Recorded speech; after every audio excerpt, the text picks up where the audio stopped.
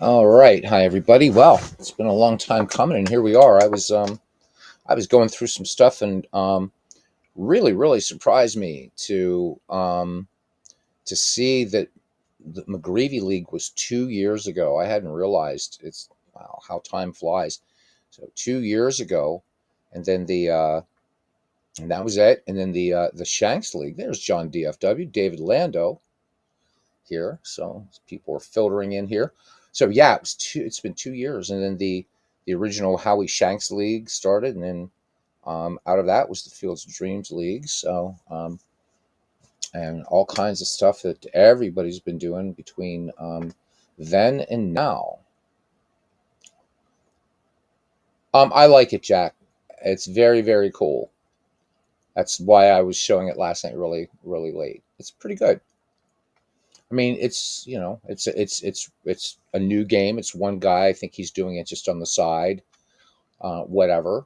I think again, I, it would be unfair to compare it to Dombrov baseball, which is that's the other digital SI game out there. I mean, Richard's been developing that since what 2012 or that's been out since 2012. But it's good. I think there's a lot of promise there. It plays. It's really smooth to play, and yeah, looks good. Yeah. So we're gonna see. We're gonna start it here in a little bit, but right now I think we only have two managers here. I think so. Just David Lando. So he decided. He said, "Fuck it, count me in." So he's our newest manager. So I'm gonna wait for some more folks to come in and see if we have us a draft tonight. So like I said, it'll be fun. Tonight is going to be pretty easy. I'd like to everybody, kind of think of team names and stuff like that, and that we can start doing that right now because we can put them in tonight or what have you. There's MV here. He's two. Oh my goodness. Or, I'm sorry, one. So it's one. That's just 1:30 a.m. for him. Woof. Wow. So MV is the defending um, Michael McGreevy Baseball League champ. And that was a great race, great three-way race down the line in the first one. So hopefully that'll happen again. Yep, 12:30. I'm sorry, I said 1:30. Yeah, 12:30. I'm so used to where I was living after I went from Ireland. There's Bernie. Um, so I was always 6 hours ahead. So then I was like, no, I just put one back and whatever. But yep. So MV there 12:30. So there's Mike Silver. There has to be a rule where you can't use more than one team name in a season. The Dave Lando rule. I didn't know that Dave. Did he change names of seasons and stuff like that? There's Parallel League. Oh, he's like at Shackist now. So maybe we'll call. Are we calling you Parallel League or Shackist now? Let's see, huh? So good. All right. I'm not sure. I think what we have like if you I know that Bernie. So if you're definitely gonna take part in this league, just type a Y in chat if everybody could do that right now, so that I can get a sense because there's only four of us. We're gonna wait a little bit longer this evening and see. Unfortunately, Ken Castro is not going to be able to be actively part of it for this time around, which is really too bad. So he's kind of our kind of honorary czar, if you will. There's Carlos Yaz. He's in here. Okay, so pretty nice. All right, so what do we got here? One, two,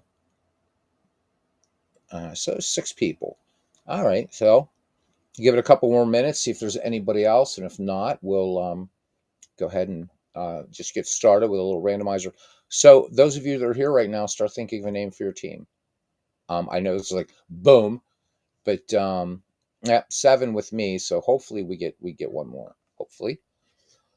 Um, but just start thinking of a team name so that way if we can fill out as much stuff as we can, we'll go. If not, basically the thing I have that I created yesterday that we tested last night is kind of just a way for me to keep rosters organized and everything. Yeah, Carlos, so am I. But he just, with other commitments, and I completely understand.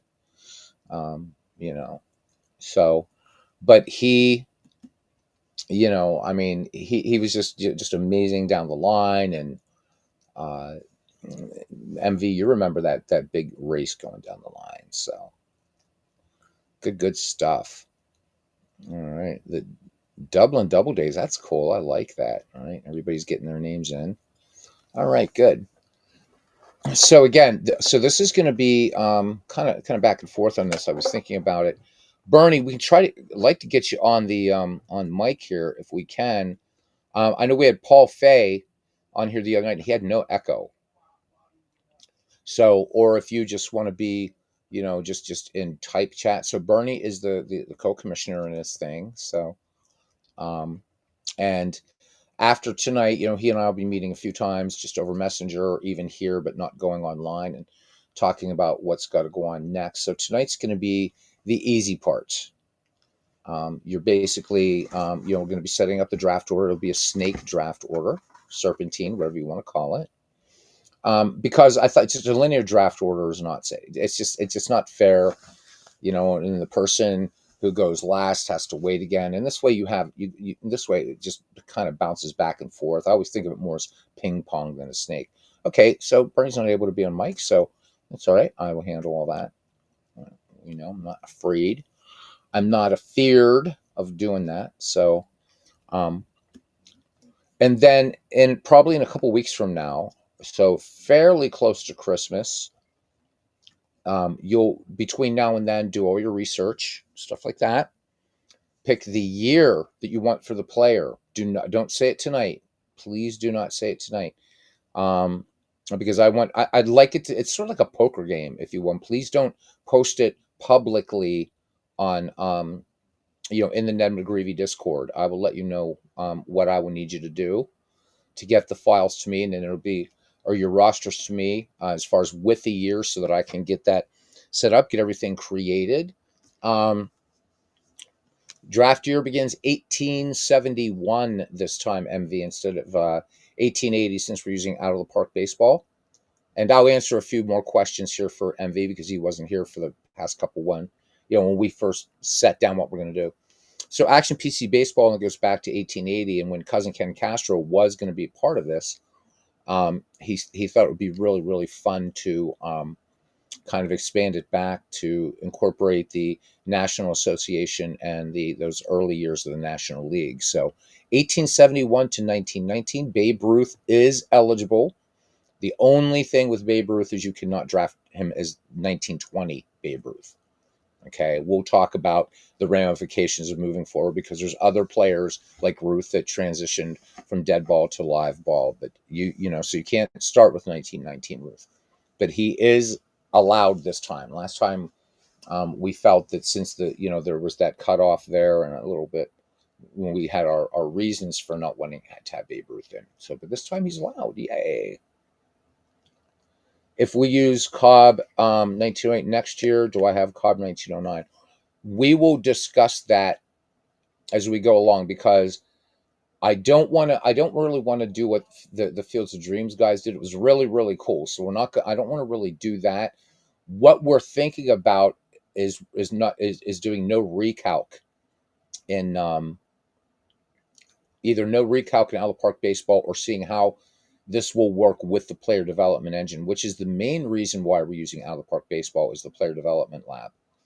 So we may shake things up as opposed to moving on to real seasons. So we're not going to do that move up or move back. That was brilliant what they did in the Fields of Dreams League, by the way. I'm guessing that was Steve and Big Clue, their idea or whatever. And I'm trying to remember if we used that. I don't think we used that in the Shanks League. I don't remember, though. But that was really, really fun. So, yep. So 1871 to 1919. The idea of this is tonight you're going to be just naming your player, and we are going to take it. Just give me time to type. I'm the only one here doing this. So we'll get that down, and I have a thing that I, with the help of Abacus, created that will allow me to do that really nicely. Just need time to type in names. There's going to be your responsibility, right? You'll see your team name coming up here once we get that set up.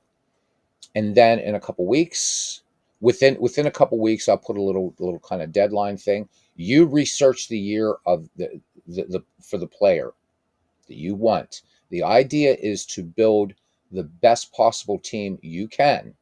The only thing that is random is about team construction is going to be the draft order or draft order. That's it. There's not going to be any random season, anything like that. You're going to do that because part of the focus of this channel is education about baseball. So this will get you to, and I know for a lot of the guys in Fields Dreams League, you're all ready to go. You could probably name your player tonight. You could say, Joe Smith, 1902. You would know that, but I don't want to do it that way. And then I'll be explaining in another broadcast then how you'll submit those things to me. Okay. There's Samuel Smith.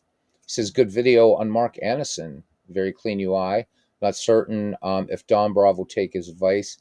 Yeah, it's hard to say. It's hard to say with Richard. I hope he will, because if Mark gets serious and wants to actually sell this game, which I think he should, as he fleshes it out more, I don't think it's ready yet, just because there's not enough carrots in the garden yet. I'm a vegetarian, so I'll have to find my own analogy, whatever, or metaphor. But I hope he does. It plays. I like how it plays. I really, really do. So yeah. All right. So it looks like we just got 7, and that's what we'll go with. I know that Larry from Louisiana wants to be part of this, but he said he couldn't really. Did Larry make it in here? I know if he can't stay for the draft or what have you. So if anybody wants to join afterwards, you will get a list of the players that are taken. So that's going to be in a week. That I will, post up and say, okay, for those of you that want to draft, you want a team, we will do a little supplemental thing for you really, really quickly. What I'll do on that is we will not make that a live broadcast. That will be just, I'll invite you guys onto this broadcast platform, which allows us to talk. It works like Zoom, except it's free, so pretty cool. And no cameras needed or anything, and we'll just talk there, and I'll record your draft picks. Okay. So let's not put Mike's got his big beautiful baseball bash going. He's got all kinds of shit, and I don't want anybody to be. So if Mike doesn't want to be part of this, that is totally fine. I just love having Mike here, and hopefully he'll show up to some games and do his bench jockeying wherever. We don't have Clinton Parks either this time, so. You have a friend on the phone that's interested, but he's traveling. He would be okay picking players later, or I could pick for him. That's fine either way. If you want to pick for him, um, you know, that is no problem at all, at all, at all. All right. Well, then we should get started. So let's go ahead and get rid of my little graphic there. Okay, so I'm not going to go back and show you the front end of this, but I'm just into the second page. So if you want to do that for your friend tonight, that's fine. That's 8. So we will have 8. Do we want to limit it to 8 teams? Because I guess that's what we'll do. We're just going to limit this. We'll have it to 8 teams, and then if 2 more people or 3 more people or 4 more people come, then those will be added in. But this is what we'll have right now. Okay. So, that being said, try to keep it organized rather than me trying to go back and kind of scroll through this. So, this is not going to determine the order. I just got to get your team names in. Okay. So, I know that we got the Manchester Red Bolts. All right. All right. So, just want to call out your name. Just let me know the name of your team, please. So, I appreciate that. Just kind of keep things. All right. So, John DFW, who was part of the first McGreevy League, is a returner as well. What's your team name, John?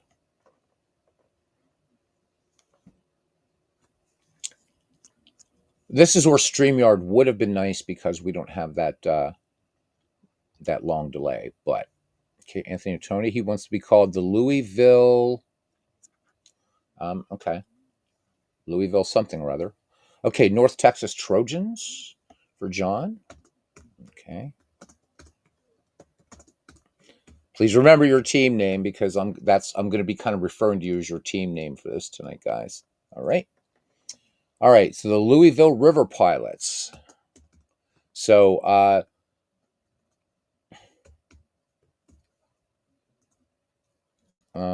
Parallel League, you're kind of have to be paying attention for two people, but you'll see it all on the screen up here.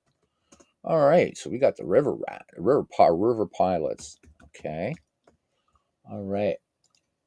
Mr. Lando, did you say Double Day or the Dublin Double Days or something like that? I thought I saw up there. Oh, we got Bernie's the Vegas Stars. Okay, cool. Okay, cool. Nice. Big Clue, holy shit, man. I haven't seen you in 3,478 years, buddy. I've missed you. With my work schedule, I just can't get over to the Discord anymore, man. I hope you're doing well. And congratulations to you and Steve Tate on just doing all those great leagues that you guys did. Just fantastic, and I was so happy to be part of those while I could. So there's Big Clue, man. This guy, what a just awesome dude, man. Smart guy. I haven't talked to him in a long time. Okay, the T-ville Bears. So we're going T-ville Bears. Okay, could miss the draft. Better than a word. We can say football now. Big Clue. I've lifted that role, my friend. Anyhow, uh, so great to see you, buddy. So great to see. So T-ville Bears. Okay.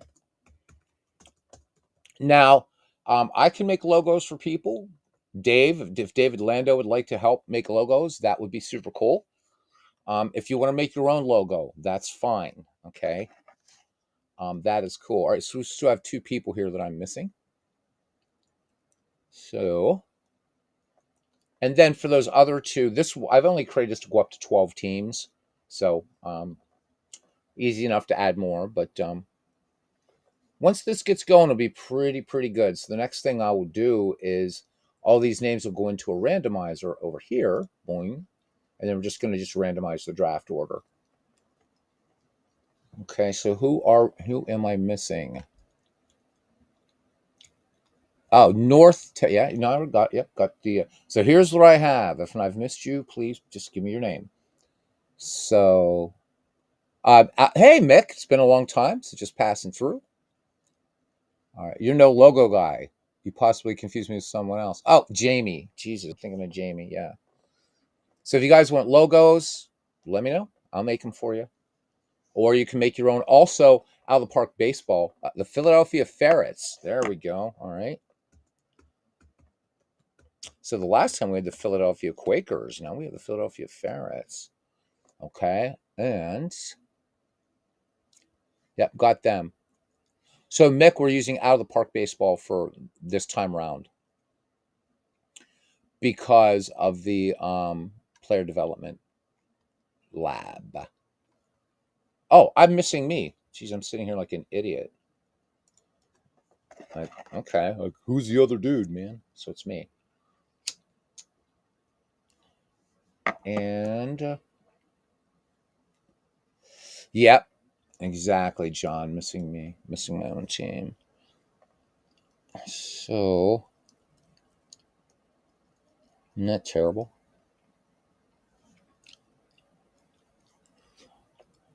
We're gonna be Maxwell Silver Hammers. There we go.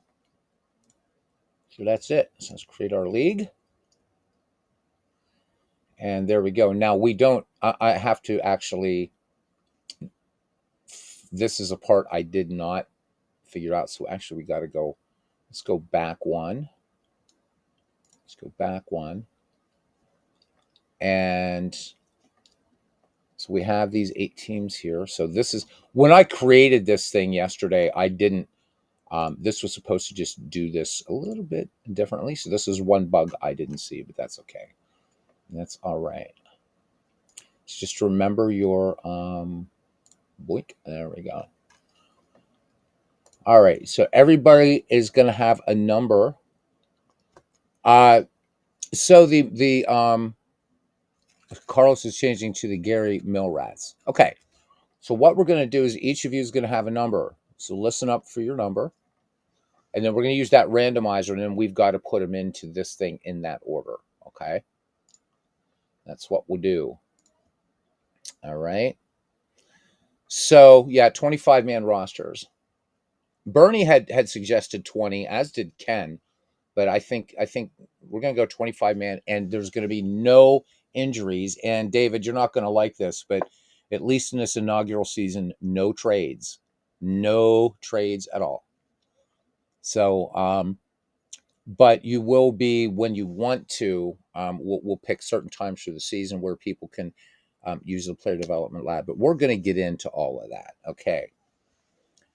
All right. I'm going to assign you a number. Everybody, just remember, from 1 through 7. Okay. David just shakes fist. He was all about the trades.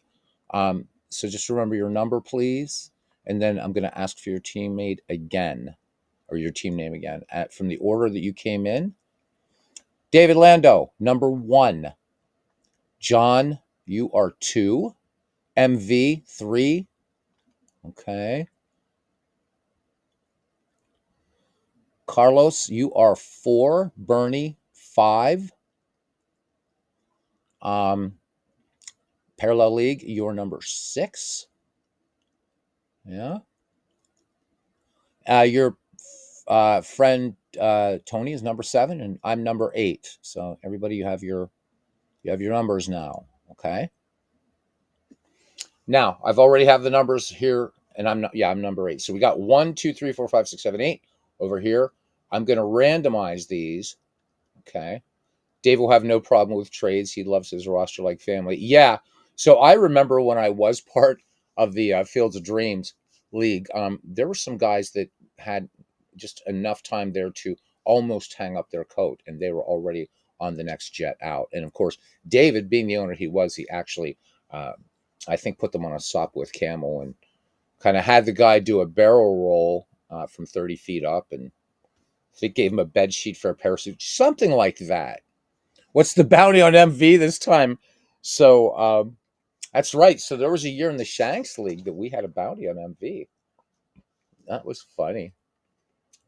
It brought people together. Well, I'm hoping that the player development lab will help with that, and just whatever. And we'll discuss. We go through as we go. The glue. No, David, the glue. I tell you, the glue. It's nice here as we do have a League of Gentlemen, which is nice, which means we don't have to put forth any. I'll just say this, everybody knows, no drama, no bullshit. We had a few seasons of that. We had that through the Shanks League, and we had that, I think, in the first seasons of Field of Dreams. And then our illustrious commissioners in that one, Steve Tate and Big Clue, just that was it, put the smack down. So, all right, team number 1. All right, so here we go. We're going to randomize, and I'm just going to hit this once. There we go. All right, so that is the draft order. That's the draft order right there. Okay. So we got that. So team number 7, give me your name. Sean is not in this league. Hey, there is cousin Ken Castro. All right, team 7. Again, I already named who you are. So what's your name again, please? Team 7. Is the bounty in US dollars or would it be euros, since it's, no, actually, because Wales is now, so it'd be pounds. So we'll have to decide that. All right, team 7. Who are you? Give me your name, please. And then we will begin the actual draft. As soon as I get the names popped into here. No. We're not doing, not the draft yet. So Louisville is first. Oh, I need your name here so that we're not, just trust me on this. So were you number 7 there? All right. So what is the name of your team? I realize you have the first draft pick. I've got to put them in this field over here. Okay.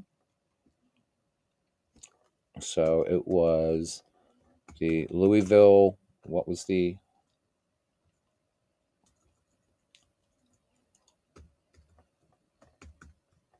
Was it Louisville River Pilots or something?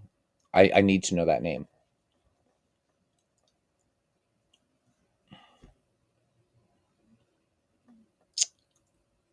Well, you would think with all the great technology, we would have a way to get around this 6 second lag.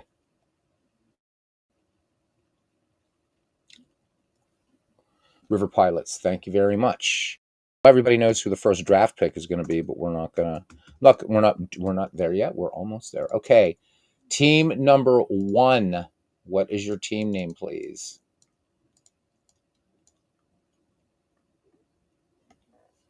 Team number 1.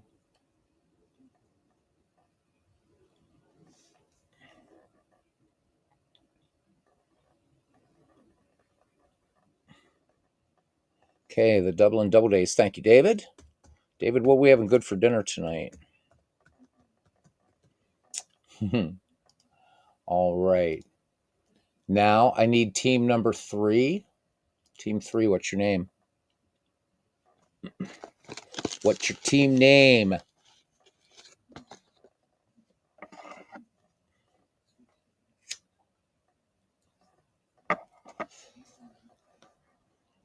All right, the Manchester Red Bulls. Thank you, MV.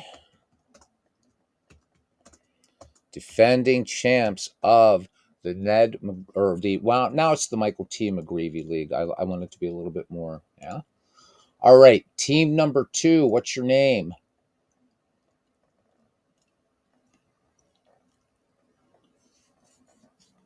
Team number 2. This feels like a bingo game. MV, I can imagine some one of those wonderful Brit bingo halls, man. How about it? Oh, I love. We're going to the bingo now. All right, North Texas Trojans. All right. Okay. Next. All right, team number 6. Or yeah, team number 5. I'm sorry. Yeah. Let me see. Hold on. Yep, team number 6. Team number 6. I'm looking at 5. So it's team number 6.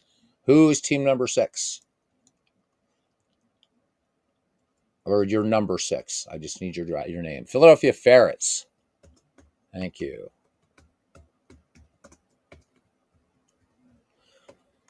Okay.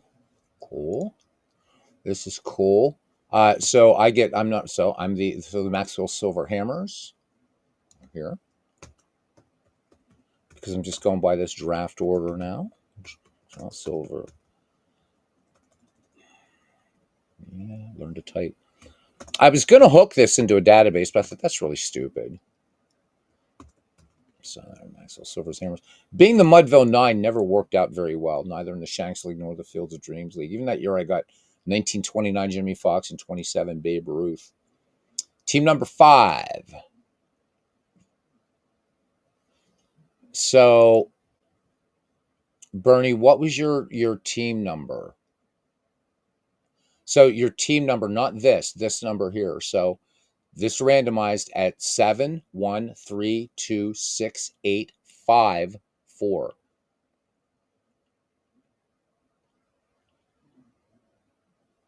Okay, so are you number 5? You're 7th in the draft.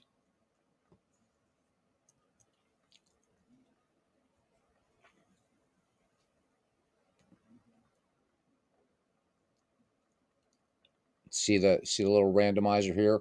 Because on this app here, Bernie, I have to put them in draft order.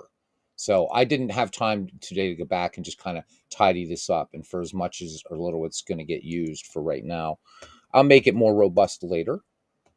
Finally, who's team number 8? Who's assigned the number? We have 8. We have 8. So I'm sorry, number 4. Number 4. That's my. I almost made the gaff there that time for sure. Who was number 4? I gave you a number. Who was number 4? Give me your team name and we'll go. And we will start. Finally. Uh, Big Clue says, what's the currency in West Virginia? Tuppence. All right. We are missing one team. Okay. Carlos, you are the T-ville. What was it again?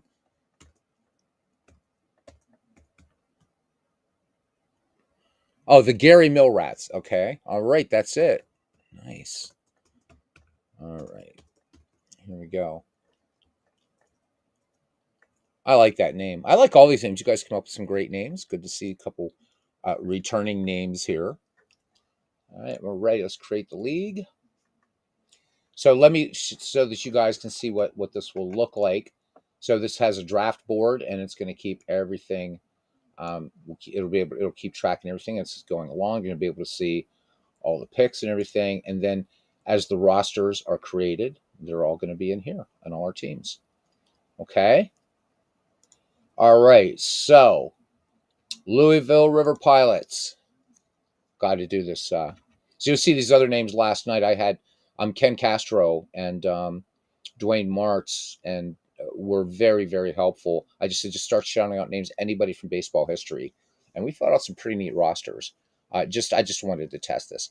All right, Louisville, you're up first, and I'll save you some typing. You did say Walter Johnson, so Walter Johnson it is. I'll just announce you guys as it goes along.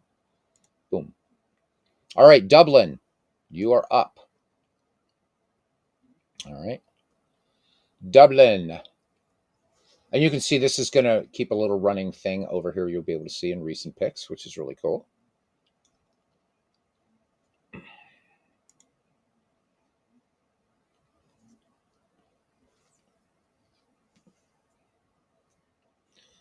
Ty Cobb. All right.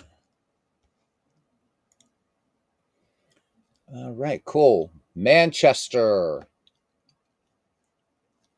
Manchester Red Bolts picking here round one.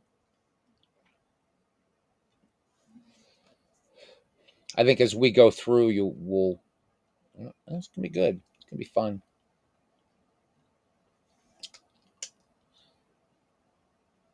We need some singing here.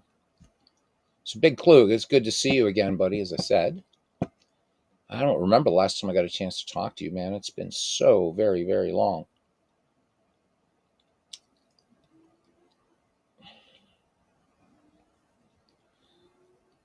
All right. So we are waiting on Manchester. Hannes Wagner. All right.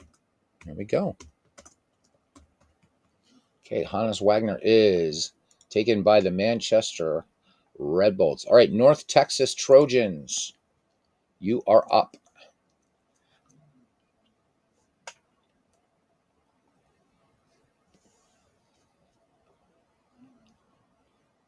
So MV honoring the memory of our dear Robbie Wartburg takes Hannes Wagner.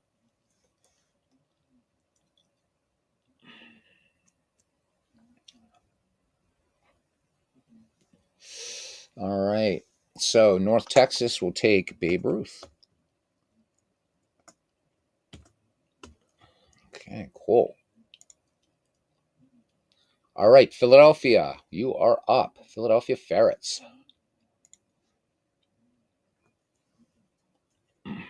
Big Clue, memory of Robbie Wartburg. He passes on Satchel Paige. God bless him. How about it, Big Clue? Do you remember that? I know you remember that night. We're all waiting. All of us are waiting. Was that I think that was, yeah, that was the first Shanks League. And we're all waiting. And Satch was there. It was the first or second Shanks League. Shoeless Joe Jackson.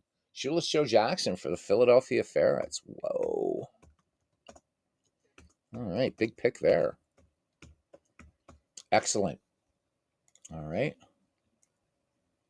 Maxwell Silver Hammers. We are going to take Eddie Collins. No, we're not going to take Eddie Collins. We're going to take Addie Joss. All right. Shanks won. Yeah. So, guys, real quick.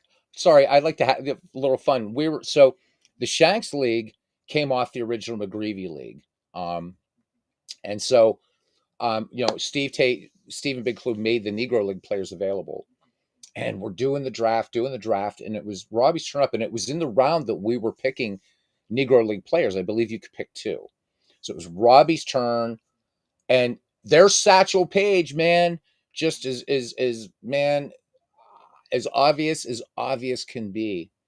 And Robbie passed on and picked some obscure dude. We were like, wow. That was really crazy, man. God bless him. God bless him. Vegas Stars. Hey, Steve. MV does not have a lot of love for Cy Young, does he? So, guys, Fields of Dreams right now, they're kind of on a little bit of a hiatus, but subscribe to Steve Tate's channel and MV's channel. You get to see a lot of great baseball, football on there. Great stuff, and it was a great league, and I was so happy to be part of it. Even though I did shite in those leagues, it was really fun. Had to bow out though. He says, "God, I'm right." All right, Vegas Stars, you are up. Grover Cleveland Alexander, even going to use his proper name. Woof. All right. Everybody's starting to go for.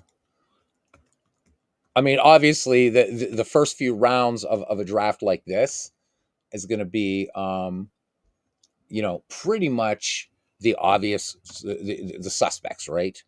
And probably a lot of these guys aren't going to need the player development lab, but you never know, right? Okay, and Gary Milrats.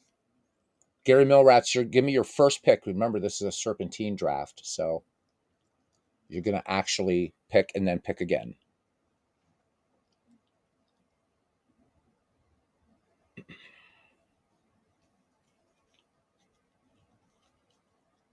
And Steve says, never. Oh, Christy Mathewson.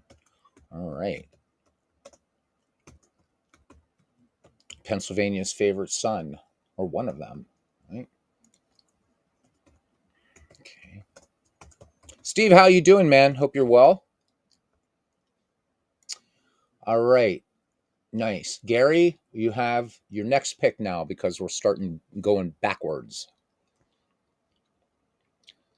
Never underestimate, there'll be some underwhelming picks on the horizon. True. Steve, do you remember the night you were waiting for that specific year and Walter Johnson to come up?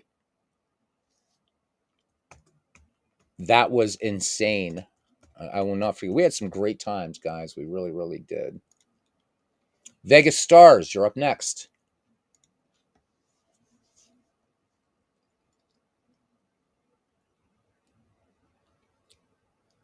Steve says his mental well-being is restored. Good. I never doubted your mental well-being. What amazed me is how you guys kept all that together. Yeah, 1913 Walter never happened. Because it was late. Steve's hanging in there. Napoleon Lajoie.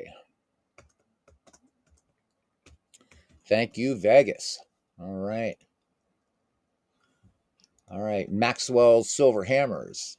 That would be me. And I am going to take Sam Crawford. Okay. Philadelphia Ferrets, you are up.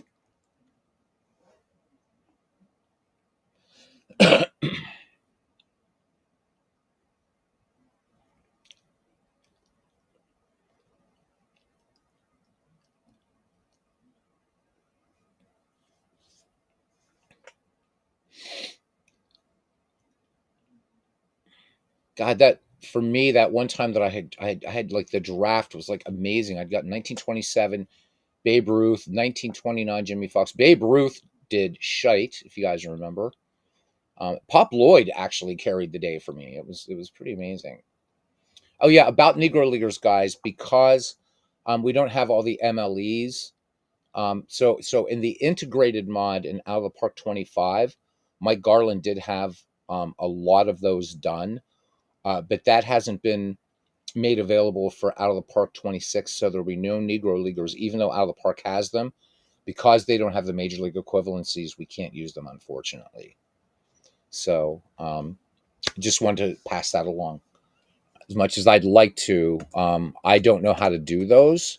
and I wouldn't know like where to bring them in or whatever. So, all right, Trespeaker. All right, North Texas Trojans. Who you got?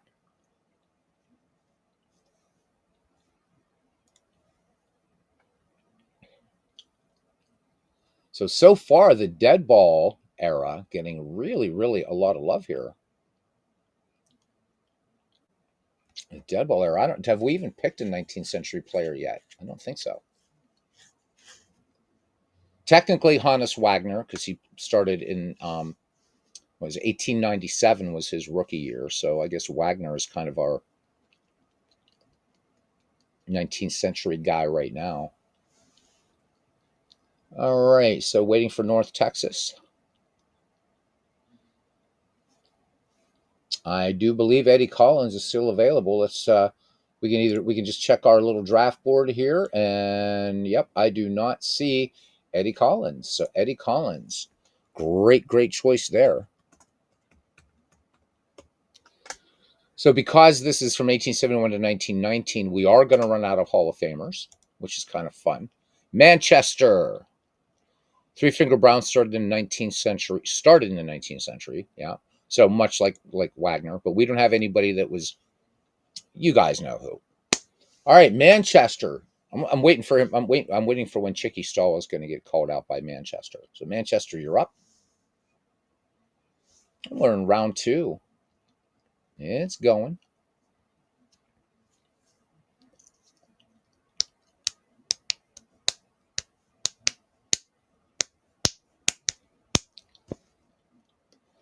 See, Steve, this is where you and Big Clue were so brave by doing like multiple sports. I really don't know how you guys did it. I don't. I, wow. I mean, but you did it well. You did it well. So Steve Tate says, "Do the initials FD mean anything?" MV. Waiting on our waiting on the bloke across the pond by way of West Virginia.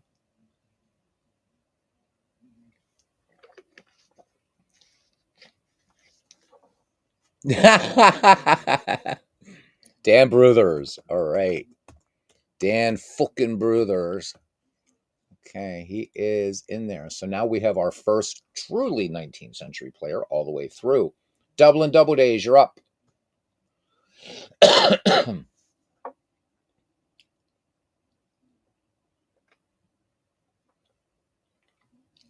Big Dan Bruthers. All right. Dublin going through all the permutations, combinations, doing the calculus, the trig.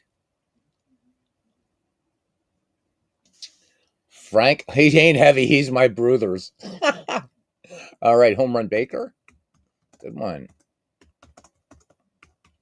All right, good stuff. The Louisville River Pilots, you are up.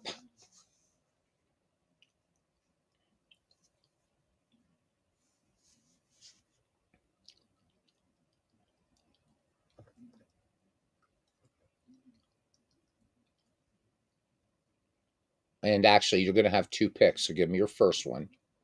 Actually, don't. We're going to stop here. We'll stop and just take a quick look at the roster so that everybody can see who's been taken. Okay. So Louisville, waiting for your number 8 pick in round 2, and then you also be pick number 1 in round 3. So just give me your first one. Louisville.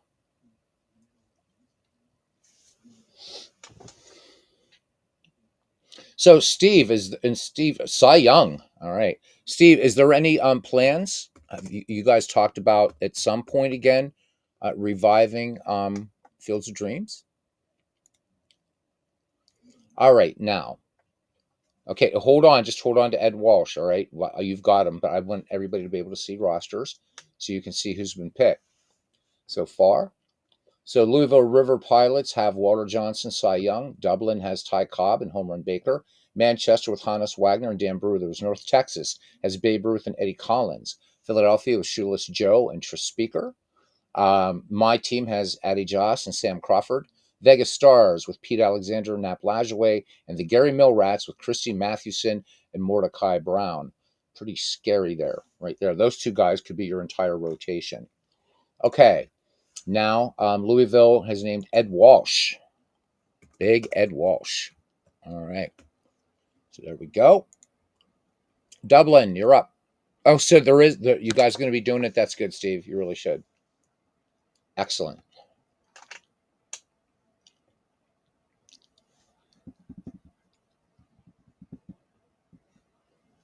The it was really it was the interesting thing how the dynamics in that league involved, and until the new game is out, most likely after Christmas. Okay.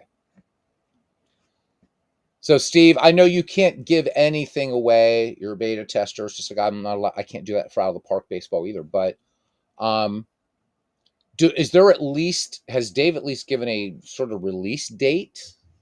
Is like a ballpark? Is that still going to be around the middle of December for Action PC Baseball? I mean, I'll be picking it up. I'm really kind of because there's some stuff I'm doing on that, but I want to wait for the new game as well. Um, and I know Steve is in there. People were asking me, so have you heard anything? If there's any amazing things happening? And I'm like, I don't know what goes on with Action PC Baseball. I just buy it every year and play it. I have no idea. So, but a bunch of us are looking at the boards. So, and by the way, Steve put up there, and you guys, I hope you didn't sleep on it. The baseball history collection was being offered for $9. Being offered for $9. I mean, he might as well just have given it away. Dublin, if you're awake, where are you, Dublin? Now you'll be after taking too long there for the draft and keeping everybody up past their bedtimes. Will you be giving me your draft number now, or your name, your player? I will be over there to Shillelagh with not a problem at all, at all, at all. Manual entry like Digital Diamond will no doubt be the big feature. Oh, wow. So that's comment worthy, gentlemen. Do you see that, guys? That's huge. So if that is going to be a thing, I think Dave has just he is going to double, if not treble, the amount of players in this game having manual entry like Digital Diamond. How cool is that going to be? Wow. All right. David.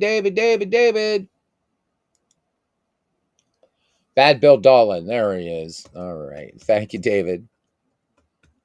All right. Bill Dolan. All right. Manchester. Sliding Billy Hamilton. That's all he had to say. You got it. So cousin Ken Castro should be very happy that Sliding Billy is going to be in there. Okay. North Texas.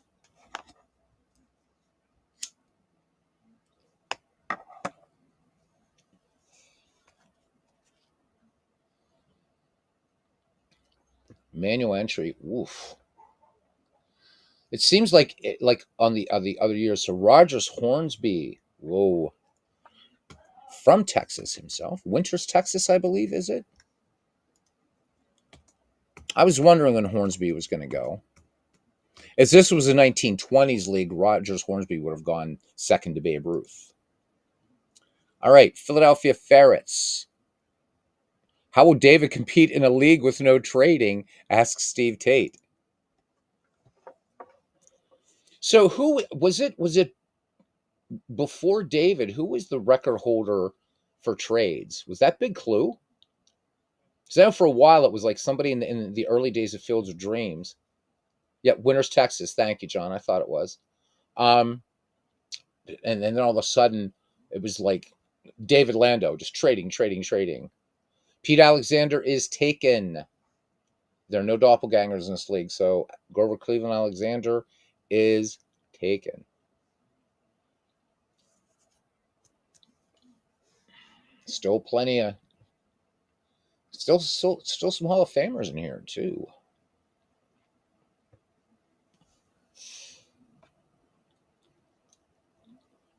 So Philadelphia, you got to go back and dig more deeply. Mr. Alexander was taken by the Vegas Stars, I do believe, because he used the proper name.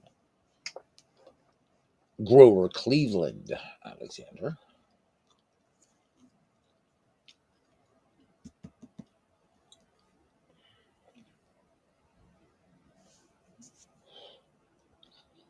All right. Philadelphia, Smokey Joe Wood. Yeah, he wasn't taken yet, was he? Let me just make sure. Sometimes I am going to have to refer to this. Nope, he was not. Okay. Smokey Joe Wood on Philadelphia. And there's really only 1 year you can take for him as a pitcher. Well, two, really, but not going to be any surprise there. That's going to be 1912. All right. Maxwell Silver Hammer. We're going to take Gettysburg Eddie Plank. Okay. Vegas, you're up.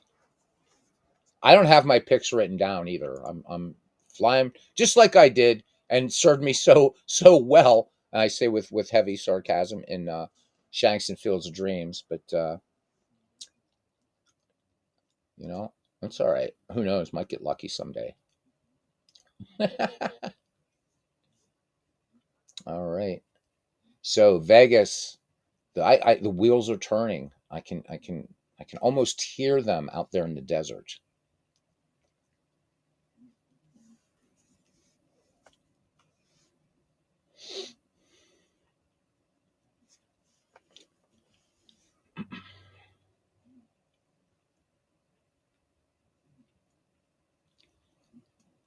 Las Vegas.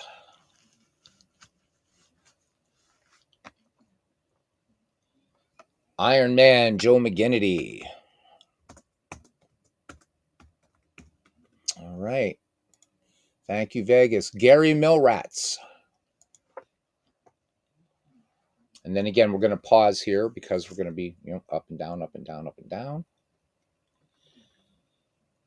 Going pretty well, Dwayne. We're doing all right, man. We're doing all right. I've been doing did a lot of rabbiting at the beginning, but we're about a half hour in.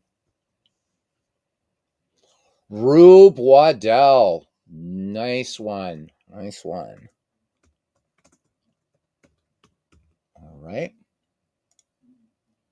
Okay, so hold on with your next pick there, Carlos. You will be next again. I want everybody to be able to see the rosters once again. So we're now through round 3. All right, Louisville's got Walter Johnson. So pay attention to the names, guys. Louisville's got Walter Johnson, Cy Young, Ed Walsh. So building a dangerous rotation right there. Dublin, on the other hand. So Dublin going for some hitting and speed. Ty Cobb, home run baker, Bill Dolan. Manchester's got Hannes Wagner, Dan Bruthers, Sliding Billy Hamilton, North Texas Trojans, Babe Ruth, Eddie Collins, Rogers Hornsby, the Philadelphia Ferris, Shoeless Joe Jackson, Tris Speaker, Smokey Joe Wood, Maxwell Silverhammers, Addie Joss, Sam Crawford, and Eddie Plank. The Vegas Stars have Pete Alexander, Napoleon Lajoie, and Joe McGinnity, and the Gary Millrats, Christy Mathewson, Three Finger Brown, Rube Waddell. This could be the as far as pitching right now. Louisville and Gary are crazy. All right, so let's go back to our draft now. There's Jamie. He says, always good in the dead ball era to have a Rube on your team. How about it? Rube chases fire engines and gets pissed off and dominates the league. All right, so Gary Millrats, your next pick. We are ready. Oh, Steve Tate, shots fired across bow, stern, starboard, and larboard. He says, no crippled mantle in this league, Dwayne. Ooh. Ooh. Jamie, how you doing? So Jamie, a big part of the Jamie, a big part of the Big Beautiful Baseball Bash that Mike Silva's doing. You guys should know about that. Frank Chance, selected by the Gary Millrats. All right. All right. Next, Vegas, you are up. So great stuff. Every team in baseball history from 1901 to 2024 in a tournament in Allen Park Baseball. SGJ Jamie, huge part of this great insanity by Mike Silva, and also Jeff Hunt, wherever the hell he is. David Lando. So these crazy 4 people and others. Big Clue, I know, offering suggestions for Mike's unheard of project. Everybody's so curious about this Mickey Mantle guy. Didn't he play center field? Jack Cheesebro. So there we go. I remember this guy was the bane of many in the Fields of Dreams League. All right, Maxwell Silver Hammers. Good lord, good lord. Um, I am going to take Amos Russi, the Hoosier Thunderbolts. All right. Next, Philadelphia Ferrets. Dwayne says you're right, Steve. Wouldn't be fair for any time to have for any team to have MV. If you've got Mick on the team, you're going to win the championship. Didn't MV? It was MV that traded Mantle, right? MV made this trade that I think shocked everybody. Wasn't it their trade too with involved Juan Marichal, and I don't remember, some crazy trade that kind of sent shock waves through the Fields of Dreams world, as I remember. So 2 years since we've done that, a lot done this league, and the real amazing memory of that was the great 3-team race going down the line with MV, Todd B, and cousin Ken Castro. That was incredible, incredible. One of the other reasons I decided to use Out of the Park Baseball for this is during the McGreevy League, Tim Keefe had pitched a perfect game. So I'm going to be setting up Out of the Park Baseball that if we see games like that, we'll be able to actually watch them, or at least have highlight reels where everything's nice and animated and stuff like that. Everyone traded Mickey Mantle, says Bernie. All right, Philadelphia, waiting for your pick. Poor Mickey. You know, I was wondering, Steve, if you and MV, or you and Big Clue had looked at, and again, congratulations to keep. I mean, how many owners that stayed on board for the Fields of Dreams League? That is something you guys should be really proud about.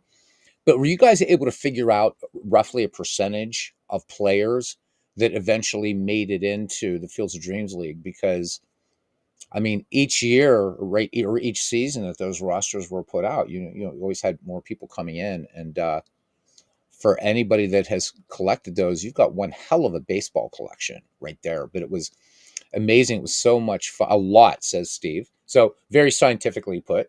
And when Steve says a lot, he means a lot, though. I know that. Philadelphia, I need you to wake up, dude. Please. But it was so fun for everybody discovering players. A lot of card photos. Yeah, so everybody knows too. Steve creating those photos. Those were amazing, amazing, amazing, amazing.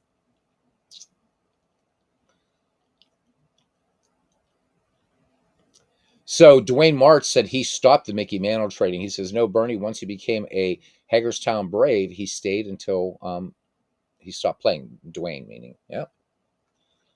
Philadelphia Ferrets. Where are you?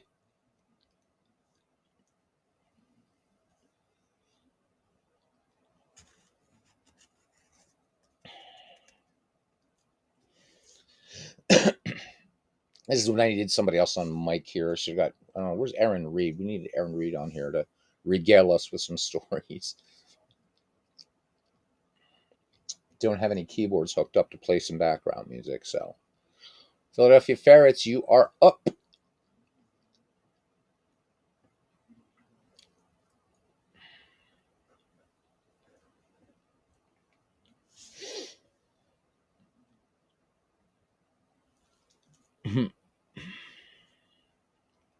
David says, no, we don't.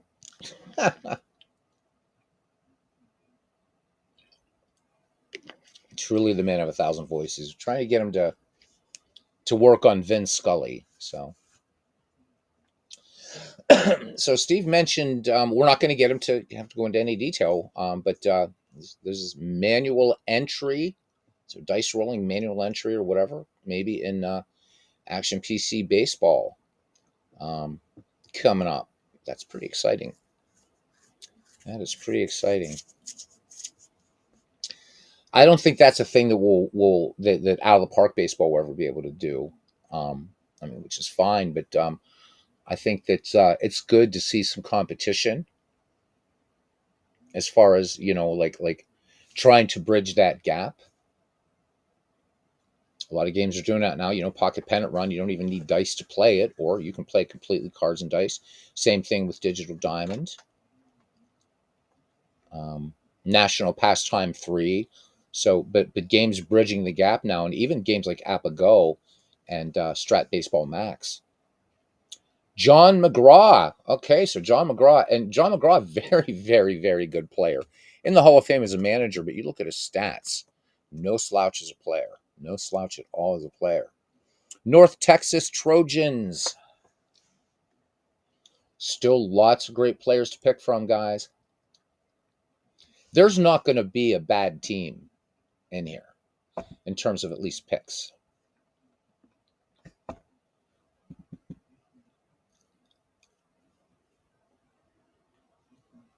Okay, North Texas Trojans are thinking. So John had himself a tough team. I do remember 2 years ago. Sherry McGee, nice one, is the Philadelphia Quakers. Or no, that was Midlife Crisis. That was Midlife Crisis. I'm sorry. And where's he been? Nobody's seen him lately. Last time we heard from him, he came in on a broadcast, and he was out on the West Coast. I think he was visiting family. Manchester, you're up.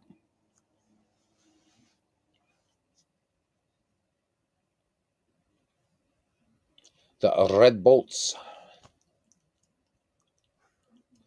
Defending champs of McGreevy. Let's not stroke his ego and ask him how many times he won in Shanks and Fields of Dreams, but he is the defending champ in the Michael Nuffstead McGreevy League. All right, so he's over there watching. Envy, I hope you're not watching Jimmy Savile YouTube stuff. Jimmy Savile, right? Envy knows exactly what I'm talking about. Wally Shangalang, huh? All right. Wally Shangalang. So, Jimmy Savile. There you go. Dublin. Dublin. Carlos says, he says MV is a has-been. Man, it's starting already. Ed Delahanty. All right. All right. Delahanty taken by Dublin. Louisville, you're up.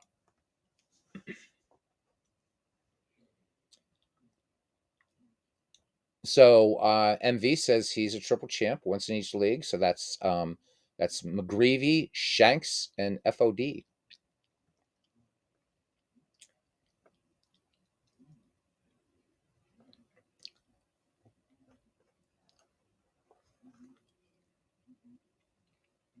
Remember watching some of the games, even after I left Field of Dreams, and all the great. I know it was Lehigh was always kind of a perennial power, and of course that we had somebody else in our league here that was for all his bluster and that could put together some pretty good teams. Got to give him that.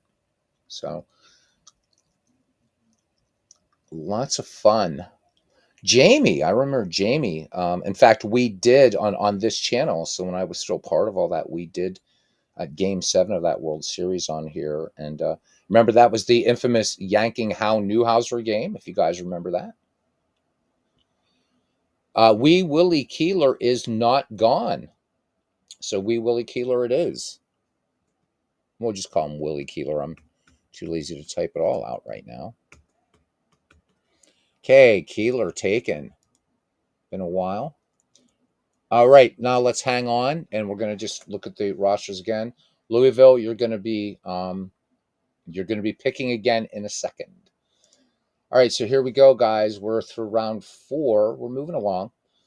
Louisville with Walter Johnson, Cy Young, Ed Walsh, Wee Willie Keeler. Dublin, Ty Cobb, Homer and Baker, Bill Donlin, Ed Delahanty. Manchester with Hannes Wagner, Dan Bruthers, Billy Hamilton, Wally Shang. North Texas, Babe Ruth, Eddie Collins, Rogers Hornsby, Sherry McGee. Philadelphia has Shoeless Joe Jackson, Speaker Smokey Joe Wood, John McGraw, Maxwell Silverhammers with Addie Joss, Sam Crawford, Ed Plank, and Amos Russi. The Vegas Stars with Pete Alexander, Nap Lajoie, Joe McGinnity, and Jack Cheesebro. And finally, the Gary Mill Rats with Christy Mathewson, Three Finger Brown, Rube Waddell, and Frank Chance.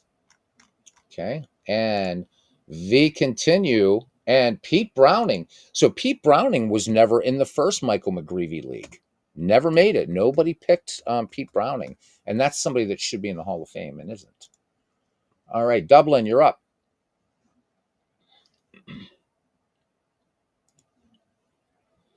So Pete Browning, who I'm sure made it into Fields of Dreams, never made it in McGreevy first time around. So it'd be fun to have the man for whom the Louisville Slugger, right? Pete Browning. Be fun to finally see him in here. Cap Anson. All right. Manchester.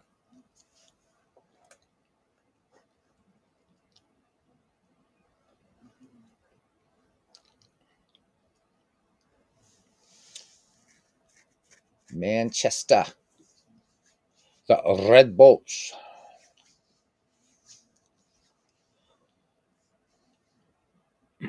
There he is. Holy shit. Midlife crisis. Man, we were just talking about you. He says, "Where's George Davis?" Nobody picked him yet. So how you doing, man? It's been a long. I think the last time you were on here, you were out on the left coast or something with family or something like that, or something. You weren't here, far away. So coming in to give us greetings, Kid Nichols. All right, all right. Moving right along, we are North Texas.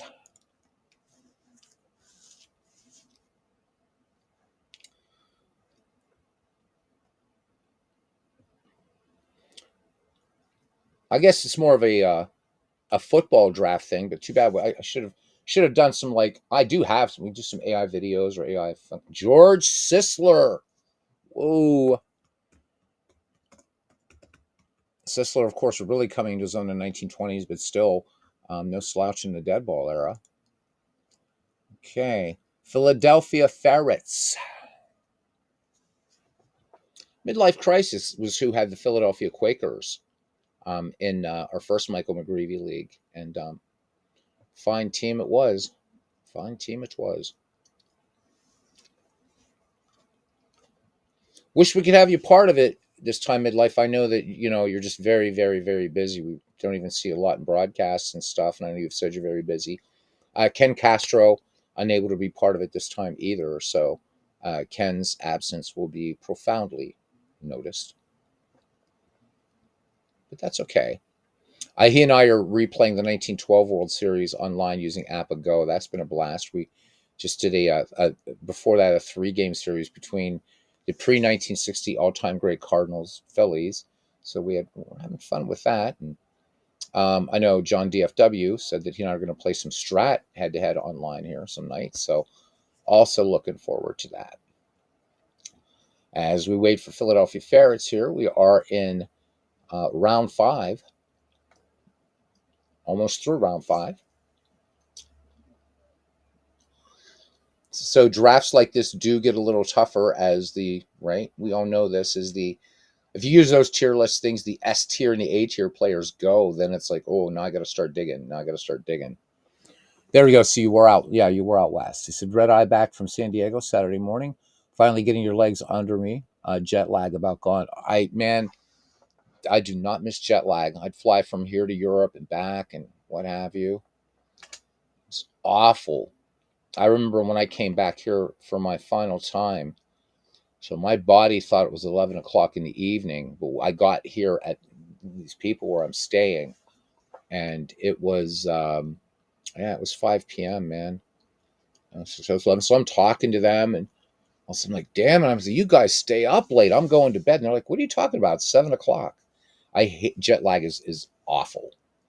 Just awful. Some people don't get it. Like they just never do. I was talking to a couple flight attendants, and just, how do you get over that? And she said, well, basically, you you get it or you don't. But I guess one of the keys is be on flights is try to just stay with your own circadian rhythms. And she said, if you're in a place where it's daylight, where it should be sleeping, and you're not, just really pull the curtains and sleep when you should sleep. And she said that does help mitigate jet lag. But I don't know, man. I miss Europe, but I think the next time I go there, I'm staying. No more damn jet lag. No more jet lag for me, man. All right, Philadelphia. Vivate and Vivate and Vivate. Huh? Yeah. You don't need out of the park baseball to play this, to be in this midlife. So, yeah, let me make that clear, guys. You do not need out of the park baseball to play this. But he says he doesn't have it out of the park and he's just getting back into your often got cards and console gaming. No worries, man. Hey, Tim. Welcome in. Oh, Tim Keefe. All right, good pick. That was actually somebody I was thinking about, but now he's gone. And I have to just live with it. All right. And it is Maxwell Silver Hammers time. So I'm going to take, I want just a little bit more pitching. And I know, so a lot of people will be like, oh, are you kidding me? Blah, blah, blah, blah. But this one is for cousin Old Hoss Radborn, taken by the Maxwell Silver Hammers. Vegas, you are up. No, I completely understand, John, or midlife crisis, and so cool. Tim, how you doing, man? So Tim says it gets worse when it's an hour or two behind somehow. It didn't hit him that bad in the Pacific time zone. So for me, it was kind of the opposite. When I flew to Europe, it was fine. It was the back here that was a lot worse. Thank you, cousin. I was like holding out. I'm like, yeah. I mean, it's not that I forgot old Haas, but old Haas be a secret weapon. Cy Seymour. So Cy Seymour, here's a name also. This guy really came into his own in the Fields of Dreams League. A lot of people, this is a Cy Seymour guy, and they learned. Gary, you are up. Yeah, so Tim says he's doing well. He says, can't believe tomorrow's December 1st. Neither can I, man. This is unreal. I'm so glad I'm off tomorrow, though. It's Cyber Monday, and I don't want to do it. Gavi Kravith, Deadball's home run king, finally selected. All right. Okay, Gary, stand by. So now we are going into round 6, but let's look at the rosters again. At some point, I'm, reading all of these. I'll probably just say, okay, look at the screen, and I'll scroll down. Louisville, Walter Johnson, Cy Young, Ed Walsh, Willie Keeler, Pete Browning. For Dublin, Ty Cobb, Home Run Baker, Bill Dolan, Ed Delahanty, Cap Anson. Manchester, Hannes Wagner, Dan Bruthers, Billy Hamilton, Wally Shang, Kid Nichols. North Texas, Babe Ruth, Eddie Collins, Rogers Hornsby, Sherry McGee, George Sisler. Philadelphia, Shoeless Joe Jackson, Tris Speaker, Smokey Joe Wood, John McGraw, Tim Keefe. Maxwell Silver Hammers, Addie Joss, Sam Crawford, Eddie Plank, Amos Russi, Old Hoss Radborn. Vegas, Grover Cleveland Alexander, Napoleon Lajoie, Joe McGinnity, Jack Cheesebro, Cy Seymour. The Gary Mill Rats, Christy Mathewson, Mordecai Brown, Rue Boisdel, Frank Chance, and Gavi Kravitz. So there's who everybody's been picked so far. And long way to go. A long way to go. And there's our sexy little draft board. Woohoo, woohoo, woohoo. All right, let's go back to our draft. Gary going with Buck Ewing. Buck Ewing. All right, starting to see now 19th century becoming a little bit more represented. Buck Ewing, tough hitter. All right, Vegas, you're up. Midlife crisis. I didn't think. He says he didn't think the lag was too bad because he slept almost the entire flight, but he said he hit a wall today. Took 2-hour naps. Nothing wrong with those. Zach Wheat, one of my favorite players of all time. Nice pick, Vegas. Still holds many Dodger records and among the top 5 and top 10 for the Dodgers to this day. All right, Maxwell's Silver Hammers. So I think so. I have to weigh sentimentality against whatever as I decide on this next pick, and it's pretty easy though. I'm gonna wait because I'm gonna take. I don't think not you Duffy. I'm taking you Duffy because yeah, why not? Just take you Duffy because he wasn't taken, and a hell of a player. Former franchise stars, baseball league batting champ Zach Weed. How you doing, Legends? So Legends know this man. I sat through a football game of his last night, the entire thing. The only thing meaningful that I could, because I don't know shite about football, is I asked where were the cheerleaders. But it was really, really fun to watch. And so he's going to be getting back to doing some baseball. He's doing it all over there. So how you doing, Legends? Yeah, Zach Wheat. Philadelphia, you are up.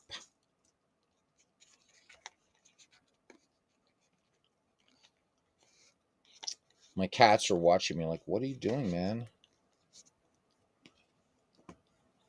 See, that was a good game last night, though. I mean, if I'm not that I'm a judge of football games, but it was the Bills and the Eagles, and I thought I know enough about football. I thought there was going to be this going to be a blowout because there was one team that was just it was insane, but there were some interceptions and fun stuff like that. It was a pretty good game at the end. So he says baseball tonight if he finishes work early enough. Okay, Eddie Seacott goes to Philadelphia. All right, that sounds like a book, doesn't it? And it should, and, maybe it should have done like sounds like an old Jimmy Stewart movie or something. North Texas, you're up. That was really fun. And then there was some guy that came on there trying to. I mean, it was just one sentence or whatever. But dude was clearly a fanboy. Legends handled it with as with his usual grace. But this guy's right. He's going off. I forget the name of the player. Forgive me. But he was saying, "Oh, so and so, Chief Bender, nice pick." Um, that it wouldn't have done whatever, right? Would have never done that. And he's like, well, the first thing he says is, "Yeah, this is fake." It's like, yeah, dude, it's not a real NFL broadcast, right? And when somebody says that, it's like, okay. And so anyhow, whatever he said, you need to this you have to. And by the way, Manchester, you're up. He was telling like that he was telling Legends that he had to increase this guy's ratings in a couple areas or something, right? And Legends is like, well, the only problem with that is he actually did do that in his career. So I don't know if it had to do with interceptions or what. Here we go. So it was an Eagles fan that was mad about the Eagles losing. He was mad that Jalen Hurts threw 3 interceptions. He said unrealistic. Then I pointed out he'd done it multiple times in his career. That was beautiful. The guy said nothing else after that. It was glorious, man. It was so glorious. I mean, but so it would remind me there was this guy, and it wasn't during a live broadcast, but it was one of the times that I do the game old time baseball. And this guy's just ranting. It's like, this is fake, man. How could it? This is like, and Mel Allen couldn't even announce that game because there wasn't even radio back in that day. And I'm thinking, dude, did you look at the video? Did you see the graphics? Of course, it wasn't a real baseball game. Some people's kids out there, man, I do not know. Manchester, are you awake there across the pond, brother?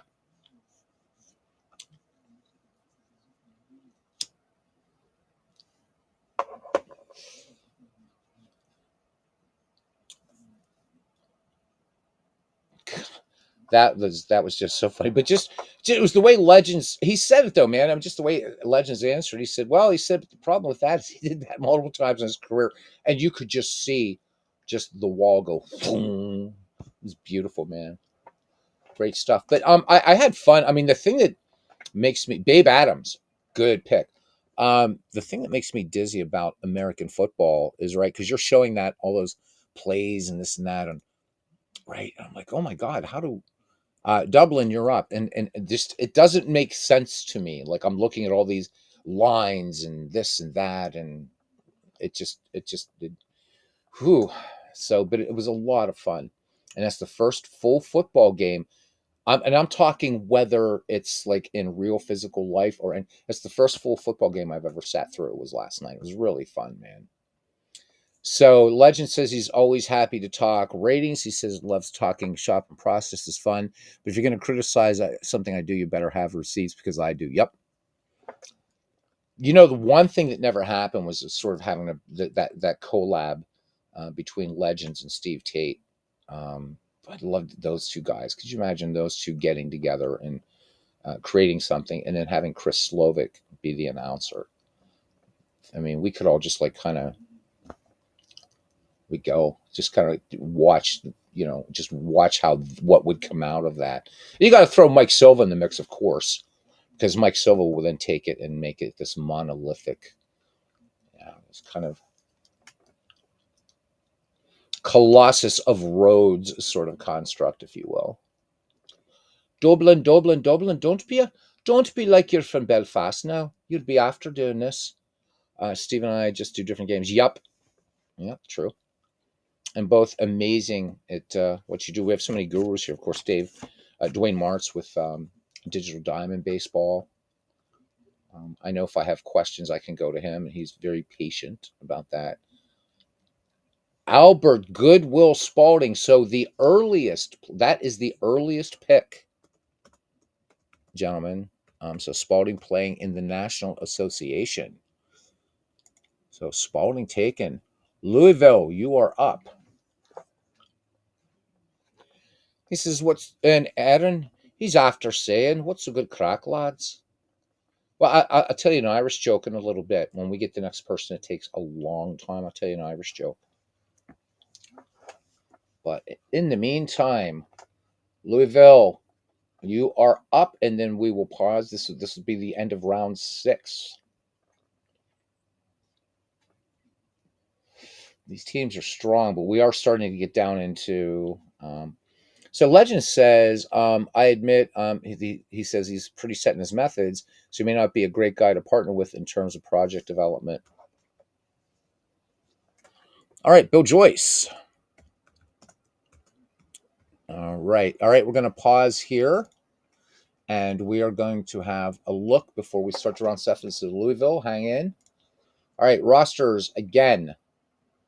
Now I think we're just going to go with who was just picked recently. So, in this round, Bill Joyce, Al Spalding, Babe Adams, Chief Bender, Eddie Seacott, Hugh Duffy, Zach Wheat, and Buck Ewing. All right. Back to the draft. And Tip O'Neill. Not the senator, or I'm sorry, former Speaker of the House. Tip O'Neill. All right. Dublin. Aaron says, I have that Irish blood in me, part Irish, Scottish, English, and German. So you are what we Italian Irish would call a wasp. You are a wasp. Jack Dawson says his Steelers are now in huge trouble again. Okay.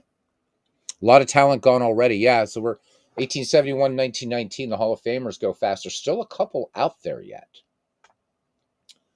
But now we're going to... But what's fun to see is, of course, if we look while we wait for Dublin here, if we look at the draft board, I mean, obviously, so round 1, there was only one non-Hall of Famer. And do you guys remember, which reminds me, Todd B able to pull that off? Do you remember we had the Hall of Fame rule in Shanks, and Todd B was able to circumvent that by having Shoeless Joe Jackson, which was pretty cool. So, but then the next non-Hall of Famer didn't come until Bad Bill Dolan in round 3. So Ed Rulbach, great pitcher. Scary. All right. Manchester.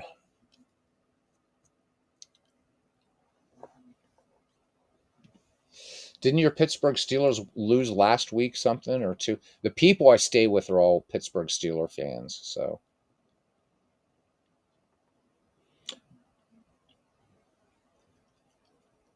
yeah, Bad Bill Dolan. Wouldn't want to fight that guy. Jeez. So Jack says he's a huge fan for 16 years for the Pittsburgh Steelers. A bunch of players have come and gone. Very great franchise. I do know that. Just being a Pirates fan, you kind of get to know a little bit about the Pittsburgh Steelers. So, yeah, I think aren't they tied for the most Super Bowl Super Bowl rings. I have to say that because I don't get sued. With is it New England that they have the most championships or something? Mike Donlin. All right. There's a guy that if he could have kept his sights on baseball, could have been a Hall of Famer. North Texas, you are up.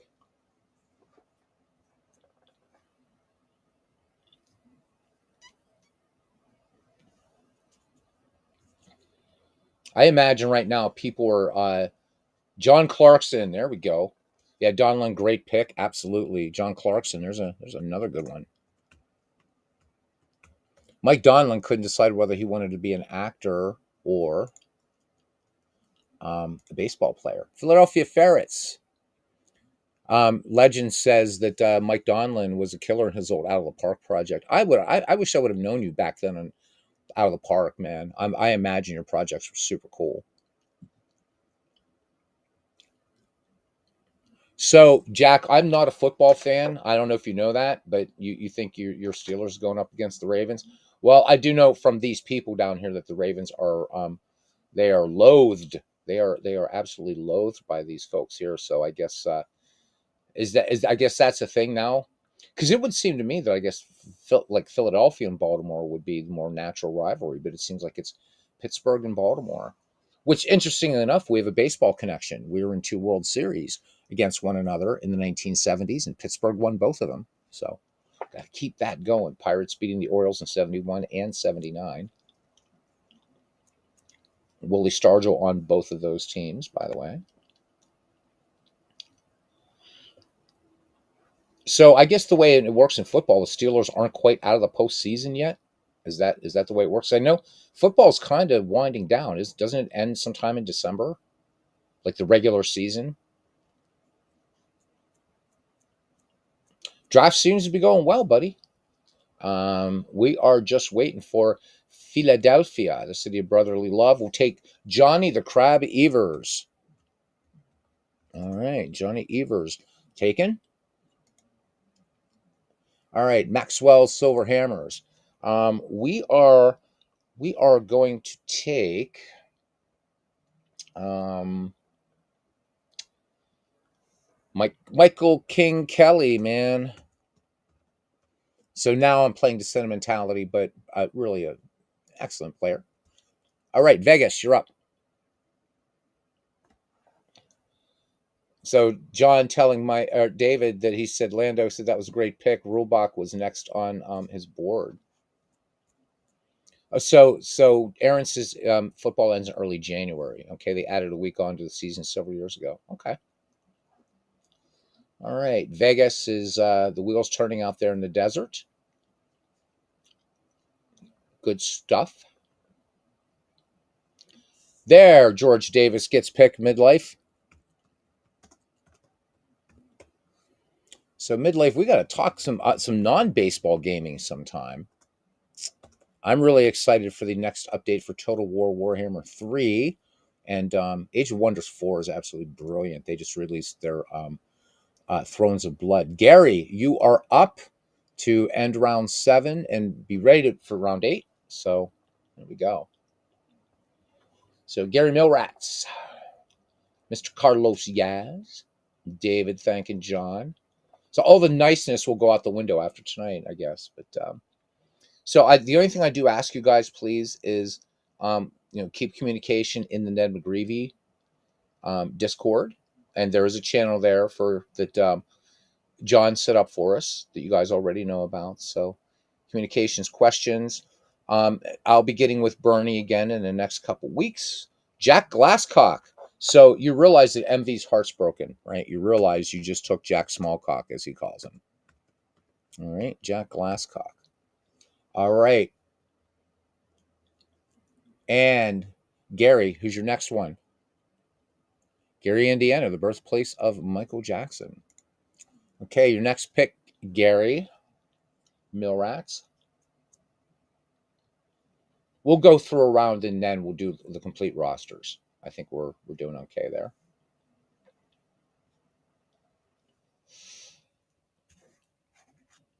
There is a player I'm hoping for that Oh man, I can't because I even if I even think about them, it'll go out in the universe and somebody will pick them. So we'll just be shh like that, right? All right, Gary, looking to make its waiting for their next pick. Its next pick. So there we cover both British and American English.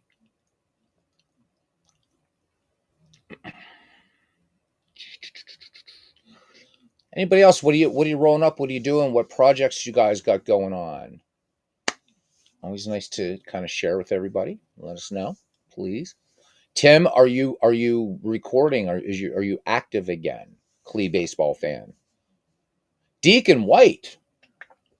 Deacon White. James Deacon White. All right. All right. And it would really help. Hey, this is only my I'm making very few typos tonight. I'm really kind of shocked at that. Jeez. Okay, Deacon White is taken. All right, Vegas, you're up. So Vegas has the advantage of being out there on the Pacific time, right? So it's just now coming up on 6 o'clock for him. So uh, Jimmy Collins, good one. Jimmy Collins. Okay. And I will take Joe Kelly. I was hoping nobody was going to take him. So Joe Kelly, another Hall of Famer. Boom. There we go. Philadelphia, you're up. So Mike, of course, working on his Bash career leaderboards at the moment, preparing his bracket 18 tournament as well.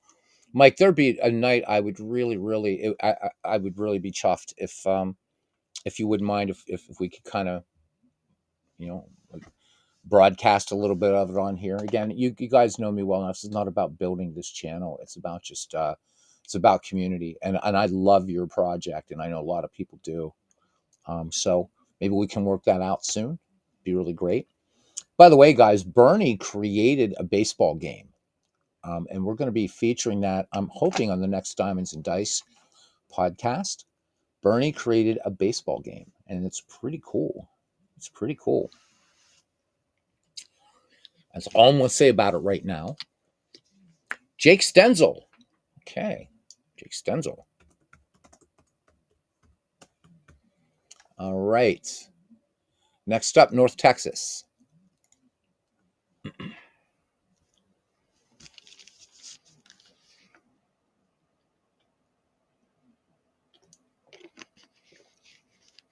Yep. Gone are the days when you think that 70 teams is a lot in a tournament. The Cracker is available. Ray Shock. All right. All right. Manchester. Will Tool says, good evening. Just saw you guys on. Thought I'd pop in and see what's up. We were doing the draft for the Michael T. McGreevy League 2 is what we're doing, my friend. And Will, thanks for stopping in last night. I know I did that kind of surprise late broadcast on SI Baseball from Mark Anderson. Good game. Good game. Really good game. So I'd love if there's a way Bernie and I could reach out to him and get him on. I know we always talked about we weren't going to have game developers on, but I think this should be a special case as he does. Deacon Philippe. Wow, nice one. Oh my God. I'm just gonna. Hey, AP, how you doing, man? How are you doing, buddy? He's the one that told us about. And if I misspelled Philippe, oh well, I know who it is. All right, Dublin, you're up. Dutch Leonard, he was ready. Now there's two Dutch Leonards, but I know which one you want because the other one wouldn't be in this time period anyhow. All right, Louisville, and this will be the end of round 8. Louisville, Louisville, Louisville.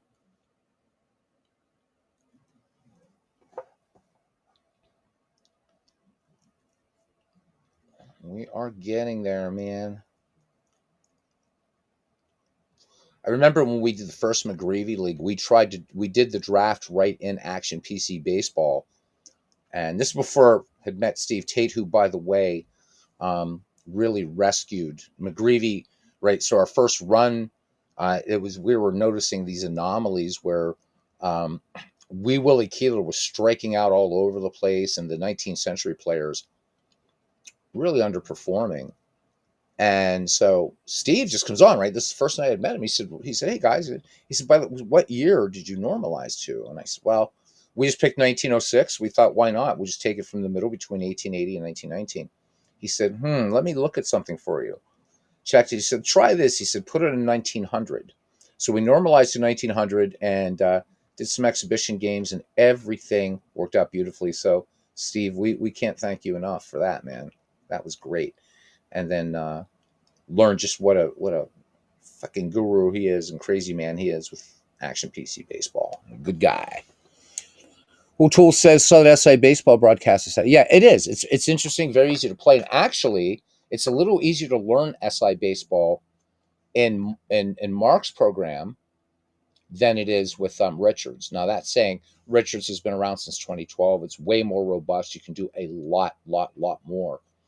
But I'm hoping that Mr. Annison, who I'd like to get on the Diamonds and Dice podcast at some point, because I sense he's a gamer first, will, because this guy is running his game through the paces, checking accuracies. He's going along. It is very faithful to Sports Illustrated Baseball, and I really like the game. Super small footprint. It comes with, I think right now, 6 or 8 seasons, and then an all-time all-star set. And the all-time all-star set that comes with it is the original all-time all-stars that was put out for Sports Illustrated Baseball in either 71 or 72 when that game was around. All right, so Louisville must be really doing some serious thinking. AP, hope all is well with you, buddy. Every time I see your name or your initials up there, I keep thinking of AP Hill, Civil War general. I don't know why that, just AP Hill. 20 people watching. So for those coming in, this is the Michael T. McGreevy League. This is a draft league that's going to be this time done in Out of the Park Baseball. We are drafting players between the years and inclusive 1871 to 1919, so 19th century and the dead ball era. The idea behind this is to build the best team that you can. George Bradley, picked by Louisville. In a week or two, the guys will be giving me the years for these specific players. All right. All right. Now, hold on, Louisville. You'll be next again. But now we're going to go through the rosters. And here we go. So, everybody with 8 players thus far. Start with Louisville: Walter Johnson, Cy Young, Ed Walsh, Willie Keeler, Pete Browning, Bill Joyce, Tip O'Neill, and George Bradley. For Dublin, Ty Cobb, Home Run Baker, Bill Donlin, Ed Delahanty, Cap Anson, Al Spalding, Ed Rulbach, and Dutch Leonard. For Manchester, Hannes Wagner, Dan Bruthers, Billy Hamilton, Wally Shang, Kid Nichols, Babe Adams, Turkey Mike Donlin, Deacon Philippe. For the North Texas Trojans, Babe Ruth, Eddie Collins, Rogers Hornsby, Sherry McGee, George Sisler, Chief Bender, John Clarkson, Ray Schock. Philadelphia has Shoeless Joe Jackson, Tris Speaker, Smokey Joe Wood, John McGraw, Tim Keefe, Eddie Seacott, Johnny Evers, and Jake Stenzel. Yours truly has Addie Joss, Sam Crawford, Eddie Plank, Amos Russi, Old Hoss Radborn, Hugh Duffy, King Kelly, and Joe Kelly. Vegas with Grover Cleveland Alexander, Napoleon Lajoie, Joe McGinnity, Jack Cheesebro, Cy Seymour, Zach Wheat, George Davis, Jimmy Collins. And Gary has Christy Mathewson, Three Finger Brown, Rube Waddell, Frank Chance, Gavin Kravitz, Buck Ewing, Jack Smallcock, and Jack Glasscock, and Deacon White. So there we go. There we go. Back to the draft. And Louisville will next pick. You're up. We are in round 9 now. So going to be no injuries in this. And people will be giving the years that they want for the players to me. Ross Barnes. There's somebody else. No, he was in the first McGreevy League. Ross Barnes. Not a player that gets talked about a lot. Okay. Dublin. People will be letting me know what years, and then I will create everything in there. People can for ballparks, guys. It's got to be a ballpark that I have. So I do have, as we all do in Out of the Park Baseball, all of Mike's fantastic work. But I also have a bunch of other ballparks from some other creators. There's a Jazz Age collection and stuff too. So I mean, and if you want to, you can use a modern ballpark. Doesn't matter. And there's another Hall of Famer, Jesse Tannehill. So I remember Big Clue and I having a conversation about the Inner Circle Hall of Famers and things like that. And I think he and I agreed, Jesse, and no insult to you, Mr. Tannehill, if you're watching there from the Big Diamond in the Sky, wouldn't exactly call him an S tier Hall of Famer, but still very capable. All right, Manchester, you're up. Bernie is Vegas, Will. He says, wow, some impressive teams. He said, we're not want to face Bernie, assuming he is Vegas. Well, you put together some good team in Fields of Dreams, though, as I recall. Shanks Fields of Dreams, I remember. Good stuff. There's a lot of cool people in that league. It's on a little bit of a hiatus right now, but Steve anticipates bringing it back sometime after the release, maybe into sometime early next year, with after the new Action PC baseball. And he dropped a little nugget and just leaving us kind of starving for more, and that's okay. We won't want him to break any sort of NDA or anything, but apparently there's going to be manual entry, like manual dice entry in the next edition of Action PC Baseball, and I think that's going to really, really be huge. Doc White. All right. Thank you, MV. All right. Next up, North Texas. Who you got? Who'd you got? Who'd you got? Who'd you got?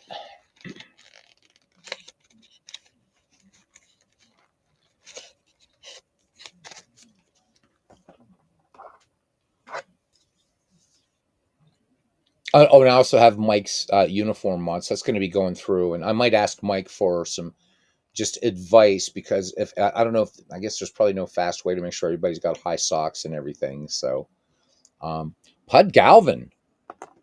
There we go. Now everybody digging back into the 19th century. Okay, Galvin is selected. Philadelphia, you're up.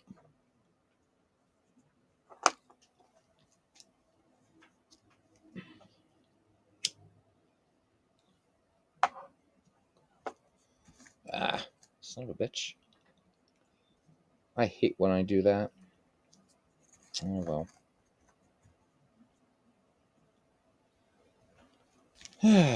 Once more with feeling, they say.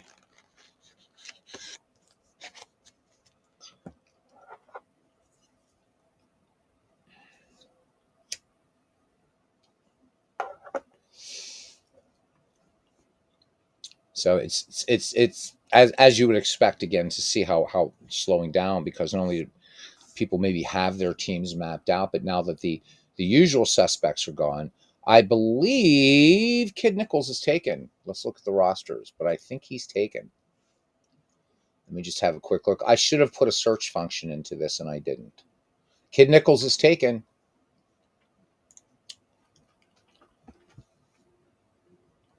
So, and this is a perfect example.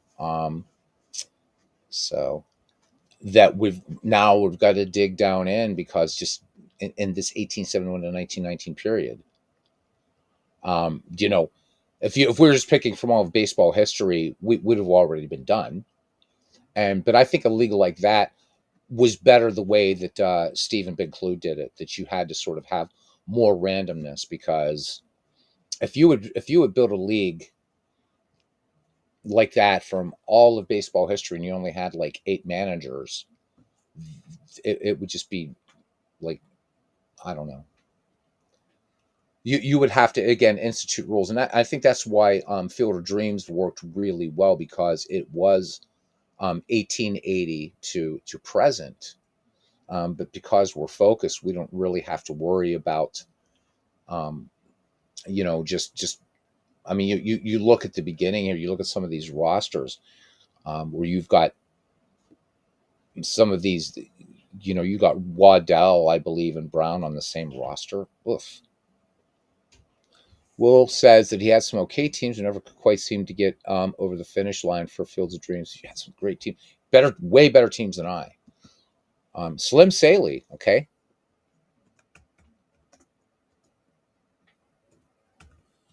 Thank you, my friend.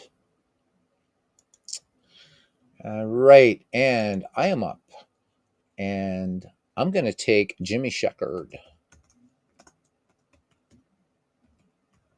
That's the player I was hoping nobody would take. All right, Vegas, you're up.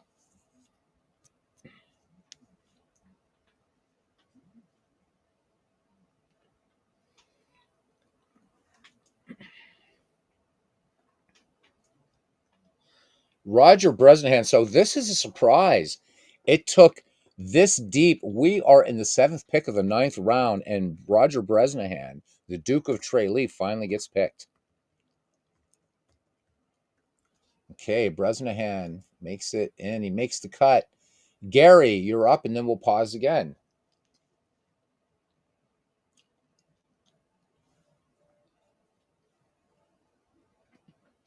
In retrospect, I probably should have started this afternoon. But I figured a lot of you would be watching football, so I didn't want to. Bid McPhee, okay. All right.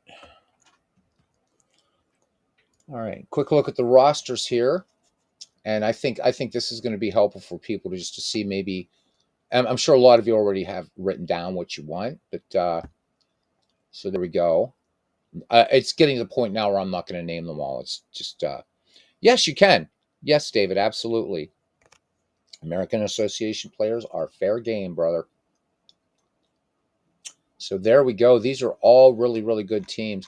If I were to look at this right now, I'm looking at Louisville and Walter Johnson, Cy Young, Ed Walsh. That's a pretty scary rotation right there. That's kind of frightening. So, but everybody's picking some amazing, amazing teams. The other one is Gary. Look at this starting rotation. You got Mathewson, Brown, and Waddell. So Louisville, Louisville and Gary really hitting up the pitchers. Not that the other guys are slouches or anything, but these guys were going for the pitching early and get the kind of cream of the crop there. I'm kind of happy with who I have for pitching right now, but those two teams are going to be scary. All right. All right. So Gary, you begin round 10, please.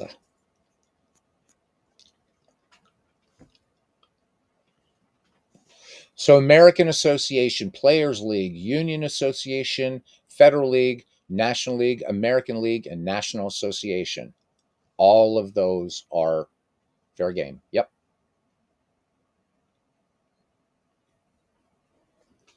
Fred Clark, a Hall of Famer that goes very late. And to my shame, I forgot about Fred Clark. Wow. All right. There we go. Vegas, you're up. Fred Clark going that deep into the draft, and he was no slouch Hall of Famer. He wasn't just a maybe sort of backdoor. He's a top tier Hall of Famer. If you go by the tier system, Fred Clark is an A tier Hall of Famer. I'm surprised it took that long. Prince Howe Chase.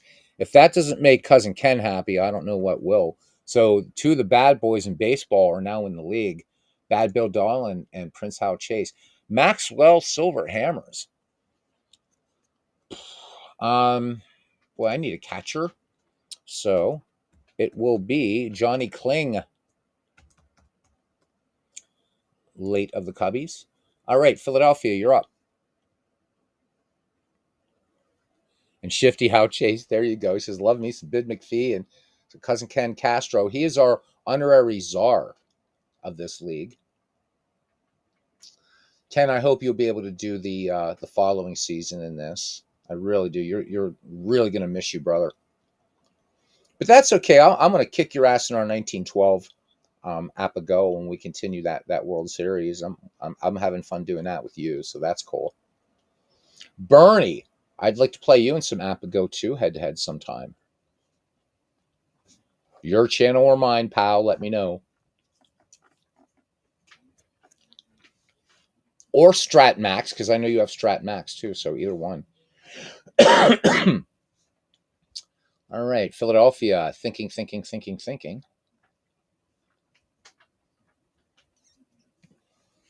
You had to read that twice. I thought you said shitty how Chase. I know you have a lot of love. So okay, so David Lando's all in on Apago as well. David, love to play you sometime.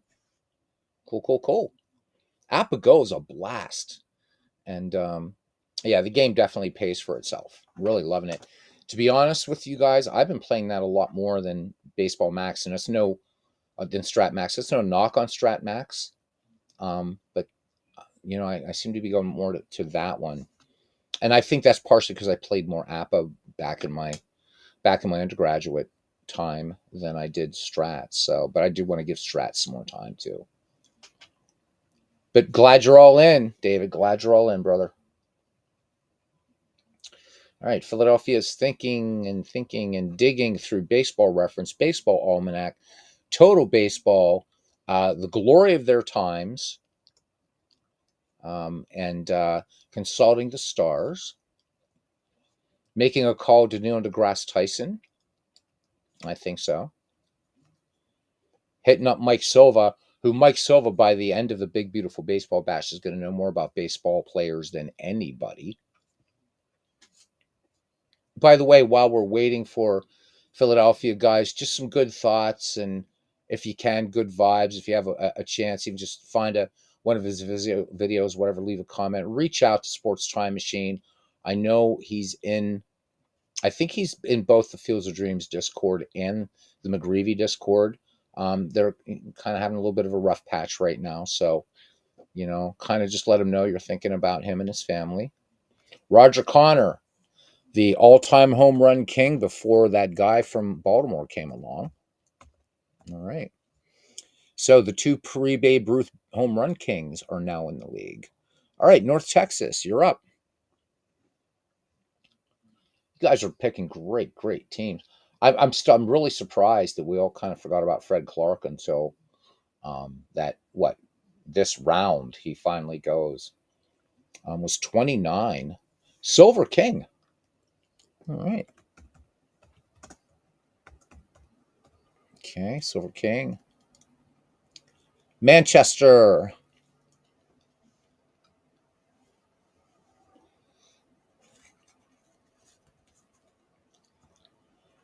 So John said he had Fred Clark next on his board. That was a real good pick. Real good pick. Good contact hitter, excellent speed, excellent outfielder. So yeah, good stuff.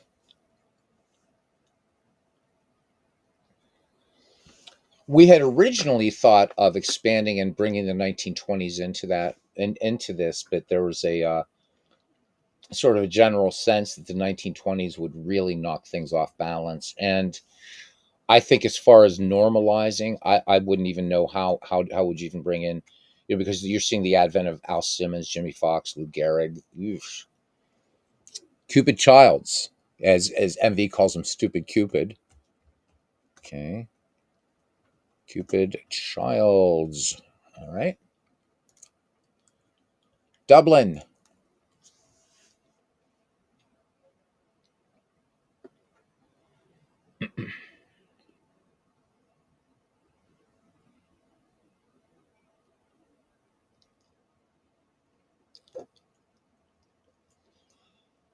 Dublin.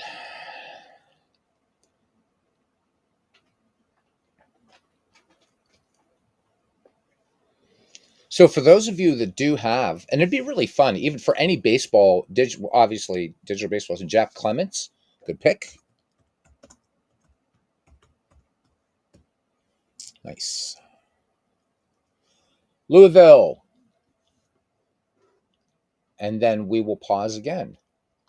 Louisville, you're up.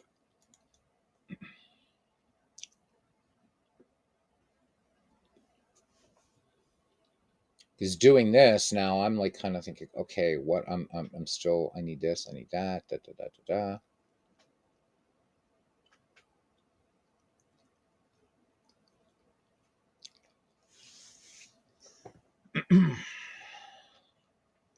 But as I was going to say, if you have a digital baseball sim, whatever, you're going to have all these rosters, and if you happen to have the seasons for it, it'd be fun to just sort of run your team through its paces, even if you don't have out of the park baseball.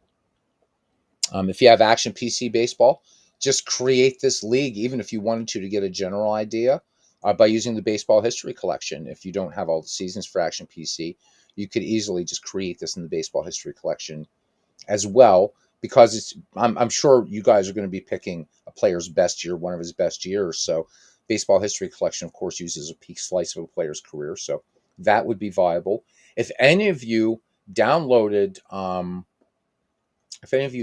Pure Sim Baseball, we could have done this league in Pure Sim Baseball.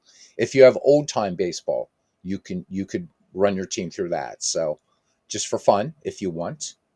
Um, if you have Diamond Mine Baseball, this 1871 through 1926 are free as we wait for Louisville to make its pick.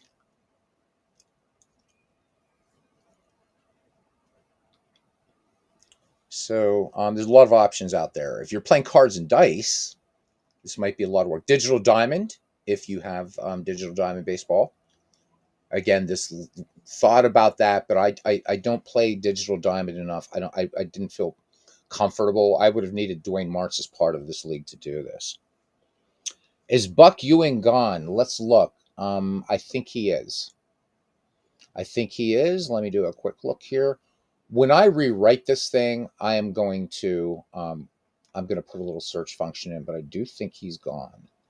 Let me check. Could be wrong. Could be wrong. Could be wrong. Something tells me though that he is gone.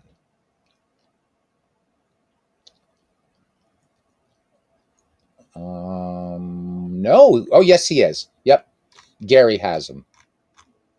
So Buck Ewing is taken.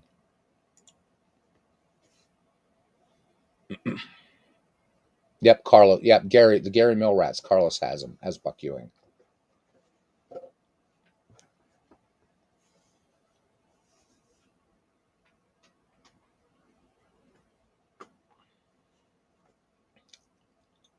After I tart this thing up some more and tighten it up, if anybody wants this thing, let me know. This draft creator, if you maybe want it for your own projects or maybe some leagues or something. This has been really, really easy to kind of keep track of. No DH, no designated hitter in this league. Nope.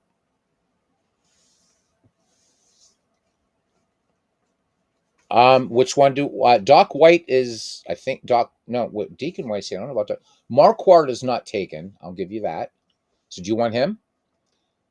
Doc White. Let's see if Doc White is taken. I know Deacon White is taken. I think no. Doc White's taken. So I guess you want Marquardt. Talking to Marquardt like he's some slouch. He's not. So we'll just give you Marquardt here as your default, right? Doc White is taken. So Rube Marquardt it is.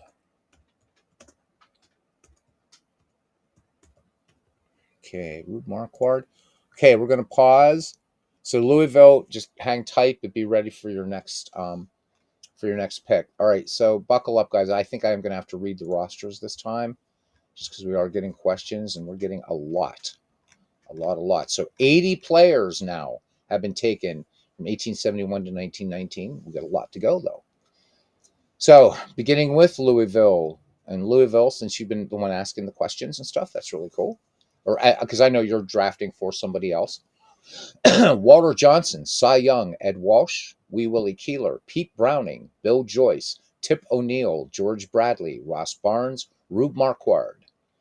Dublin has Ty Cobb, Home Run Baker, Bad Bill Dolan, Ed Delahanty, Cap Anson, Albert Goodwill Spalding, Ed Rulbach, Dutch Leonard, Jesse Tannehill, Jack Clements.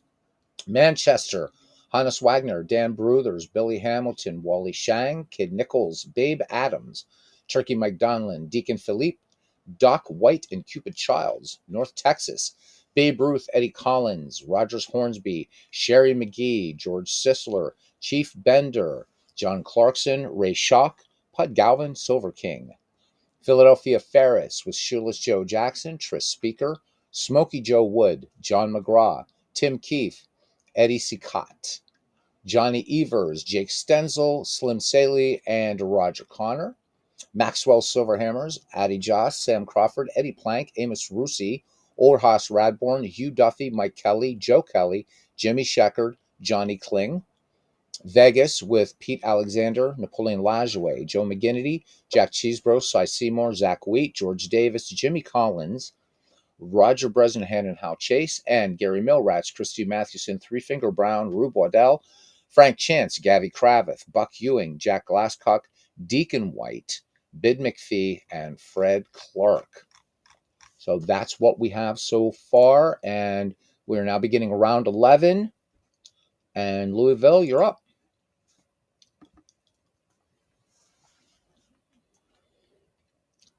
Yeah, so MV, to just expound a little bit about the DH thing. While I understand the argument for it because you get to see more great hitters and stuff like that, um, this just it didn't exist in in this period of baseball. So do want to stay true to it, and that kind of sort of makes people kind of get into that sort of managing mode. So wanted to maintain some authenticity, even though the idea of a designated hitter was first floated in 1902 by the National League, shut down. Um, so yeah, no DH, no DH.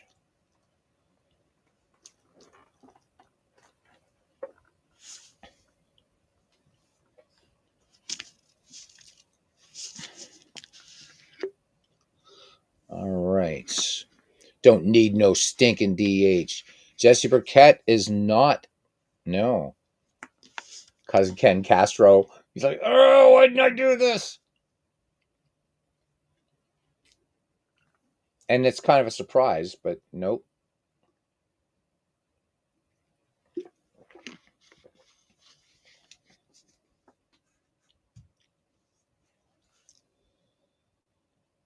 So we still got a lot of about another week of Dwayne Martz doing a lot of baseball and stuff before, and he's even when he's working too. But Dwayne Mart's been a busy man. Deacon McGuire, okay,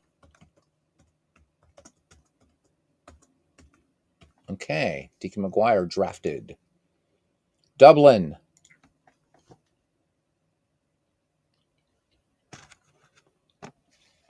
I remember we were doing the first McGreevy League and trying to slog through the baseball history collection. I think it took us this long to get to like round 3. God, that was awful.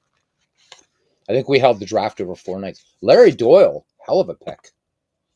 Larry Doyle, good one. Okay. Manchester.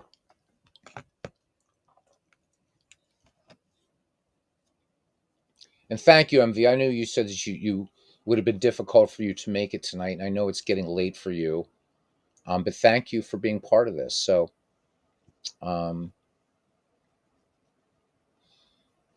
2:30 a.m. in Blighty for MV. So really, really, really appreciate you being here, man.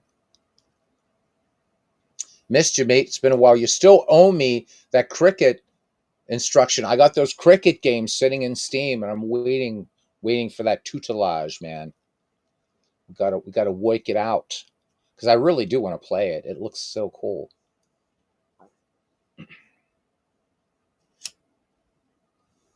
And then if I really, really, really feel good with it, I'll get the sexy one because I got a new PC, so I get the sexy looking one. But right now, I got the one that's more out of the park, kind of. Yeah.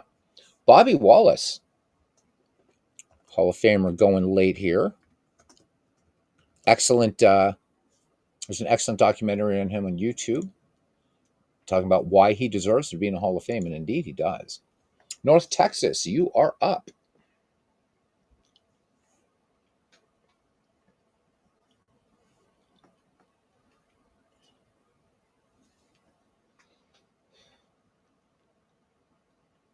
Heine Grow. Great pick. Great pick. And again, the also for this league, it is paying homage to these forgotten stars because there are folks in the community that discount this period in baseball. Some even going so far as to say it doesn't count, and that's utter bullshit. These were still great athletes. Whether we want to make comparisons today to, to players like Aaron Judge, Mike Trout, Shohei Ohtani, but in their time, even if we want to take that argument, these guys were good enough to make it in the majors especially in a time when you didn't have affiliated minor leagues and things like that, and usually you were off digging ditches if you didn't make the club. So this is to remember them, in this our little corner of the interwebs. And I have to put a Z at the end of that, the interwebs, because you just have to. So that's also the idea of this league, is that we can just remember that time. This is, and it's so much fun, even though we're not seeing too many guys from the 1870s yet, to go back and bring the 19th century more into this as well. It was a hell of a game. None of us alive saw any of these players play. I'm waiting for somebody to say Clinton did, but but still, they're I mentioned Zach Wheat earlier. Zach Wheat still holds records. Um, and that Tris Speaker, he is still the all-time doubles leader in baseball. Sam Crawford, he's got probably the unbreakable record, all-time leader in triples. Okay, from Louisville said, just skip. I can't skip. I cannot skip. Just take your time. The way this is, I can't skip, unfortunately. I didn't allow for a sort of buy, or like a pick the rest later. Um, so yeah, that's kind of, that was the only thing that was like, if you're in part of this is going to be the only time that you're really going to have to be super active in this league is just draft night. So I will gladly wait if he's willing to hang in there, and if you're okay. And if you need me to go back and reread rosters, the roster you have, the roster he has, the roster of whomever, I'll be glad to do that. Because I can't skip, because that would kind of, the only thing we could do, if you guys would be willing to do this, because we're near halfway through, is we would finish this tomorrow afternoon or tomorrow evening. So let's see what people think about that. So we do have a couple of options. But unfortunately, I can't skip. Cannot skip, cannot skip.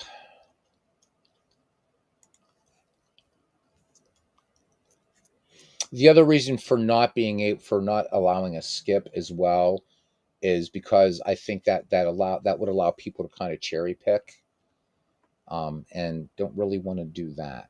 So let me know what you need, my friend, and guys, whatever you think, because I don't want you to feel. So you work till 11 tomorrow. So it says Carlos. Okay. Yep. So that's going to be kind of tricky. Um, and I go in tomorrow at 12:45, or not tomorrow. I'm off tomorrow, so I'm off tomorrow. I don't work Mondays, but so I go back to work Tuesday. So, and MV can't. So we got to try to soldier through, my friend. Got to try to soldier through if we can. Yep. No, I got you, MV. Let's see if we can just push through, and if we can get to, I mean, we are halfway through. Yep, the time difference. I got you, MV. So take your time. I don't want you to feel overwhelmed. Okay. Yeah, okay. Can use some help. Whatever you need, man. We're here. This is a community. We're not trying to, um, you want to ask some people for suggestions? Go ahead. That is fine. I really want this to be fun. Yeah, I don't think anybody well, I mean, there's going to be a little bit of competitiveness, obviously. I mean, it is sports. But yeah. So what do you need, man? Ask away. Just put it out in the chat. Maybe take some time because guys, remember, he's drafting for himself and for somebody else who wants to be part of this league but couldn't make the draft tonight. So, you want to see the rosters? All right, so you got cousin Ken helping you out, man. You're all set. All right, so here are the rosters. Um, I don't know if your eyes are good, guys. I can make this smaller so everything's on the screen at once, or if you guys want to take a screenshot or whatever. But here's the first three teams. I'm going to read them off while you're thinking. All right, here is so Louisville, Walter Johnson, Cy Young, Ed Walsh, Willie Keeler, Pete Browning, Bill Joyce, Tip O'Neill, George Bradley, Ross Barnes, Rube Marquardt, Deacon McGuire. Dublin has Ty Cobb, Home Run Baker, Bill Dolan, Ed Delahanty, Cap Anson, Al Spalding, Ed Rulbach, Dutch Leonard, Jesse Tannehill, Jack Clements, and Larry Doyle. Manchester has Hannes Wagner, Dan Bruthers, Billy Hamilton, Wally Shang, Kid Nichols, Babe Adams, Mike Donlin, Deacon Philippe, Doc White, Cupid Childs, Bobby Wallace. North Texas with Babe Ruth, Eddie Collins, Rogers Hornsby, Sherry McGee, George Sisler, Chief Bender, John Clarkson, Ray Schock, Pud Galvin, Silver King, and Heine Grohl. Philadelphia has Shoeless Joe Jackson, Tris Speaker, Smokey Joe Wood, John McGraw, Tim Keefe, Eddie Seacott, Johnny Evers, Jake Stenzel, Slim Saley, Roger Connor. Maxwell Silverhammers with Addie Joss, Sam Crawford, Ed Plank, Amos Russi, Old Hoss Radborn, Hugh Duffy, Mike Kelly, Joe Kelly, Jimmy Sheckard, and Johnny Kling.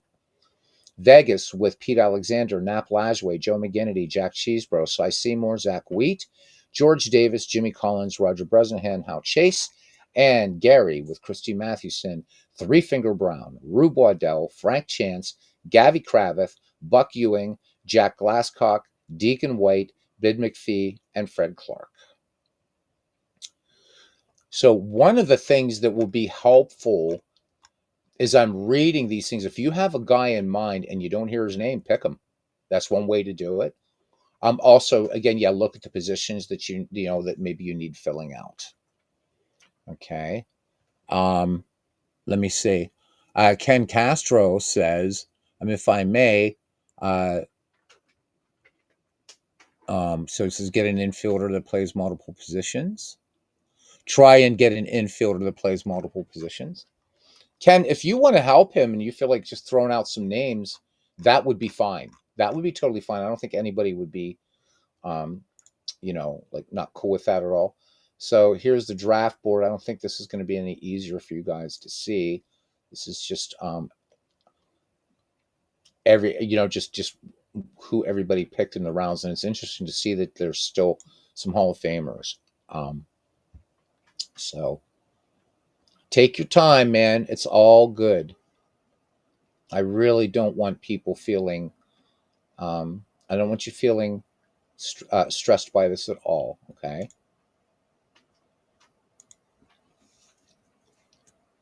I mean, shit, I'll fire up a 1912 game and take on Ken here while we're doing this. I can multitask.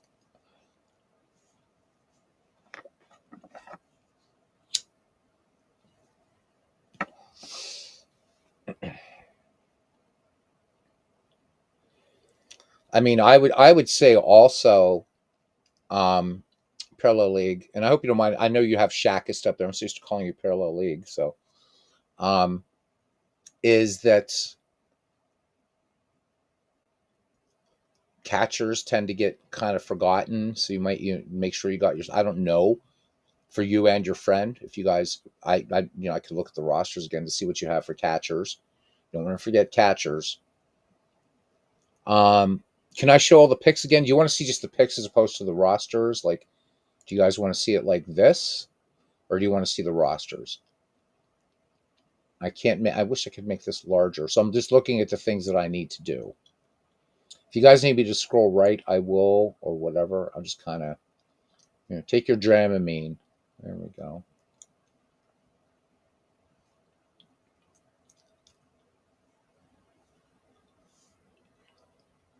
Okay, like this, a little easier to see. Let me know if you need me to scroll over, and I will.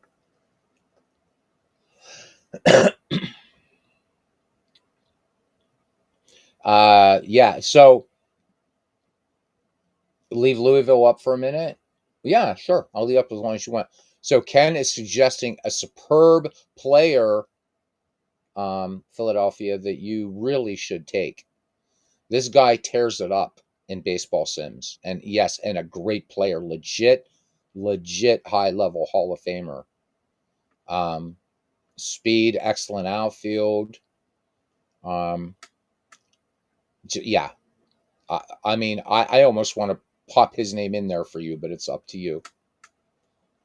And I don't know if Philadelphia's, or, yeah, it's your friend that's Louisville. But yeah, Jesse Burkett would be a great choice. And if there was trading in this league, I'd be trading for him. But there's no trading in year one. Yep, hit 403 times.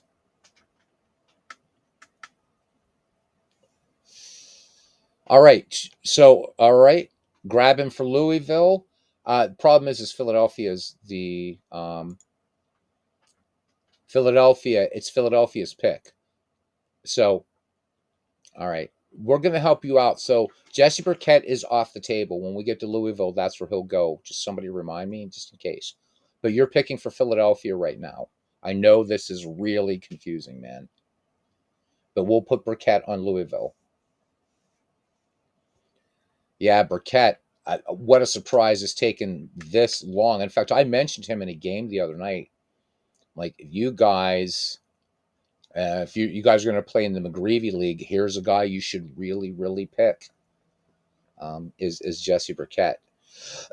He says hit over 402 times. Still, yeah, excellent hitter. And Burkett, I've never seen him perform poorly in anything I've done in any project I've been involved. So we still need to pick for Philadelphia, though.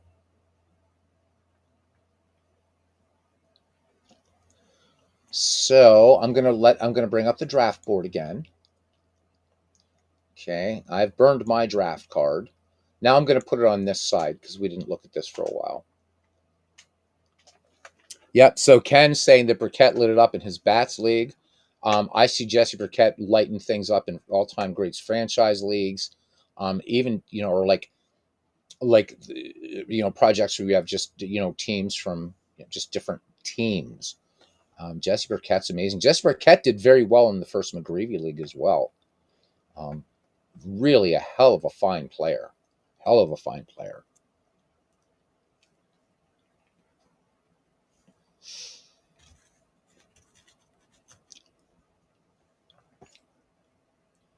There you go, John Montgomery Ward. There you go. A Penn Stater, by the way. Thank you very much.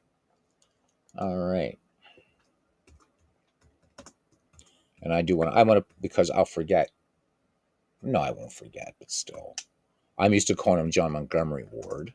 So there we go. I'm also the father of the Players League. Okay, hey, I'm up. So, I'm going to take Joe Tinker because nobody took him. Nobody took Joe Tinker. I can't believe it. Okay, Vegas.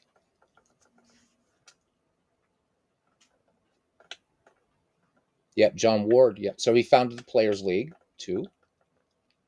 1890.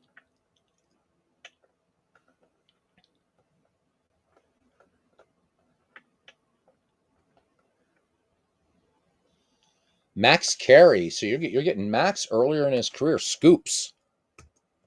Carey will come into his own big time in the 1920s. But this guy is a was considered the premier center fielder of his time in the 1920s. Um, Former Lutheran seminary student.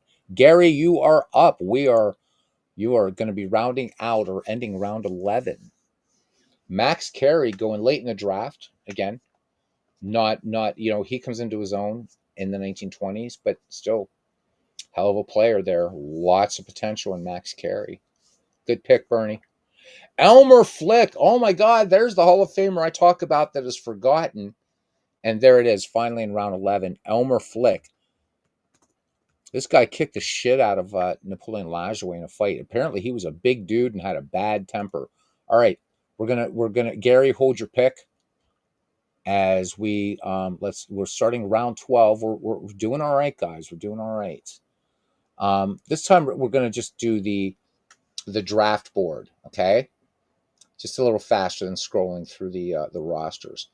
So Louisville has Walter Johnson, Three Finger Brown, Ed Walsh, Frank Chance, Pete Browning, Buck Ewing, Tip O'Neill, Deacon White, Ross Barnes, Fred Clark, Deacon McGuire. Dublin with Ty Cobb, Napoleon Lajoie, Bo Dolan, Jack Cheesebro, Cap Anson, Zach Wheat, Ed Rulback, Jimmy Collins, Jesse Tannehill, Hal Chase, Larry Doyle. Manchester with Hannes Wagner, Sam Crawford, Billy Hamilton, Amos Rusi, Kid Nichols, Hugh Duffy, Mike Donlin, Joe Kelly. Oh, wait, do we have, oh, you know what? I'm going to have to get rid of it because I had taken Joe Kelly, and I think we missed this. Uh-oh. Let me see. When did I take Joe Kelly? Oh, no, I did not take Joe Kelly. I thought I did, but I didn't. Okay, good. I was a little bit worried there for a second. All right. Um, we're just going by the round picks. I had Joe Kelly, um, Doc White, Johnny Kling, Bobby Wallace. So these aren't by teams. These are by rounds. Anyhow, Babe Ruth, Tris Speaker, Rogers Hornsby, John McGraw, George Sisler, Eddie Seacott, John Clarkson, Jake Stenzel, Pud Galvin, Roger Connor, Heine Groh, Shoeless Joe Jackson, Eddie Collins, Smokey Joe Wood, Sherry McGee, Tim Keefe, Chief Bender, Johnny Evers, Ray Schalk, Slim Saley, Silver King, John Montgomery Ward, Addie Joss, Dan Bruthers, Eddie Plank, Wally Shang, Oldhouse Radborn, Babe Adams, Mike Kelly, Deacon Philippe, Jimmy Sheckard, Cupid Childs, Joe Tinker, Pete Alexander, Home Run Baker, Joe McGinnity, Ed Delahanty, Cy Seymour, Al Spalding, George Davis, Dutch Leonard, Roger Bresnahan, Jack Clements, Max Carey, and Christy Mathewson, Cy Young, Rube Waddell, Willie Keeler, Gabby Kravitz, Bill Joyce, Jack Glasscock, George Bradley, Bid McPhee, Rube Marquard, and Elmer Flick. And there are your rosters, too, if you want to just kind of see. So, no, I was a little bit worried there for a second, MV, because I saw Joe Kelly, but I realized that I wasn't looking at the that I wasn't looking at the roster view because it's like, wait a minute, I picked that Kelly or Joe Kelly too. So, okay, let's go back to the draft. All right. And Gary, you are up again. So Elmer Flick was your last pick, and now you're ready to go again.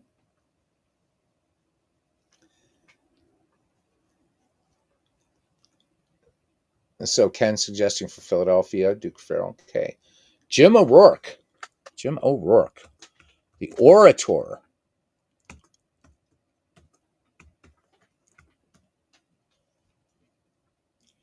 Boom. Vegas. Las Vegas. Los Vegas.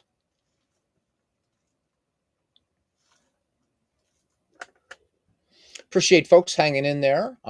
We've been like hovering around the anywhere from the 18 to 21 mark. Thank you. Glad to see some people are interested in some old timey baseball. These are the players that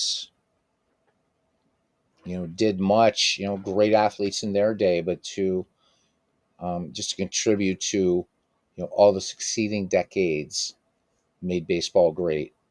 Sam Rice, another Hall of Famer, going late. All right, Sam Rice, good pick, Bernie. Oof. All right. Yes, sir. Yes, sir. Phew. Boy, this is getting tough now. Hmm. Um.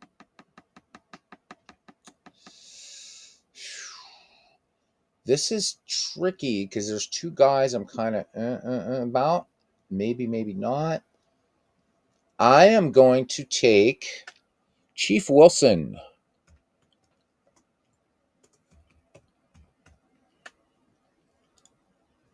All right, Philadelphia. So for Philadelphia, it's Jesse Burkett. See, I did remember.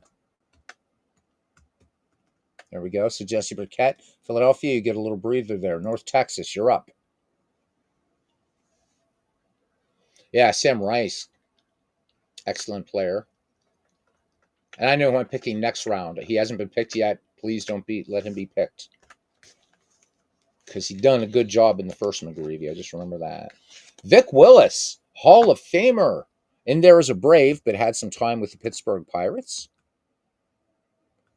Good pick from John. Manchester.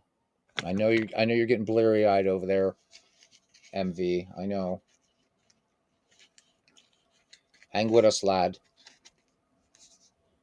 Like put an IV of like some Chinese gunpowder to your Earl Grey hots or something. Stan Kowaleski is indeed available and a stellar pick. That one is.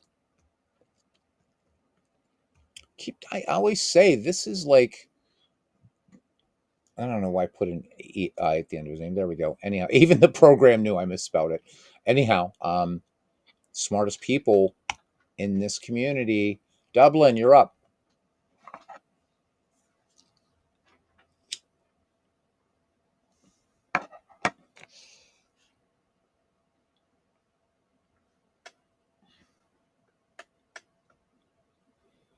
And again, granted, I know this would be easier if we were just picking from all of baseball history. This would be a doddle, but I think those types of things are best left like to draft pools and stuff. Pete Browning is taken. So the original Louisville Slugger is taken. 340, I believe, was Ken, please correct me if I'm wrong, but I think Browning's lifetime batting average was 340. And he was not in the first McGreevy League, which really surprised me. Really, really surprised me that Pete Browning wasn't selected in the first McGreevy League.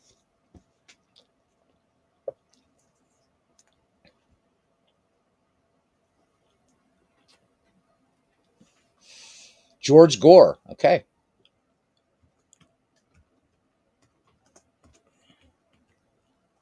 All right. Louisville. I thought you guys had somebody picked for Louisville, but I don't remember who it was. 341. Okay, so I was off by 1,000th of a percentage point. And why is he not in the Hall of Fame? I don't think he's in. Is he, Ken? And if he is, it was a pretty recent selection. I don't think he's in. A lot of the 19th century players kind of got passed over for a long, long time, and there's still some out there. Ed Williamson. There you go. That guy had a bat. Ed Williamson, definitely. All right, good stuff. I think that's why Ken was hanging around. Okay, we are at the end of round 12. George Davis is taken. Somebody got him midlife. Buck Freeman. Okay, Buck Freeman goes to Louisville. Let me make sure. I don't think Buck Freeman is taken. Let me make double sure now because I can remember most of these names, but let me just check really, really quickly. Okay, I don't think Freeman is taken though. I do not think. Nope, Buck Freeman is ready to be drafted. All right, Buck Freeman it is. Okay. Dublin.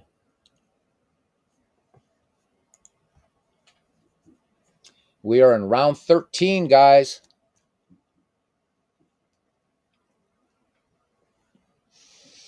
MV saying good pick. Ken Castro says love Buck Freeman. So yeah. So yeah, I mean the guys I'm kind of just very concerned for Parallel League and MV because Parallel League's drafting for two people and MV is 5 hours ahead of us. But I think we're going along at a pretty good clip as we're about the halfway point. And I think really the last part of the draft is going to go fairly quickly because you're just going to be kind of okay, maybe thinking more utility players. I think pretty much everybody now has the core of their team together. So MV's off tomorrow. Okay, thank goodness for that. All right. MV, you remember the first McGreevy draft, how long that took, though? That was, but again, it was growing pains, man. It was growing pains. But we did finally get the old girl off the ground, didn't we? Yes, we did. George Wright is not taken, so you got him.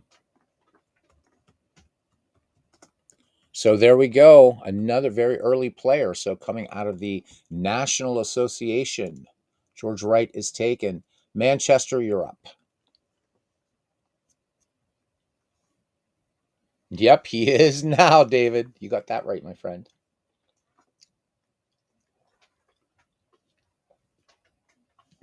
Heine Zimmerman, good one.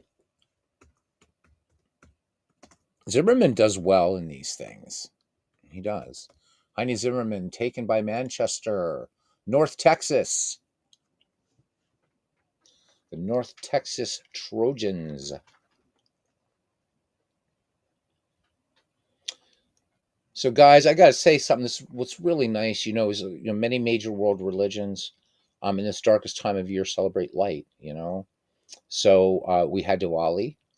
We're coming up on Hanukkah, and of course Christmas, Kwanzaa. But after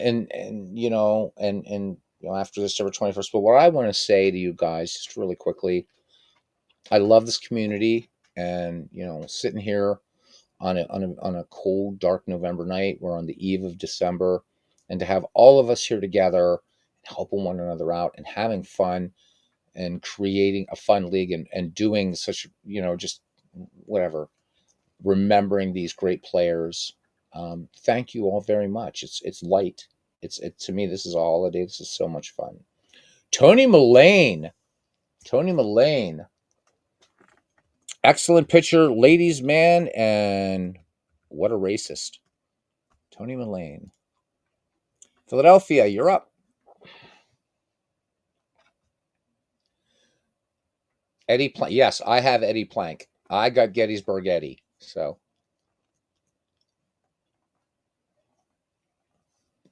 Plank was taken fairly early, actually.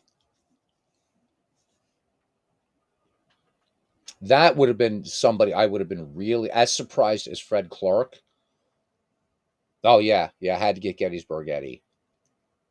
The thing about him though, cuz I've noticed in other projects where I've had Plank, I've really got to kind of keep a short leash on him. Ginger Beaumont, great pick. Great pick. Ginger Beaumont, nice one. Yeah, a racist from Ireland. Yeah, he was. He famously said, "I ain't taking orders from an N word." Mullane. So this was he's referring, of course, to Bud Fowler. Oh, it's my turn, isn't it? It is my turn.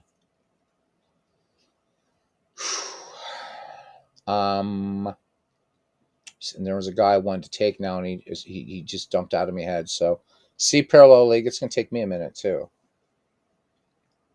And I'm not cheating. I don't have any resources up here or anything. Midlife Crisis says Gettysburg Eddie's good food. Oh my god, oh my god, oh my god. Oh shit. Oh, you know what? I think I won another pitcher, and I am going to take Lefty Williams. There, Lefty, you get a chance to play again. Vegas, you're up.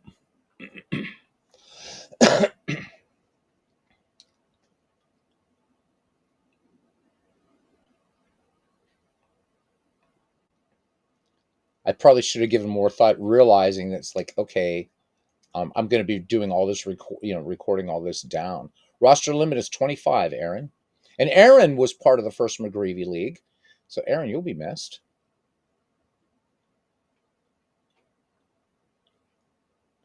Hippo Vaughn. Hippo Vaughn. Great pick. Great pick. Nobody's made a bad pick. I think you can't. It's impossible to make a bad pick in this, though. All right, Gary. You will end round 13. You're a spectator. Oh no, okay, you were in the first Shanks League. That's right, you were in the first Shanks League. You were a spectator, but you're a very lively spectator in the McGreevy League, as I recall. Robbie will truly be missed. I would like to do a project, guys, maybe something short term, a Robbie Wartburg project. So if you guys have any ideas, every time we do these things, I always think about Robbie. And I remember Robbie in the McGreevy League, or was it? No, it was Shanks. I think he was trying to create a Lord of the Rings themed teams or something like that. Chick Stahl goes to Carlos Yaz and the Gary Mill. Finally, Chick Stahl goes. Sad story, that guy, about it. All right, Gary, hang on. All right, so guys, what I'm going to do at this point is I'm just going to show the draft board.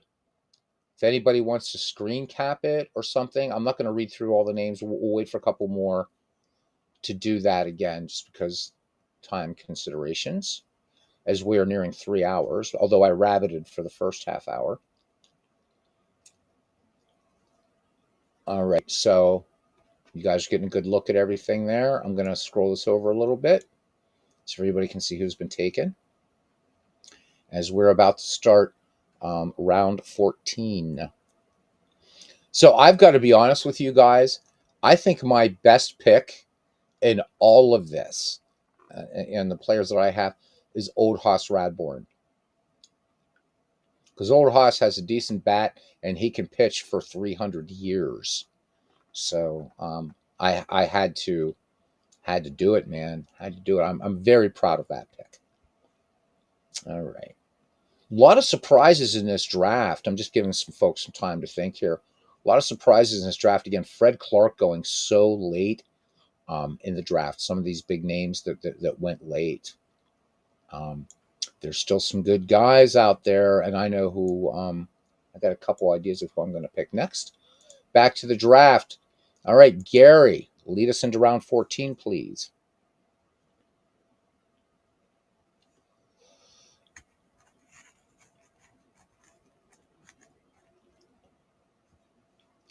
A lot of really good players out there waiting.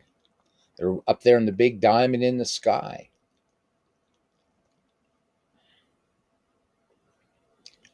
And just an editorial comment, Jack Taylor.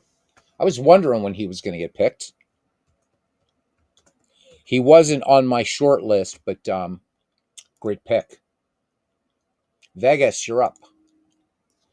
I will just say an editorial comment for those of you for the people out there that might catch this later, and you are one of the great unwashed that has discounted the dead ball era in the 19th century. You don't know, man. You're full of shit. Chief Myers. And I appreciate everybody collaborating on remembering these great players. Oh, holy shit. I'm up. All right. I got to really, really think carefully here. I'm going to cheat. I got to look at my roster, guys. I'm hoping you guys will tolerate that for a minute, just because I'm trying to do all this at once. Where am I lacking at this point? Oh. Pretty.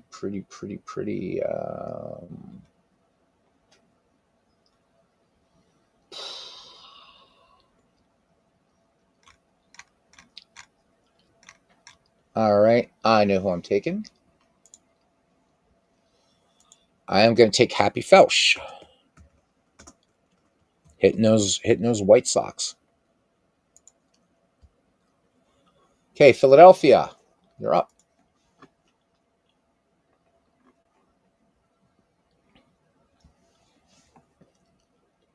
Robbie, when we did the McGreevy League, Robbie really he knew nothing about anything like before, say maybe 2010 in baseball, and it was but what was cool about Robbie is he wanted to learn, and I just miss his quirkiness and stuff like Moon Gibson, former Pittsburgh Pirate. He's gonna do well for you. He's going to do well for you. You got a tough catcher there. All right. Moon Gibson. He is taken. North Texas.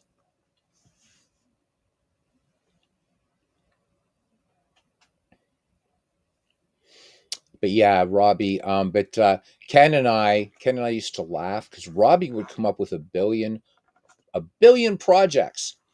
And so when Robbie got onto baseball for Windows, he got onto baseball for Windows. Baby Doll Jacobson, named after a very popular um, song of the day, and he would be an integral part of the St. Louis Browns. Excellent player. Baby Doll Jacobson is taken. Manchester, you're up.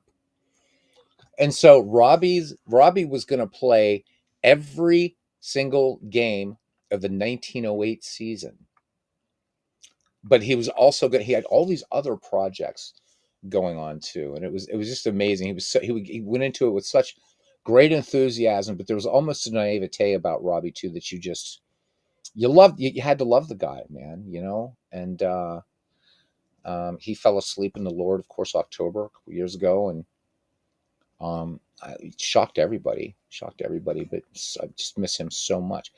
Finally, he goes. Benny Koff, star of the Federal League. Okay, Manchester.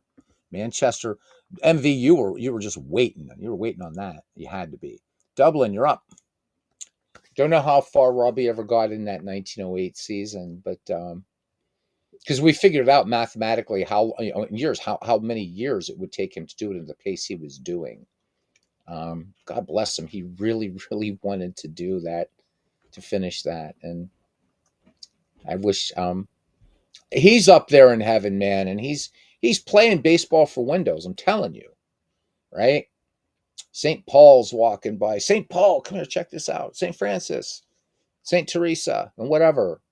I really believe that, and I think he's just watching us now, doing all this right now, and thinking about some weird, quirky thing. And again, the tales of him missing Satch Page. Robbie's infamous, oh, yes, the Pacific Coast League. That's true. I forgot about that, Ken. So he was going to do the PCL. I think that was in Diamond Mine Baseball. and Ken, do you remember what we used to always say to Robbie? Remember Art Fletcher, good pick. We'd always say to Robbie, Saber, Robbie. Remember that, Ken? God, that was fun. But it was always, and occasionally we would get, I would get a little bit like, Robbie, you have a Saber membership, use it. Yep, Saber, exactly. But what a great guy, and he would always be one of the first, if not the first, in the virtual ballpark. And I remember that we did for him. We replayed the 2011 World Series. So Robbie, of course, didn't live to see his Rangers, winning the World Series. But we replayed the 2011 World Series, and the Rangers did win that in our replay on here. And he's throwing up all these unicorns and rainbows and this and that, and it was awesome. And Robbie had a grudge. His grudge to like forever. He just hated the Blue Jays. That was it. That just Blue Jays, and never heard Robbie. Robbie would get close to cussing if you started talking about the Blue Jays. It's kind of funny every once in a while to kind of needle him. Yeah, you'll be picking a ballpark, and as long as I have the ballpark, which I mean, then that'll be your ballpark. So you can have whatever ballpark you want, and I don't mind doppelganger ballparks, so we're not going to be picky about that. Yep. So I have Mike Silva's ballparks, and I have some ballpark collections from some other people in out of the park baseball too. And if I don't have the particular park you want, I'll do my best to find it. But again, I don't mind that the park doesn't have to be dead ball or 19th century. So I mean that's quite all right. If somebody wants to play where the Seattle Pilots played, that's fine. Waiting for Louisville. I'm sorry, I should have announced that. Waiting for Louisville. So, and again, Parallel League is drafting for Louisville. So he's drafting for himself and for his friend who wanted to be here.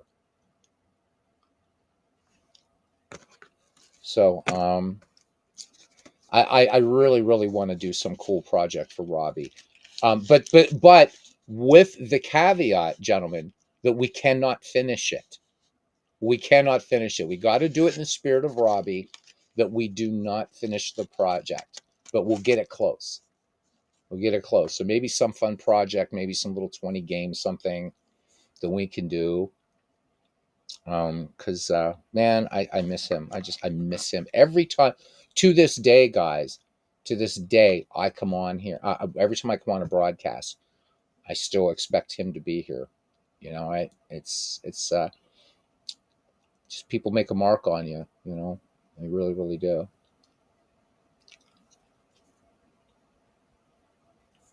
So, all right. Now, would we miss MV as much? Well, you know, of course we would. All right, we are at, this is the final pick of round 14. Donnie Bush. All right. Great connection with two of my favorite franchises, the Pirates and the Tigers. Played for the Pirates against the Tigers and then would eventually be a Pirate manager. All right, Louisville, you're also next to start round 15. We're getting there, guys. We are over halfway now.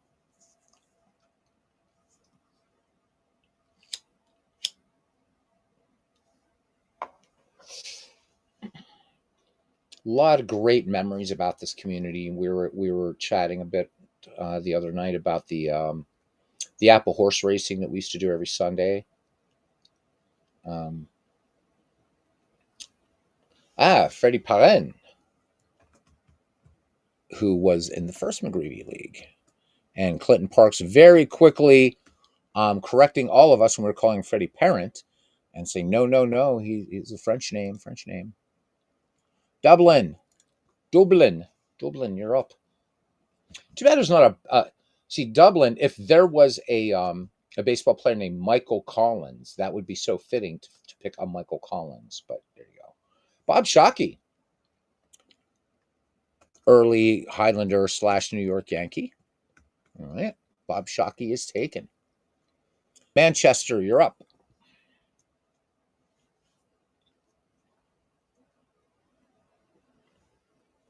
Ed Roush is taken. I'm pretty sure Ed Roush is taken. And I think it's Vegas that has him. Let me see how good my memory is here. No, it's not Vegas that. So let me look. I'm pretty sure Ed Roush is taken. Pretty sure. I'd be really, really shocked if he wasn't, but I think he was. If not, you got him. You can have a hell of a player there. I'll be damned.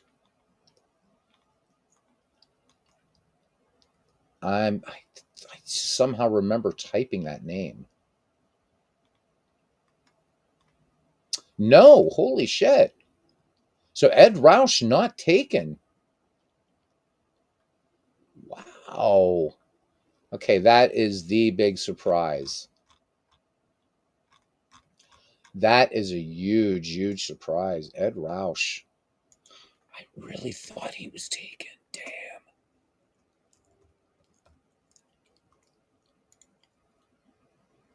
Okay, North Texas. Great pick.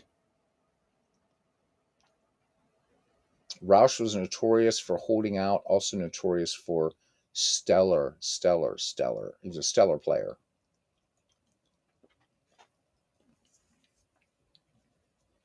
We'll also be doing throughout this the Michael T. McGreevy League. We're going to be going back to player read throughs again, like we used to do. So each game we're just going to pick somebody. Jacques Fournier. Jacques Fournier. John will be picking. All right. Jacques Fournier. So I do want to go back to that. It was something that a lot of people liked on the channel. And so we will go back. All right. Do we get, yep, Fournier's done. Philadelphia, you're up.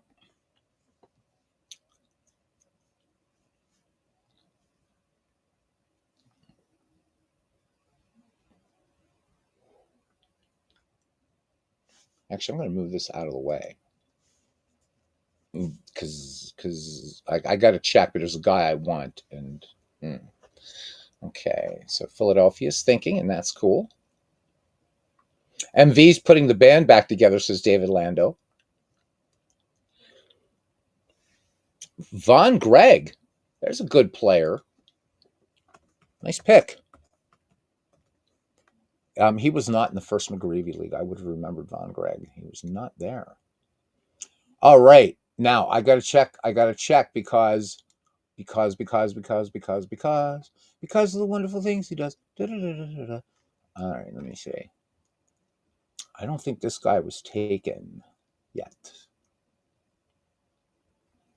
Just looking, because I don't remember typing his name.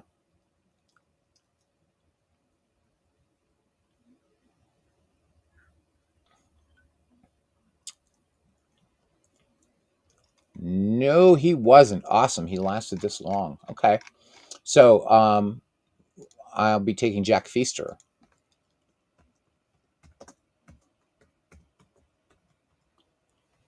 Okay. Vegas, you're up.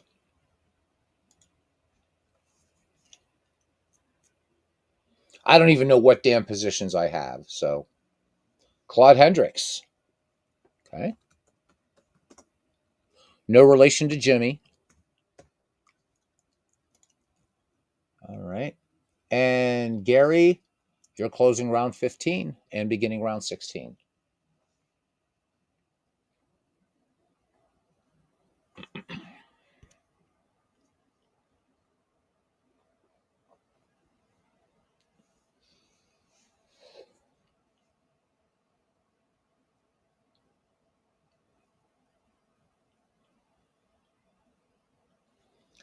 Now, you guys, you can also Sam. Oh, damn it! You know what? I sat on him too many rounds. Shit. Great pick, Carlos. Because I was thinking about Sam, and then somebody else would come up in my head. Damn it! I really wanted him on my team. Shit.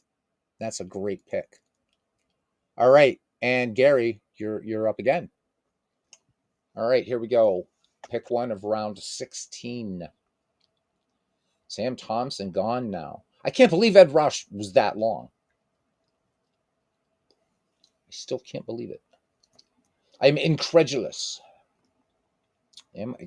Oh wait, am I incredulous? Incredulity? Well, something like that.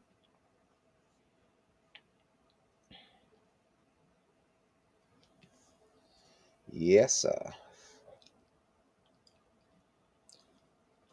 Sam Thompson.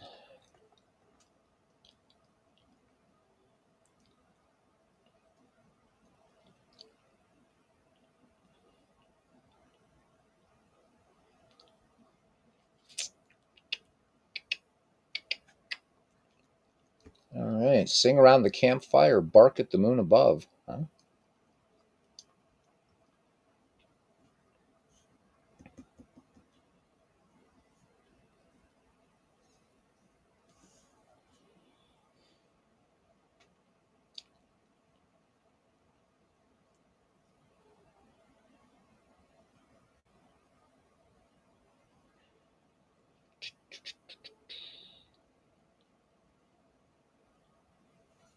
All right. Gary is still thinking. I know we're getting down now because Carlos he's been really fast on his picks. So I think now we are getting down to like, oh damn.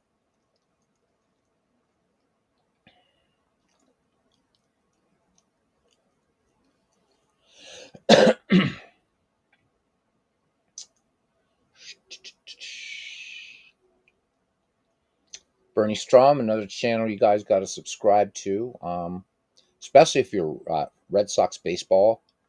But Bernie really mixes up a lot of cool replays across eras. Bernie, um, well, now 2 years into being a dead ball aficionado, which makes me really chuffed.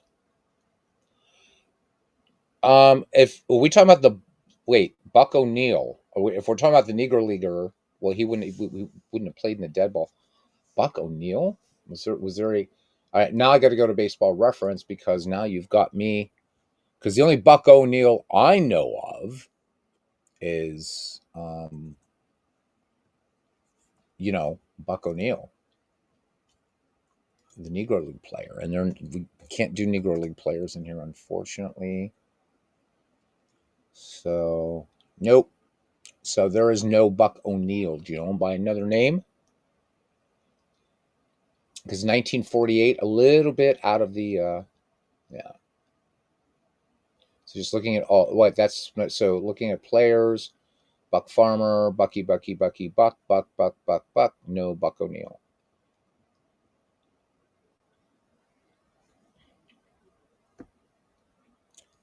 Tip O'Neill was taken. Ken telling David, if he's available this week, if you want to play App Go, let him know. It's a blast to play. Yes, I have Johnny Kling. I knew I was needing a catcher, so had to get Johnny Kling.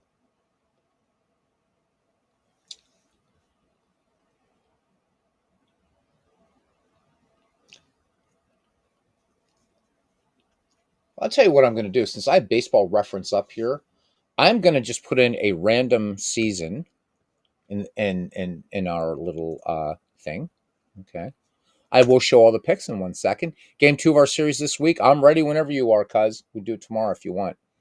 Let's do 1915 National League, and we'll put these up here just so you guys can start looking at players because I think we got to do this now. Yeah, I know. I used to pay for this. Yeah, okay. I hate ads. I should have probably used a different browser for this, but for tonight we'll just go ahead and there we go. Okay. All right, so we're in 1915, so you guys will be able to see.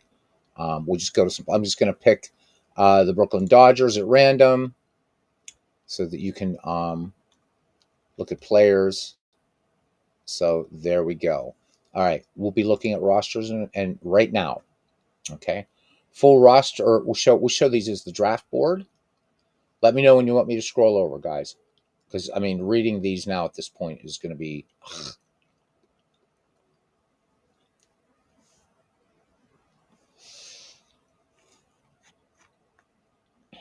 I realize it's a dead air, but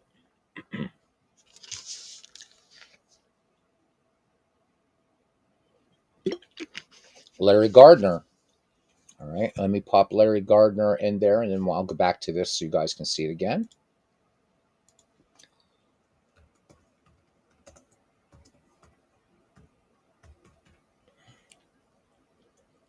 Okay, Vegas, you're up. It is a developmental league. It is a development league. MV wants to look at the rosters view. Okay. Let me know when you want me to scroll down, my friend, and I will. Bobby Wallace, I think, was taken. I'm looking here, so I got to scroll here, guys, to look at that. But I'm pretty sure Bobby Wallace, because I mentioned the YouTube. Yep, Bobby Wallace is taken by Manchester. Great YouTube documentary on Bobby Wallace. People sort of going off about that he should be in the Hall of Fame, and indeed he was, and deserved to be. Fine player he was. Okay, just kind of. I know it's kind of hard to read. If you guys want me to read the picks, I can. If it helps hearing it, I will. But I don't know what what you guys are feeling about that. So there are the rosters. I'm guessing I don't know like which is better, easier to look at for you guys. I have no idea. And there's everybody that's picked. There's the board. I'll do another read through at the end of this round. We'll do it that way. Okay, Dwayne feels that the draft board is a better view. Okay, absolutely. I just wish it was larger. I've got to go back. I have to fine tune this app. Rabbit Moranville is not taken. He is not taken. So that's who you want. That's who you got. A Hall of Famer that I think a lot of people sleep on, and I think he gets a he's not top tier Hall of Famer as we might say, but a fine player. Okay, guys, I got to start cheating a little bit too, and one of the reasons I brought this up. Yep, Rabbit and Ranville got him for you, Bernie. I need to start looking at players, guys. I do, and I see who I want already. I can't believe I even forgot about this guy. So, Maxwell Silver Hammer, we are going to take Jake Dalbert because nobody took him. Hey, Legends, welcome back. He says Roger Connor in 10th round is a steal. Absolutely. Okay, I will take Jake Dalbert. Philadelphia, you're up. So I'm going to put up, you can look at the Brooklyn Dodgers here if you want. Well, they would have been the Brooklyn, what were they called in the, they weren't called the Dodgers. I forget what they were called then. Oh, they were the Robins. They were the Robins. So it's the 1915 Brooklyn Robins. And so just occasionally, I'm going to bring up a random team. So quick explanation of Development League, because I've noticed some picks had short primes. So out of the park baseball greatly expanded. Up Russ Ford. Let me get this in here first. Russ Ford.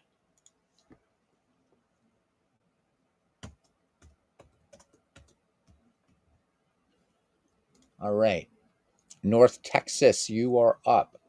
So out of the park out of the park baseball and out of park 25 started what was called the player development lab.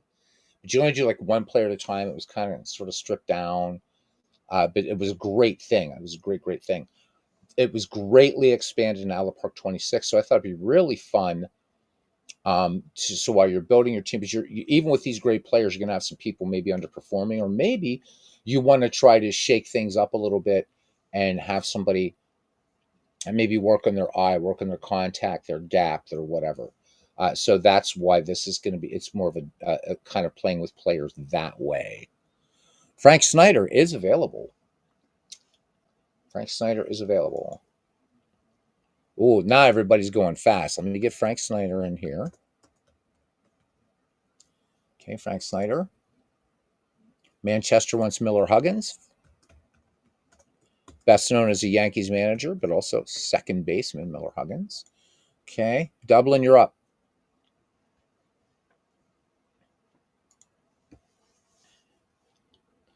So that's why we're one of the reasons we're using out of the park baseball, and the other is because it allows us to bring in players from 1871 up to 1879, which we can't do in Action PC baseball.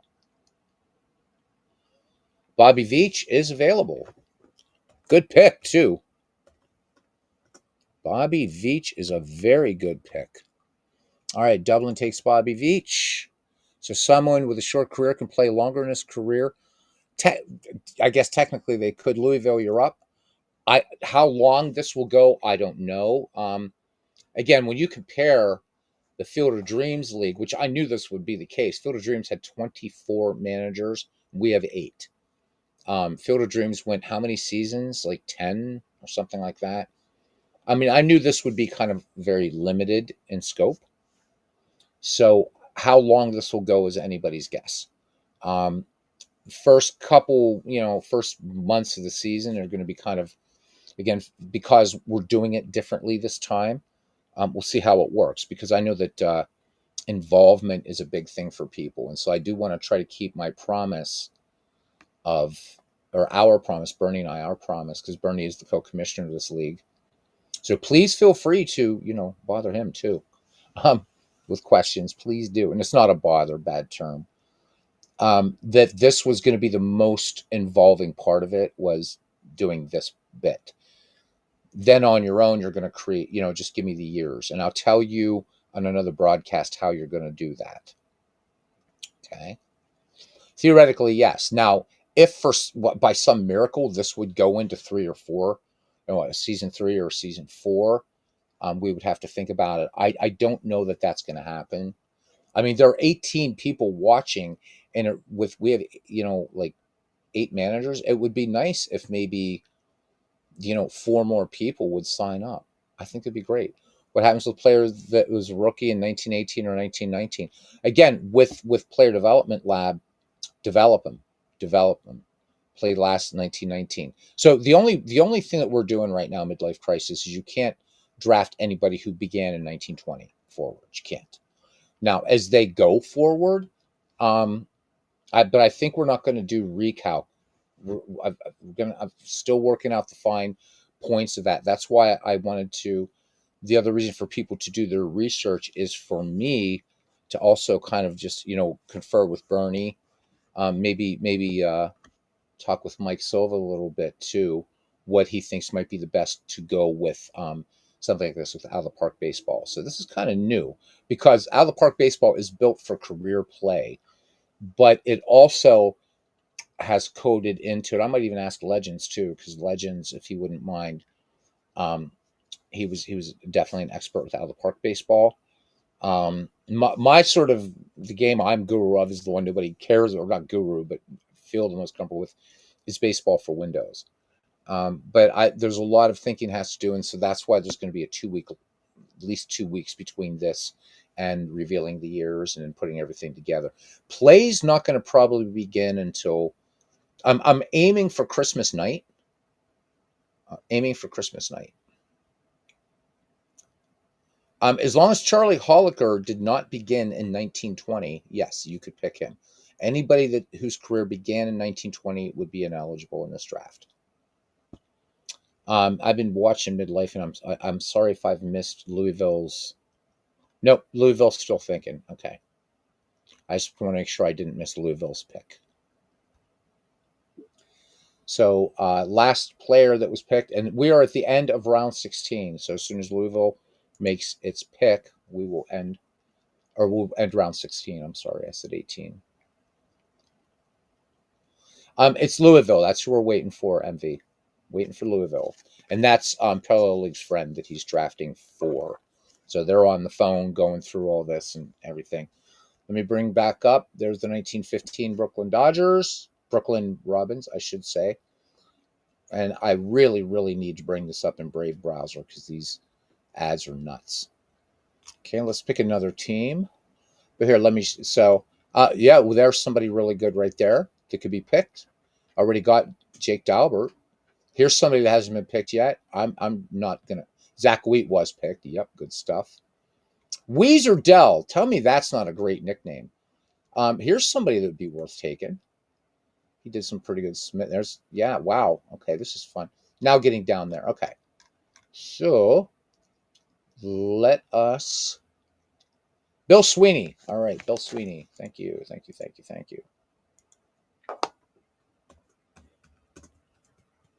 Okay, now to give Louisville time to think, they also have the next pick as well that we're going to go through, and I'm going to read the rosters, and we will do the draft board view.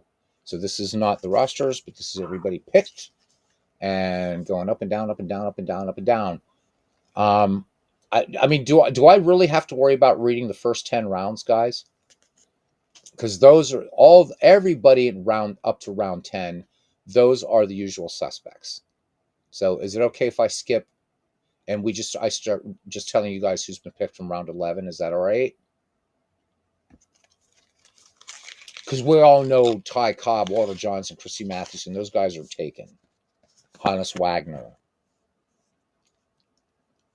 Well, David, some people do need the rosters. So, all right, starting from round 11, Deacon McGuire, Jim O'Rourke, Buck Freeman, Jack Taylor, Freddie Perrin, Larry Gardner, Larry Doyle, Sam Rice, George Wright, Chief Myers, Bob Shockey, Rabbit Moranville, Bobby Wallace, Chief Wilson, Heine Zimmerman, Happy Felsch, Ed Roush, Jake Dalbert, Heine Groh, Jesse Burkett. What a surprise it took that long to get drafted. Tony Mullane, George Gibson, Jacques Fournier, Russ Ford, John Montgomery Ward, Vic Willis, another really surprisingly late pick, Ginger Beaumont, Baby Doll Jacobson, Von Gregg, Frank Snyder, Stan Kovaleski, Lefty Williams, Benny Kauff, Jack Feaster, Miller Huggins, George Gore, Hippo Vaughn, Art Fletcher, Claude Hendricks, Bobby Veach, Max Carey, Elmer Flick, Ed Williamson, Chick Stahl, Donnie Bush, Sam Thompson, and Bill Sweeney.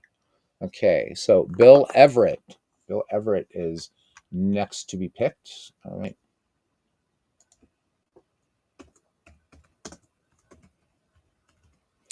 Bill Everett is taken. We're in round 17. Dublin, you're up. Dutch Ruther. He wasted no time. Dutch Ruther.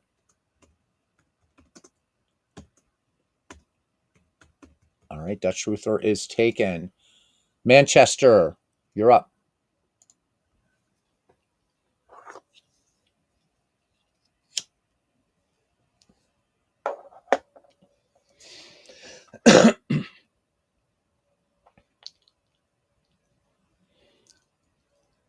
I think David was sitting on that one. He wanted to go, go, go.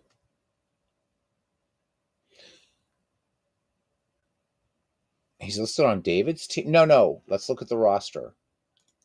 Let's look at Dublin. No, he's not, Bernie. Yes, he is. Yes, he is. Where's Vegas?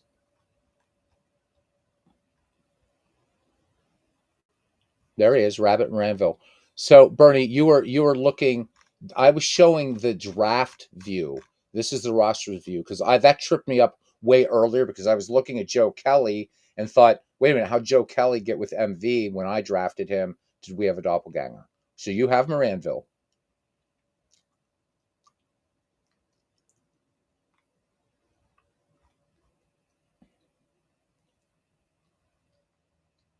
No, Bobby Veach is not on your team. So the way this app works that I created, this is the roster view. So this is everybody's roster. But when we look at the draft board, this is showing the picks. So this is in round 1. Louisville picked Walter Johnson, right? It's so this. Don't look at this. This is just how the picks went. This isn't your roster view. Okay, it's the rosters. Okay.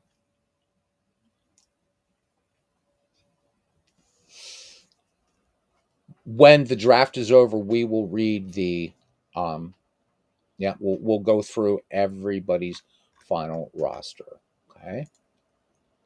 All right, Manchester, waiting on Manchester here, and here we go. Let me just close this thing over here. Don't need it.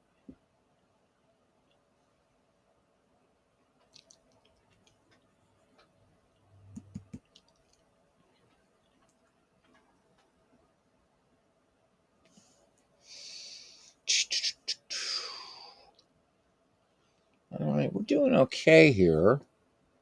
MV probably the one suffering the most right now in terms of time. It's 10:40 p.m. Here on the East Coast. Charlie Buffington without the G. All right. Thank you, guys. Missed that. Okay. North Texas, you're up. Thanks, guys. I think I was going through the difference between the rosters and the draft board thingy. So something maybe I've got to clean up in this app. I'm going to do more fine tuning on this. Ken Williams. So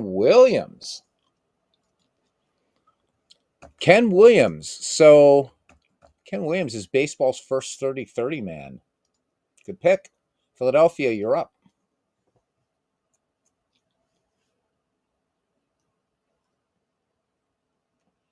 Ken Williams, member of that great 1922 St. Louis Browns team. What a fun team they are to manage. Baby Doll Jacobson is on there. Ken Williams, George Sisler, Urban Shocker finished one game behind the New York Yankees in the 1922 American League. Really, really fun St. Louis Browns. Guys, if you ever want to do a season replay and you want to have a challenge, manage those 1922 Browns. They'll make you smile. They're really good. Buck Herzog. There's a Wow, did he? It was that long. Herzog not taken, so good pick. All right, and I'm up, and I now I got to start cheating a little bit here, gents. I got to cheat, and I got to look a little bit. So, all right, and I picked 1915 for a reason because I want to look at the Philadelphia Phillies. Ah, there we go. Yeah, yeah, yep. Uh-huh. I like. Oh, there he is. Has the best write up that you guys never got to hear because my internet crapped out one night. Oh, there's some good players on this team. This guy does really well. I think I want to take him because, but we're going to take Fred Luteris for now. I'm going to take Fred Luteris. It's actually Luteris, but I think we called him Fred Ludicrous in the Fields of Dreams League. I think it was. Okay, got him. Vegas, you're up.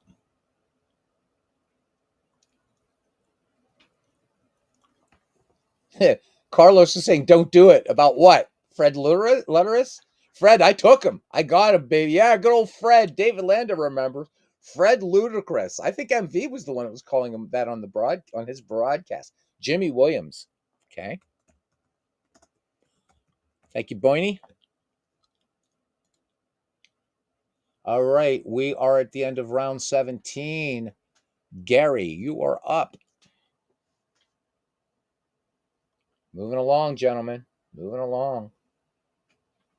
So Bernie was right in that a lot of the dead ball, and certainly the 19th century, they did not have 25-man rosters. So we were originally, Bernie had suggested maybe we should do 20-man rosters, 22. Jake Beckley, holy moly. There's an excellent player. Jake Beckley. All right. Gary, you're beginning round 18, so go for it.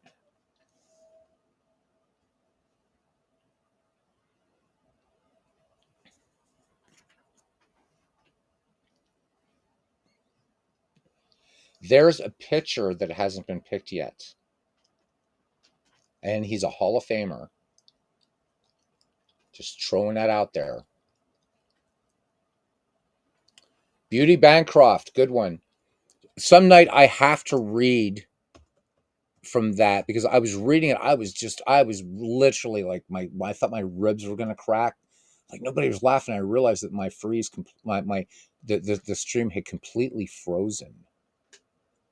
Oh, that's why you said no. Okay, I almost was gonna do it, but I saw Fred there. So yeah, Bancroft, man, called beauty. He was extremely graceful, but his write up in the base. And by the way, Vegas, you're up.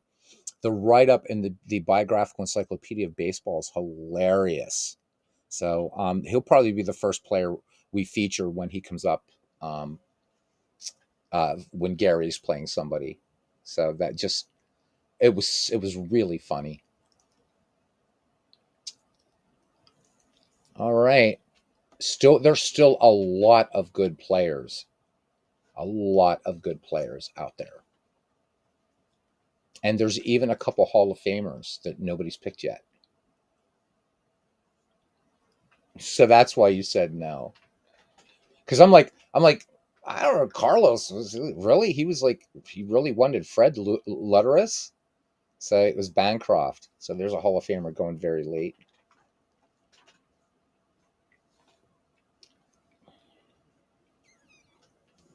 and he was very, very, very good.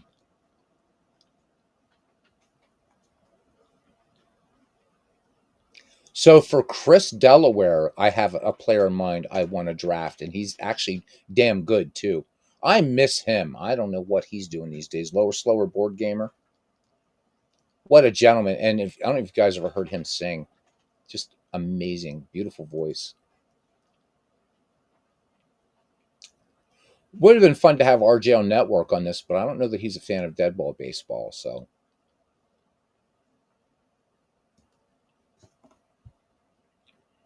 trying to get some of these guys to come over to the dark side. We do have cookies. Just a lot. Some of our players didn't wear gloves, but yeah, you know. It is what it is. Bad field conditions. Okay, so Vegas, waiting for Vegas to make its pick.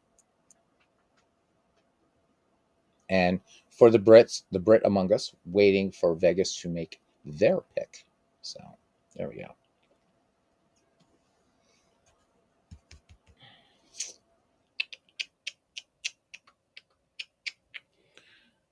All right, this is really fun.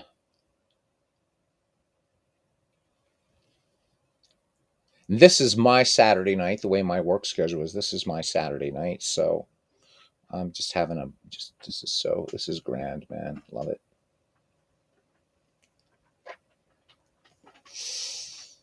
Hoping the stream's still alive.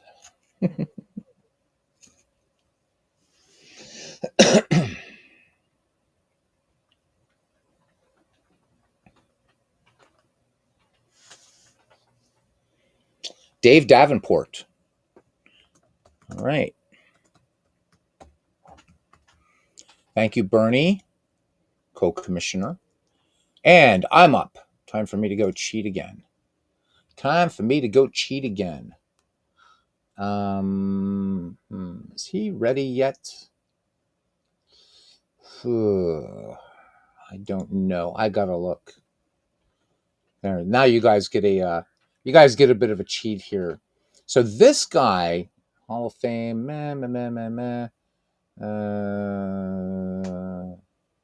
yep, I'm gonna take him. I'm gonna take Epa Jephthah Rixey,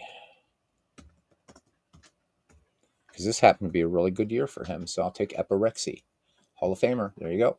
Next up, Philadelphia.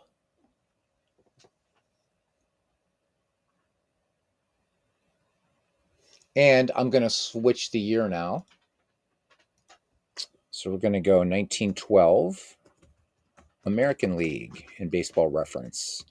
And I'm going to leave this up here for you guys to maybe that will help you make some draft picks. Okay.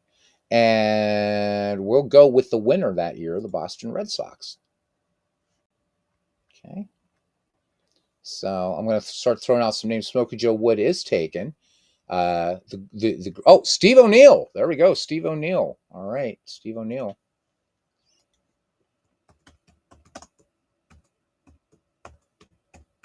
Okay. Thank you, Philadelphia. North Texas. All right. Let's look at this Boston Red Sox squad while North Texas decides. So Ray Collins, pretty good WAR there if you guys go by that. Larry Gardner is taken. If you were talking about Buck O'Neill, I wonder if you meant this Buck O'Brien. I don't know. There's Hugh Bedien. He was in the first McGreevy League. Let me see. Let's look down here. Oh, there's some good players here. Oh my God. Okay, I gotta hide this team. Never mind. Nobody can see this. I don't think. No, I don't think. Let's see. No. I think it's a different O'Neill. Oh God, I hope. Oh man, if we have that's gonna suck. I'll have to fix it later. But let me see. I don't remember typing in Steve O'Neill's name. It's kind of weird, this sort of muscle memory type thing. But I don't think so. Looking. So there he is once.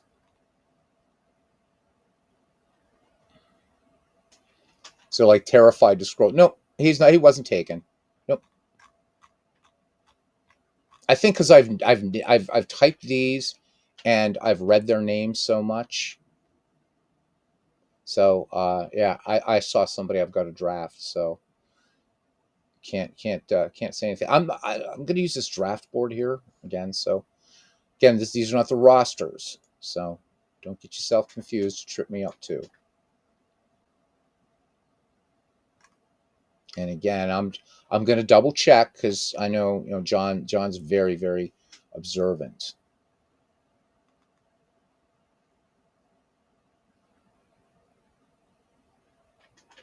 So yeah, there he is once.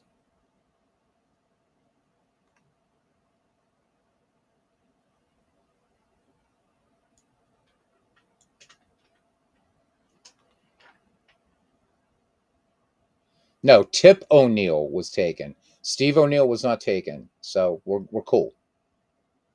We're cool. Orville overall. Good pick, John. Good pick.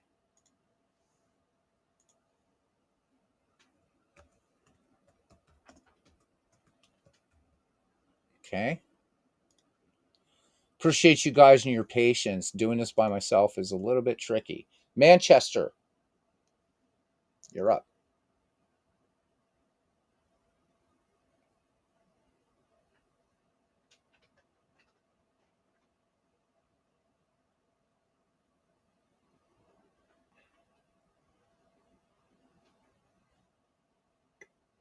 Nap Rucker. That was somebody I was thinking about, MV. Good pick. Okay, Nap Rucker taken. Dublin.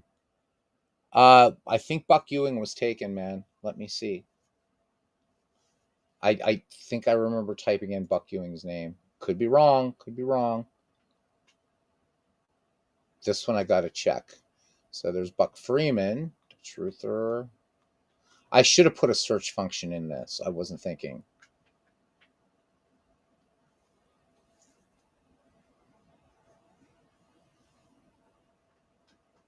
This is when I need another pair of eyes. Carlos says he's got Buck. Let's go right down and see it, because I do remember, pretty sure I typed that name. Yep. Buck Ewing was taken way back in the before days. Thought so. I thought so. Thanks, Carlos.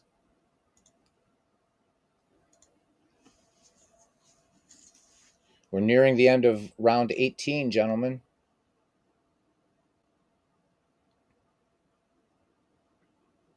And the people out there hanging on that aren't part of this, thank you. I know this is kind of like watching paint dry, but thank you very much for hanging in.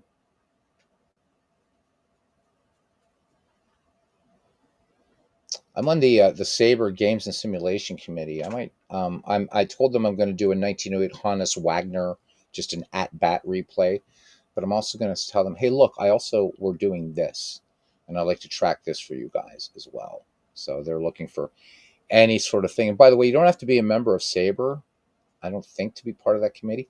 If you guys are interested in that, there's some really cool stuff. If you go on, just Google Sabre Games and Simulations.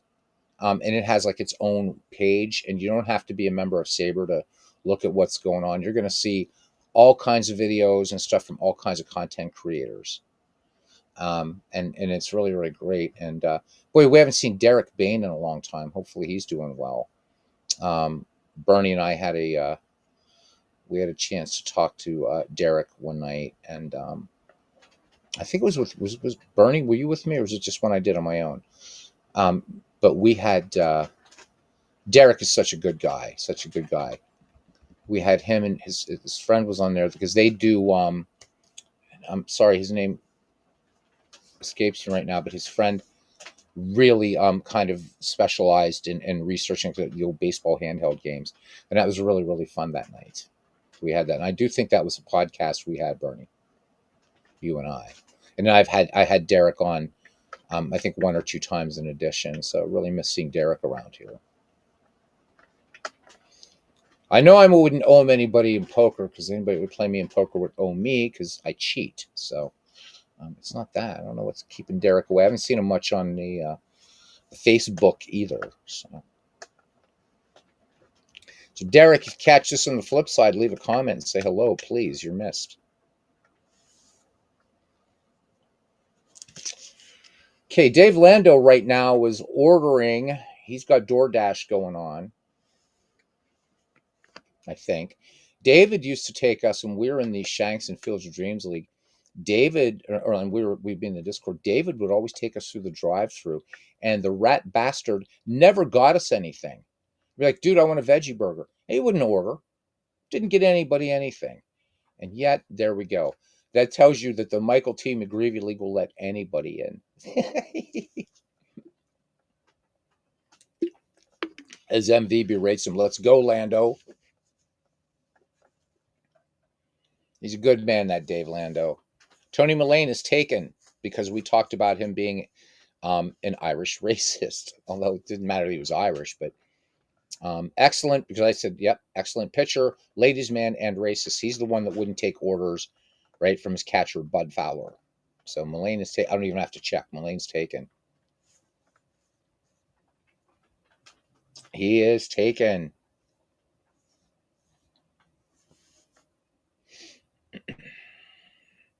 If he's, let's go, Lando. So MV right now, he's yeah, he's coming up on some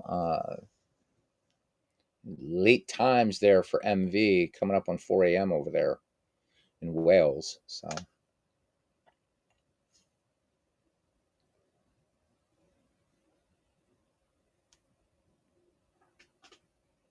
I forget who picked Mullane actually. Let's look. Let's see who did get Tony Mullane. All right. So note to self: make a search function for this thing. Although once it's an out of the park baseball, that'll be a lot easier to do. But let me double check, because I do know we talked about Tony Mullane tonight. Okay, yeah, John has him. Yep, yep. There he is. He was picked back in round 13. Method to my madness. That's why I try to comment on some of these players. But I wasn't sure about Buck O'Neill. You guys had me, or not Buck O'Neill, Steve O'Neill. But it was Tip O'Neill that was taken. So, all right. So David, okay, says Jack Myers. I know Jack was not taken, so Jack Myers is yours. All right, Jack Myers, no relation to Oscar Mayer, even spelled differently. Louisville, you're up. I don't know. I literally created this thing yesterday.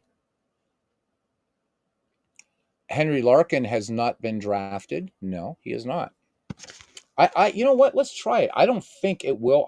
Again, I made this yesterday, but let me see.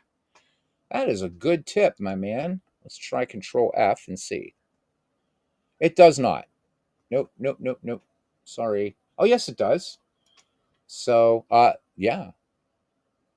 Nice. Thank you for that. I just realized it's up there. Cool. That's good, because that's going to be better than doing this. So let's just look if Henry Larkin has been drafted yet. And I think he's Larkin. Nope. No Larkins. But just to test it. Yeah, there we go. So we do know. Well, thank you, man. I should know this stuff. All right. Easy peasy lemon squeezy. Let's get back to the draft. And Louisville, you're closing out round 18. Howie Kamnitz. Oh, so you're doing, look at you now. Now you're doing like both of your picks. Howie Kamnitz. Okay. Former Pittsburgh. Well, they're all former, but you know what I mean. Okay. Howie Kamnitz. And we'll do it as Yip Owens. Frank. Well, I'll just do the whole thing, because when I search that player list, I'm going to need to be able to do that. So just in case, because that's a pretty common name, right? Okay. Round 19, we continue. Dublin.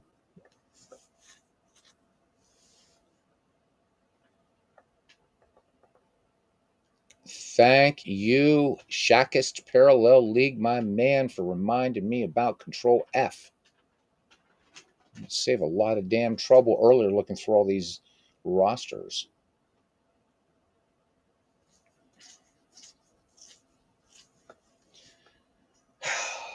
Boy, I need a Guinness. I need a Guinness so bad. Abner Dalrymple. Cousin Ken, if you're still around, that pick should make you happy.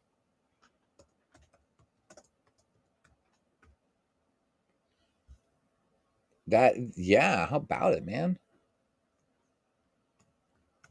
All right, Abner Dalrymple makes the cut for Dublin. Manchester.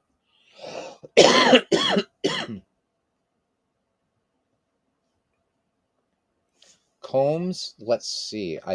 That sounds familiar to me, but now I get to do the Control F thing. Cool. He is available. How about that? Okay. Parallel League, Shaq has just saved the draft. Combs is taken. North Texas, you're up.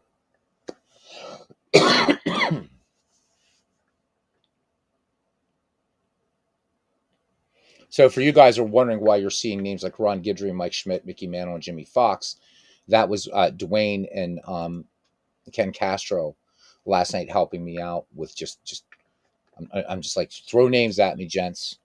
Tilly Walker is available. I don't even have to do a search. I do know that he's available.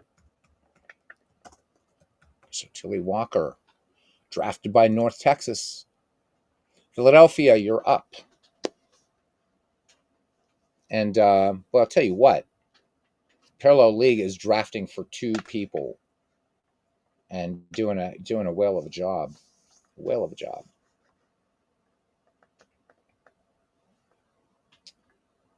All right, and who is it?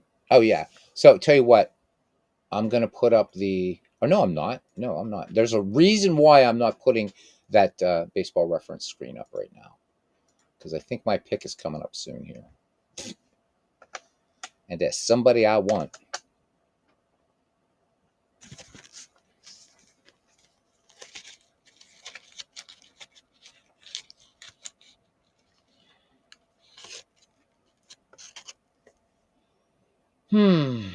In fact,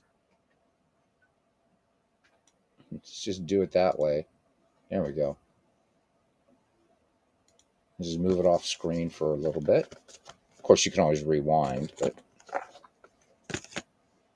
okay, we're waiting for Philadelphia.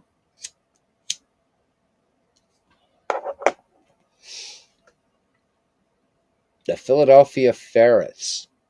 So when I make that logo, I promise I won't put Richard Gere in there. You guys have heard about the Richard Gere and the Ferret story. I will not include him in the logo. Harry Davis, if he's still around, I believe he is. But let's do the trick. Let's do the trick. But I don't remember typing that name in. No, we didn't. No, nope. I don't think so. Nope. George Davis is in there, but not Harry Davis. So Harry Davis is drafted, baby. All right.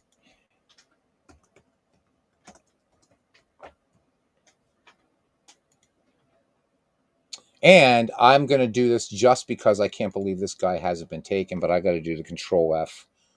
Just keep forgetting to hit draft board. Just to be sure. Nope. I'll take Harry Hooper. Why that guy took so long. All right. Now I'll bring Baseball Reference back. There it is. And now we can bring it down here. Oh, there's another guy. Well, kind of the war is kind of meh. Let's come down here. I don't know how you guys are doing with pitching, but we'll show some. Look how it's just amazing how dominant Smokey Joe Wood had that year, huh? All right. Bernie would like to see his roster. Absolutely, Bernie. I'll even read it to you, Bernie. You have Pete Alexander, Napoleon Lajoie, Joe McGinnity, Jack Cheesebro, Cy Seymour, Zach Wheat, George Davis, Jimmy Collins, Roger Bresnahan, Hal Chase, Max Scoops Carey, Sam Rice, Hippo Vaughn, Chief Myers, Claude Hendricks, Rabbit Moranville, Jimmy Williams, and Dave Davenport. So that's who you have right now. I'll leave your roster up here for a minute. I got to scroll back so you can see. There's your first 10 picks. And you're a pretty good reader there. And there's your 11 through 18.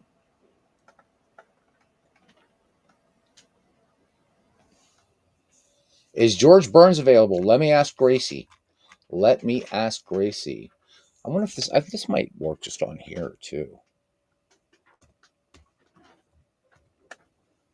Seems to be available, Bernie. So you got him. Wasn't his nickname Oyster? Or was there a different Burns? Was George Burns and Oyster Burns two different people?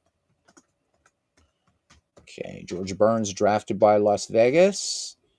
And Gary will be closing out round 19. So, Gary, if you're ready, you can just give me your round 19 and round 20 pick.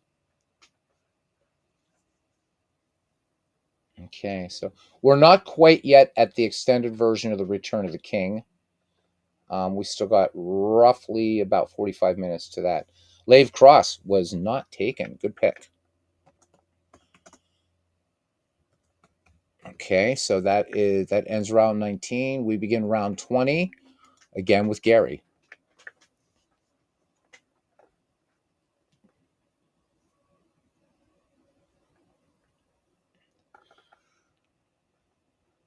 And if you guys want me to just again do a random year and leave baseball reference up, let me know, because I will definitely do that if that helps. I'm doing it. I'm leaving it up there. It's really helping. I'm going to change the year though to 1900.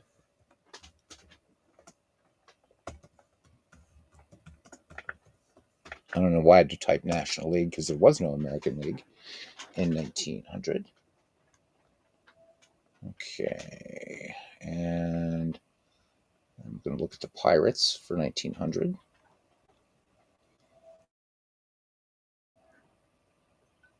Okay, so taken. This guy not taken would be a good one. He is taken. I think he's taken. I know he's taken.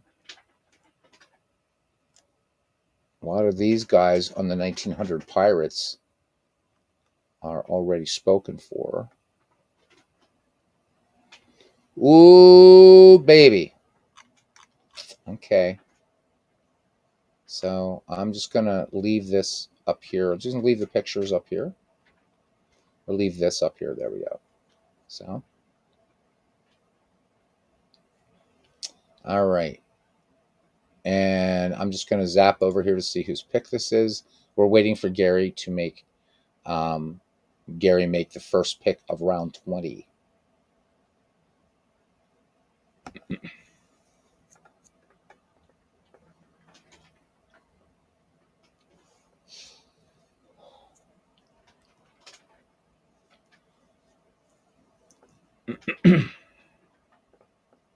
I'm guessing right now Baseball Reference is getting hit hard by a lot of people.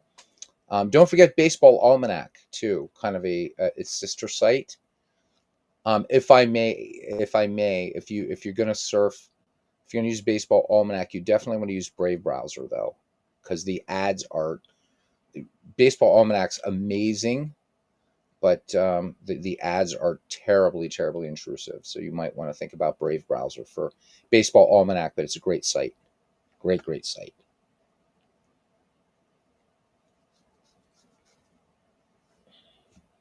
We're almost there, guys. We're almost there. 40 more players to be picked.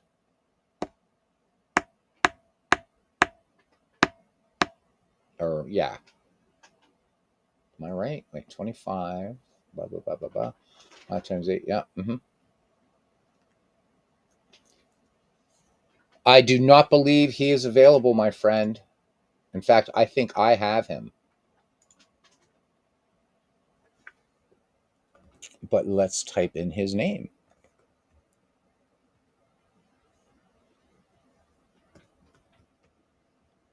Unless I'm, yep, no, yep, I got him. I do remember typing in his name. Jack Feaster is taken. I'll leave this up here for if you guys ask questions. We'll leave this up here for right now, and we'll do the little Control F trick because it does work. And we are assuming, of course, that my spelling is correct, but Feaster is taken.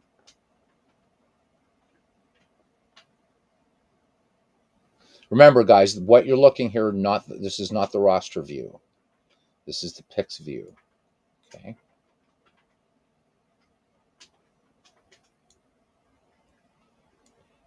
Yeah, I've got to ask this for another time to code, so I can code it out so that we don't have to scroll. Let this fill the screen. Try something else here. Nope, that doesn't help either. Shit. Lundgren is available.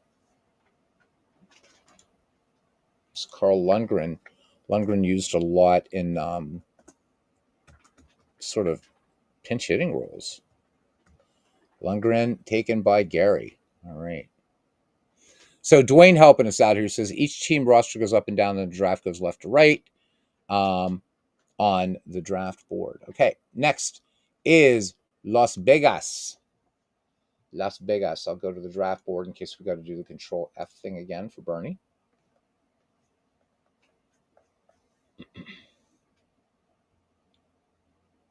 Oh man, I know who my next pick is. I know who my next pick is because he wasn't picked. And it's because I'm looking at a name on here, and I was about to make a comment direct about this name, but 3. I know my next 3 picks already. Unless one of you guys told for me. So just to remind, so it's Bernie. Yeah, it's Bernie and stuff right now, Las Vegas.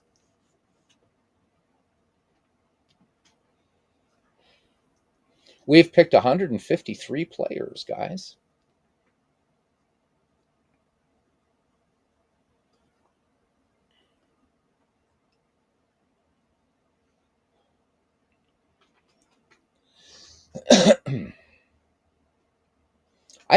I don't know. I don't know what. Maybe this is something we can talk about down the road. Because what would be really kind of fun, because what Field of Dreams did is very different. It'd be fun to make this a non-keeper league, maybe after 2 or 3 seasons, dump everybody into a draft pool, and just do the draft right back out of that again. And the rule is you just can't have any player that you had before. So that might be kind of something interesting to see. You're watching how other players perform. You say, I wish I would have had that guy, but instead of going into the trading thing, we might do that. I don't know. I'm kind of thinking out loud right now, and I got to confer with my partner in crime, Bernie, over there. So late for MV, still early for Bernie. Although I don't know what time Bernie gets up ungodly early AM. So I don't know how he's holding out. Hopefully, Mrs. Bernie is okay with him on doing this.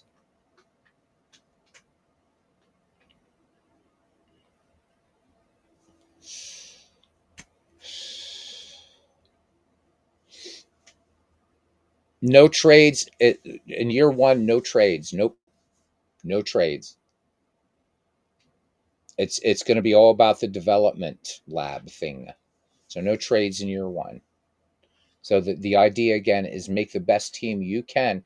That's why everybody is going to be in the next 2 weeks picking the year that they want for these players. And then I'll have the information I need to start constructing the teams and out of the park baseball. So no team. Yep, no trades. That's something that maybe after season 1, Bernie and I will put out to the community, to the league, if you guys want to have some trading. Ping Bodie. All right. You got it, Bernie. Ping Bodie was not taken. Always like that nickname. Ping. Hi, my name's Phil. I always wonder if it was a real name. Maxwell Silver Hammers. All right, baby. I am taking the hot corner of the great, and let me make sure, but I don't remember typing in his name, because I was going to talk about Tinker to Evers to Chance, but everybody forgets the other part of that infield, Harry Steinfeld, and I'm taking him. So, boom, there we go.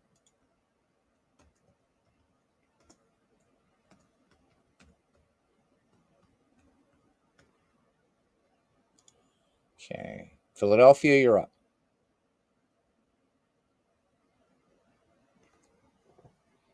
Got a couple of Jack McKeons in this league. You're shocked.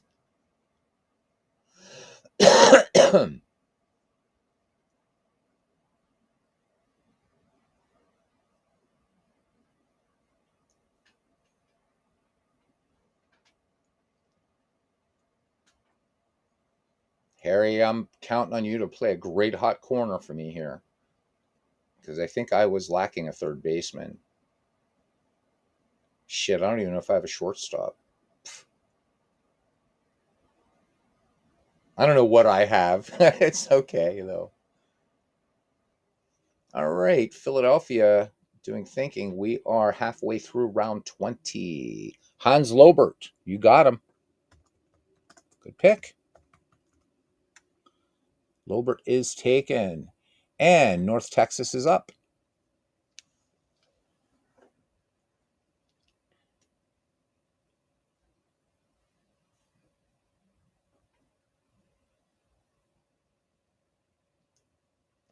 Yep.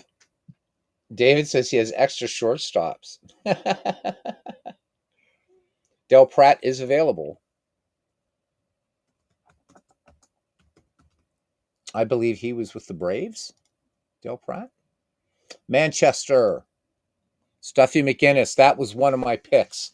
I was going to take. Good call. Long career, Stuffy McInnes, by the way. Good pick, MV. Dublin, you're up.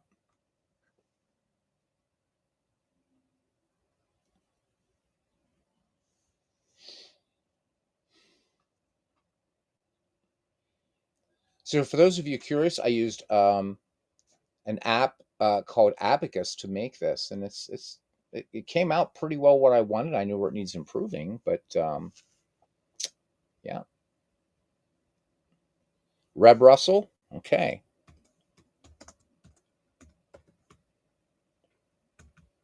Okay, next up on the board, Louisville to close out round 20 and begin round 21.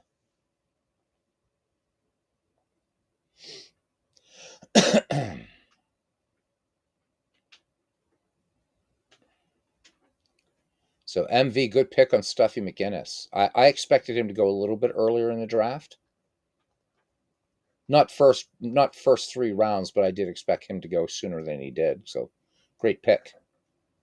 Part of Connie Mack's fabled $100,000 infield. Stuffy McInnes. That's David Frank Lane, Lando to you, says Midlife Crisis. Dude, you're going to be missed. You're going to be missed in this league, man. Maybe we get you in year 2 or something, or season 2 or whatever. I do want to say that, I realize that when Steve does start up Fields of Dreams again, there's going to be a lot of you going to that league. Just let me know if when that starts, you can't participate in this one any longer. I would completely understand. So, no worries. Break up the Red Bull, says Midlife Crisis. MLV laughing over there in Wales.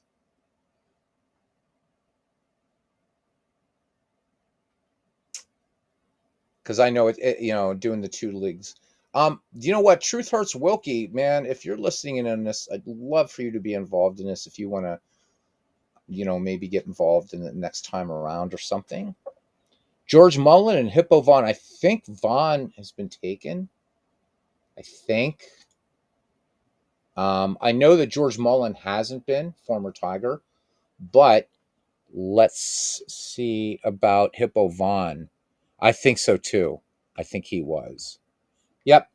Hippo Vaughn was taken, was. Yep. But George Mullen not. So good one. Actually, you know what? I'm starting to get a little bit of I'm starting to get paranoid now. I don't remember typing in Mullen's name, but I want to check. Nope, George Mullen is yours. You got him.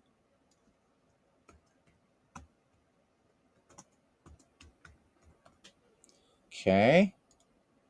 Louisville begins round 21. Red Faber. Yeah, there you go.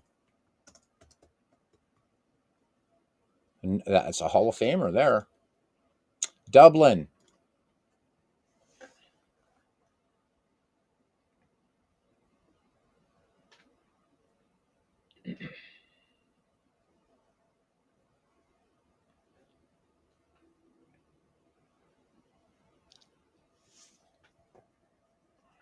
So yeah, cousin Ken. I mean, looks like we're gonna get this done tonight. You want to play some? I'm even free during the day, cuz tomorrow, if you want to get on here and do game 2 of our 1912 World Series. We had a shocking ending to game 1 last night. We were all shocked. Jim Scott, okay, it's a player I really don't know a lot about. Manchester, you are up.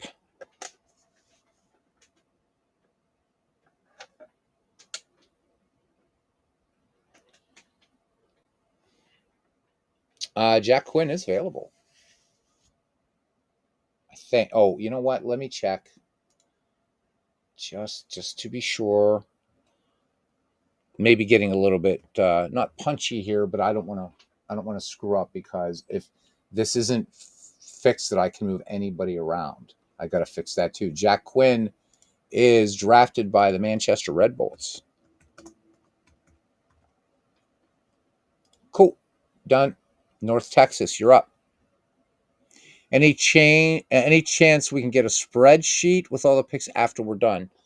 Um, so do you have out of the park baseball? You don't have to. Yeah, those old A's are excellent. Um, can probably do it as a spreadsheet. Larry Gardner, I do not think is available. I'm pretty sure I typed that in. That sounds really like, yeah. I think he was taken. Larry Gardner was taken in the 16th round. Yep. So not available. I remember remembering this stuff. Yeah, I could create a spreadsheet. I think I can do it. What I'll do is when I put the teams into out of the park baseball, there's a way I can export them back out, rather than me trying to futz around with Microsoft Excel, because it's been a minute since I've messed with it. You won't need out of the park baseball. I was gonna say, if you do, for anybody that has out of the park baseball, if you want this as a quick start, let me know, and you'll have it as a quick start. So I just need to know if you have out of the park baseball or not. Is all. Okay. And North Texas is thinking, as Larry Gardner is not available.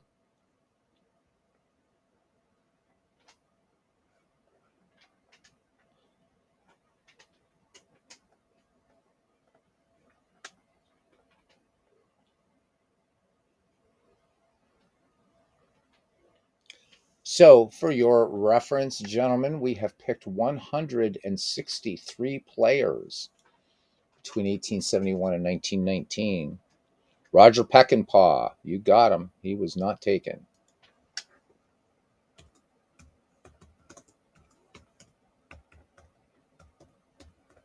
Okay. Thank you, North Texas. Philadelphia, you are up.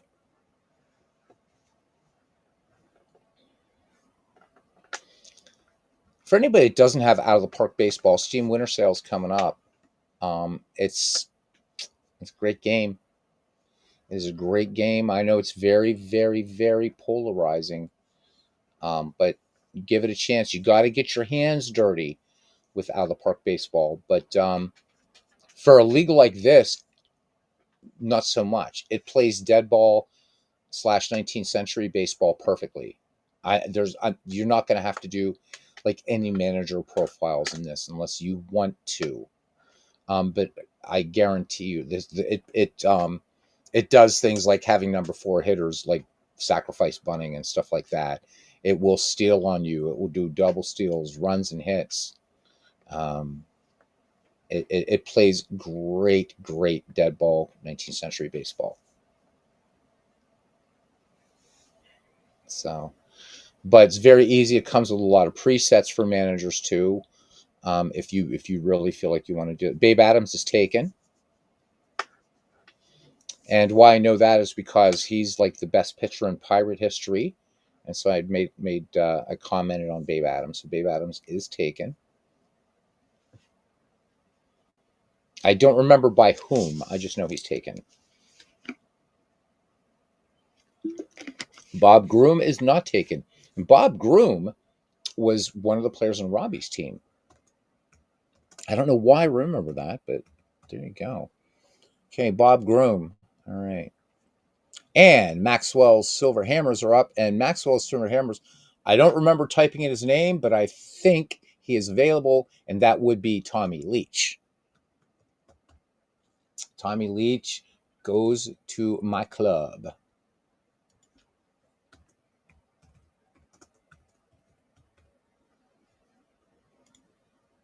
Next up is Vegas.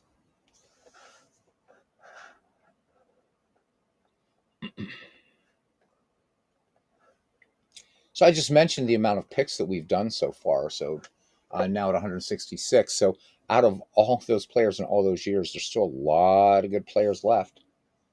It's when you're thinking past the Hall of Famers and the top tier, almost Hall of Famers, Babe Adams being one of them. That's when these things get challenging because then you got to dig deep, right, brothers? So now I can bring up 1900 because I don't want anybody to see Tommy Leach. But there's some good guys on here still.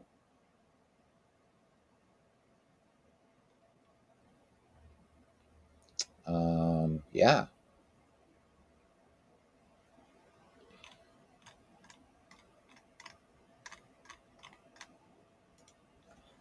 Let's pick, let's go 1917 National League. Again, we'll do the National League. And let's look at the 1917 National League. And let's pick the Chicago Cubs. Let's pick a fifth place team here. This is more for you guys to just get some names. So let's see. Hippo Vaughn has been taken. Phil Douglas available. Fred Toney. There's a good pick. Good player. Fred Toney. Thank you, Vegas. Co-commissioner. Next up is Gary closing out round 21 and beginning round 22. Almost there, fellas. Almost there. We're still not at Return of the King yet. We're close. We're close, but we're not there yet.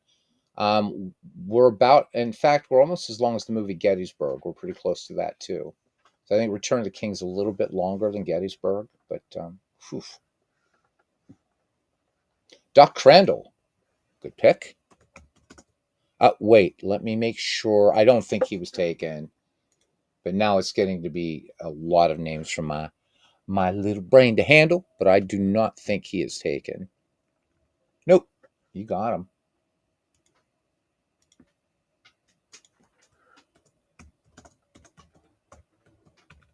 Okay.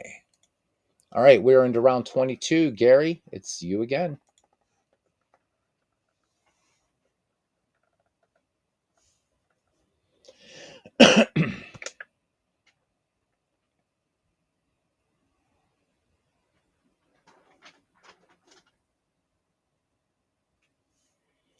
Chomp on a couple vitamins here.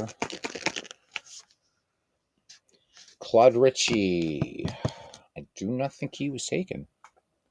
Claude Rich. I'm guys, you have to forgive me. I do have to, I want to double check these now. That I don't recall.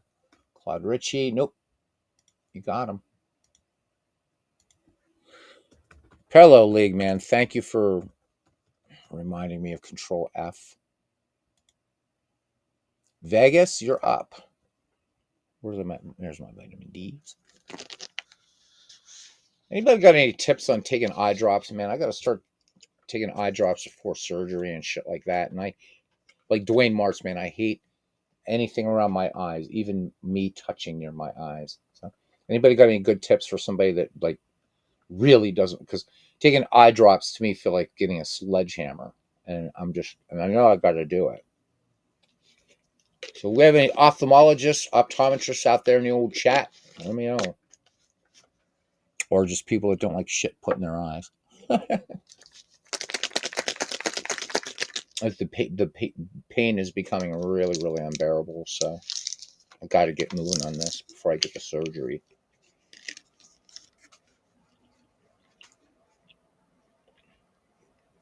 Surgeries, I should say.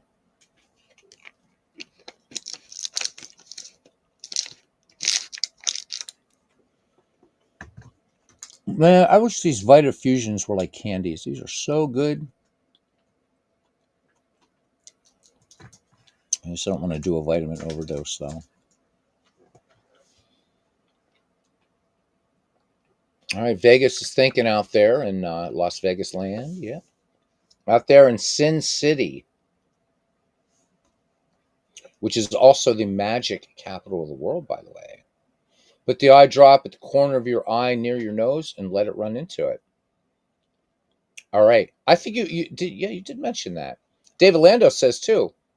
Put in the corner of your eye, nose side, then blink a bunch. Okay, because man, it hits right there, like where the pupil is. And what always happens with me is it freaks me out so much that I close my eyes before the drop hits. And I was telling the surgeon, the ophthalmologist, he said, yeah. He said it was the same with me. Dode Pasker, you got him. He said the same thing to me. He said, I hate it. And he said in medical school, he said when we were going through that and had to learn how to do drops and stuff, he said I was awful with that. Oh, hey, I'm up and I'm going to take Rube Oldring. So that one's for you, Chris Delaware, wherever you are. Rube Oldring. Bang. Okay, Philadelphia, you're up.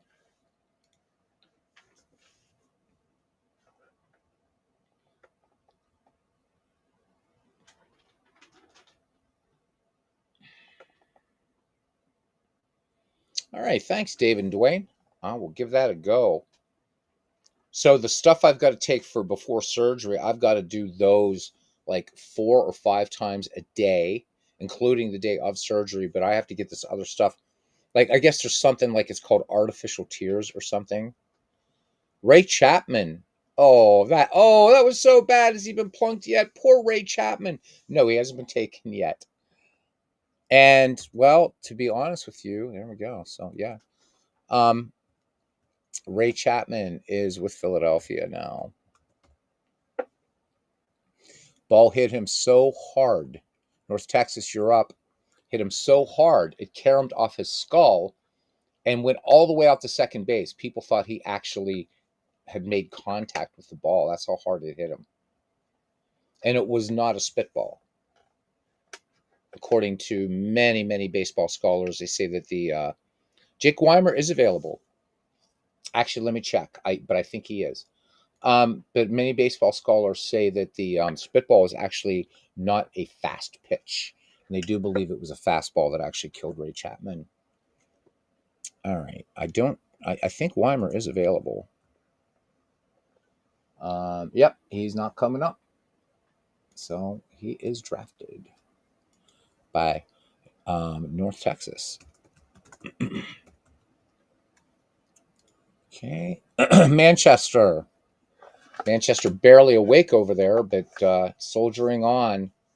Soldiering on. The MV Fusiliers. So, in the great tradition, great bravery of the British in both world wars. There he is. But I'm thinking in terms of like for MV, this is sort of like a battle of the Somme now. So George Van Haltren, this guy, George Van Haltren, MV made one of the best picks of the night here, and I know maybe a lot of you guys don't know about this guy, but whew, he's tough. Dublin, you're up. That is a great pick. Carlos knew it right away. George Van Haltren, MV, MV man.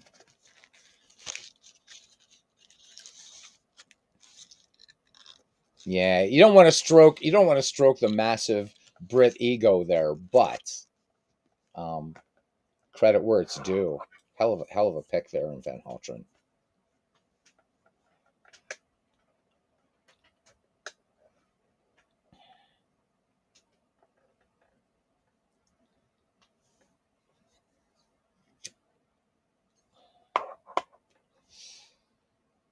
All right, we're nearing the end of round 22. Light at the end of the tunnels, my lads. Light at the end of the tunnel.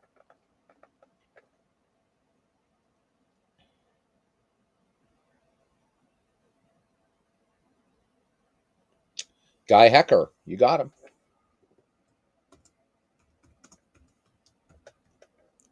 Okay.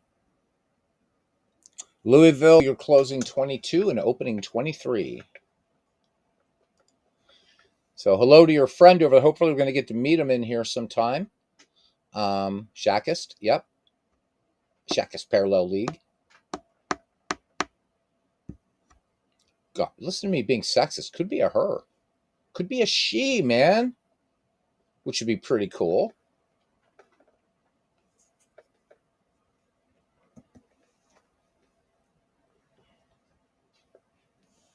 Guy Hecker, I believe, was a Cub, right? I think.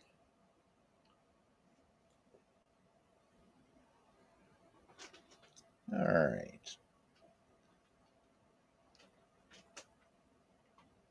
I mean, I'm guessing that a lot of you guys already do have the years picked for the player that you have, but we're still going to make it for about 2 weeks because Bernie and I really need to kind of chin wag about some things.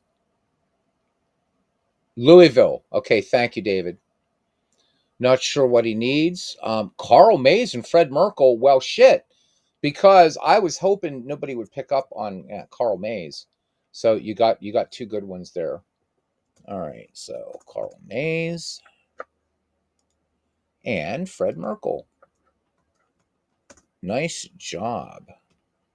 I don't think any. I don't. There's probably some of you that have everything. Probably your diagram out there. I have no idea. For all I know, I could have 13 first basemen. Okay, Dublin, you're up. And thank you too, David. I don't know why I was thinking he was with the Cubs. So Louisville, thank you.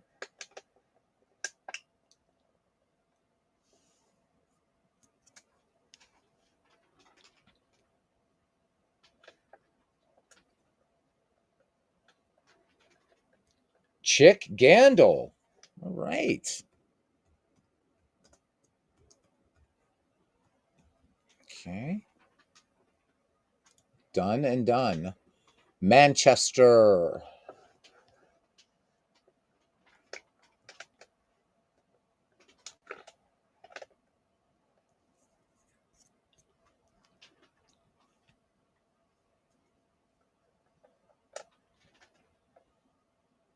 Still some good Federal League players out there. Just saying. There's still at least there's a Hall of Fame pitcher that nobody's picked yet. And that's besides Eparixi, who I have. There's another Hall of Fame pitcher.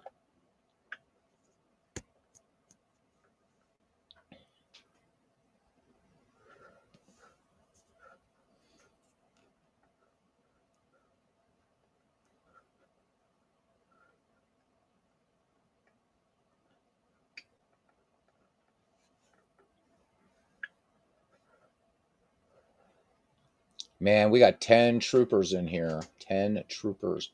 We topped out at 21 tonight. That was pretty good. And we stayed at about 18 to 19 for a bunch of people reading names. That's pretty damn good. Oh yeah, that was me. So I was thinking for some reason that he played for Chicago, but David corrected me and he played for Louisville. I don't know why I was thinking he played in Chicago. I wonder what these players that were, yeah, what would they think of this now? As I always say, we could look back on pictures, photos from 1925, and we look at it as how quaint. But we can't imagine what 2125 is going to be, and they're going to think us just as quaint as we think 1925. But I wonder what some of these guys would think about this. Pat Moran. Okay. Now I do know he had a connection with Chicago. So I forget if it was a player or as a manager, but Pat Moran, picked by Manchester. North Texas, you are up. And no relation to Bugs Moran, by the way.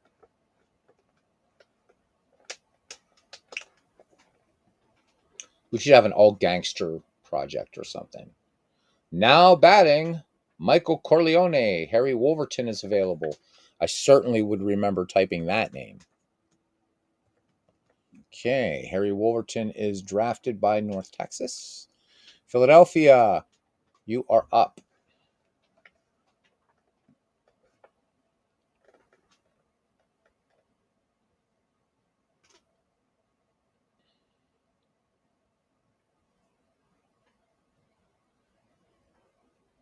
Wasn't there a song?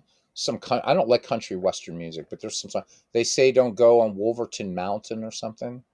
So there you go. Now I'll remember that. Say no. Remember I mentioned it was about a song.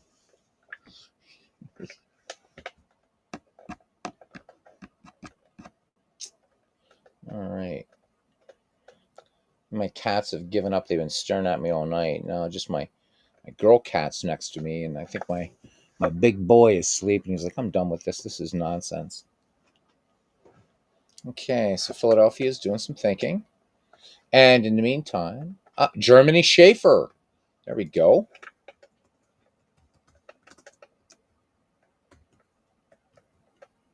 Jeremy Schaefer is taken by Philadelphia. And I'm up, so time for me to cheat. Got to. There we go. So whatever. There we got some women folk advertisements there.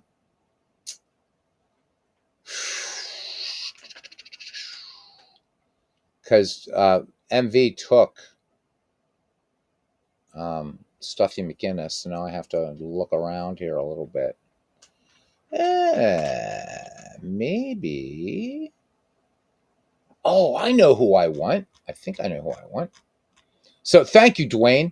So there is a subgenre. It's called dark country that I love. It's like a mashup of metal and outlaw stuff. So I like dark country, and some modern country's cool. I don't like the old weepy stuff though. I got to look this guy up because he had one good season, very very short career. But let me see. Let me see. Let me see. Let me see. Let me see.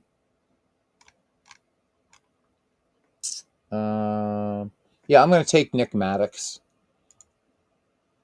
I probably don't need the pitching, but I'm going to take him.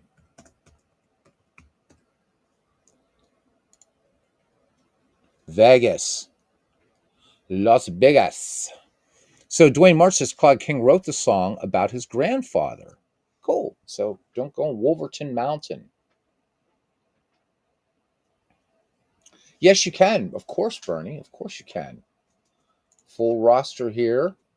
And again, Bernie, I'll read it for you because you are the co-commissioner.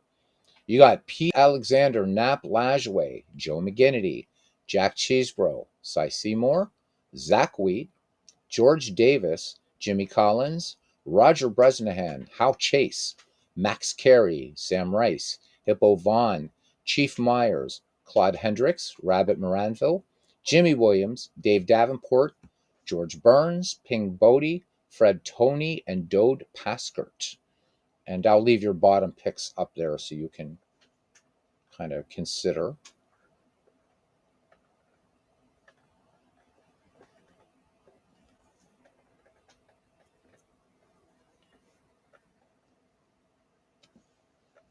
Man, I really wanted to get Sam Thompson. Carlos.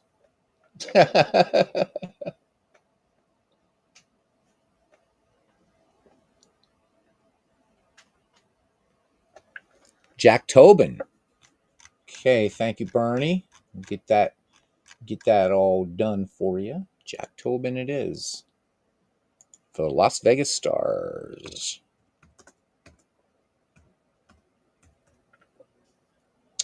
All right.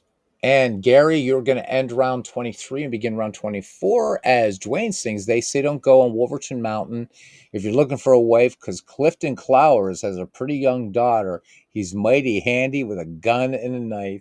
Nice. If I would, well, not that I'd get a copyright strike, but they would like silence out part of it. Ginger Beaumont. Oh God, I don't remember. Let's look. Beau. Yep, he's taken round 13.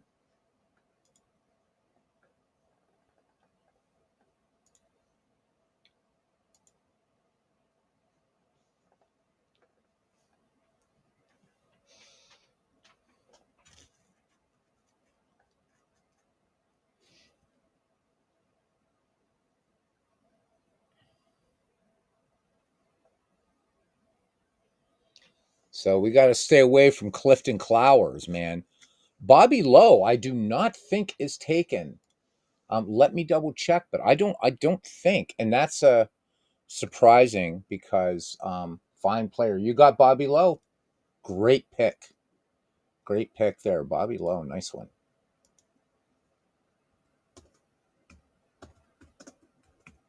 Okay. Okay, Gary, you're starting round 24. We're down, guys. We just got to go through two more, 24 and 25, and we're done.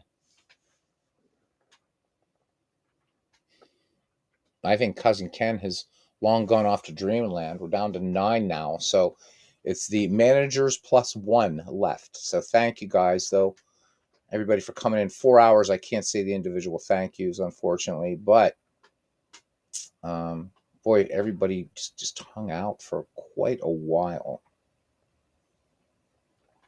It means a lot.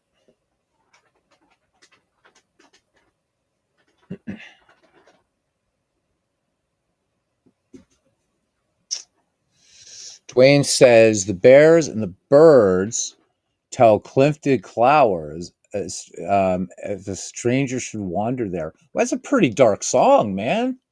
I might have to listen to that because the only thing I ever knew was just that chorus, but I didn't know this was about some dude handy with a gun and a knife. Now I like it. Now I like it. I just don't like that tear in my beer stuff. But you're talking about guns and knives, and you guys got to listen to some dark country, good stuff. Kid Gleason is not taken. I don't even have to look him up. Kid Gleason, uh, a very, very able player and manager of the 1919 Black Sox. Las Vegas, you're up.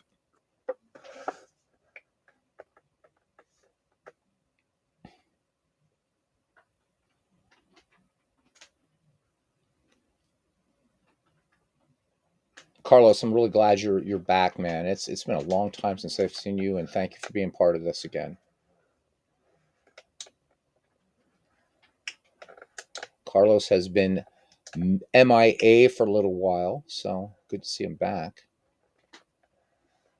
So, of the unholy three that did that crazy run down the stretch, the only one in this next McGreevy is MV. So Todd B not in this time, and Ken Castro. David Lando says Carlos is overrated. Ooh, ooh. So, geez. So we're around 24, Mike. Round 25, and then we'll be done. So we are close now. But everybody right now is digging, I think, feverishly into Baseball Reference and Baseball Almanac and Retro Sheet and whatever. So, yep, still at it, buddy. These drafts take a bit. So, we're almost there. Almost there, baby. I mean, I'm going to have a lot, Bernie and I, but especially me, because I don't want to, I don't know what. Bernie and I are going to have a lot of work as far as ironing some other things out that we've got to do. And then I've got to construct these teams.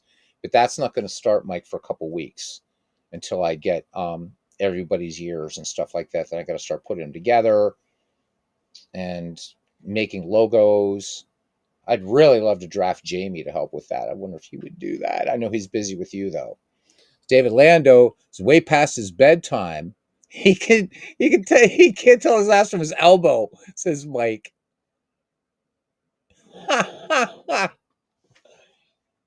You gotta love it. You gotta love it. I'm just like I said, Mike, I've never forgiven the rat bastard for never buying us anything when he would go through the drive through. Like ever. I think Red Russell's taken. And the reason is because there's another person that would fit that isn't taken. But I think he is taken. Yep, he's taken, Bernie. He was taken around 20. It is Vegas's turn. We're almost there, MV. Hang in, buddy.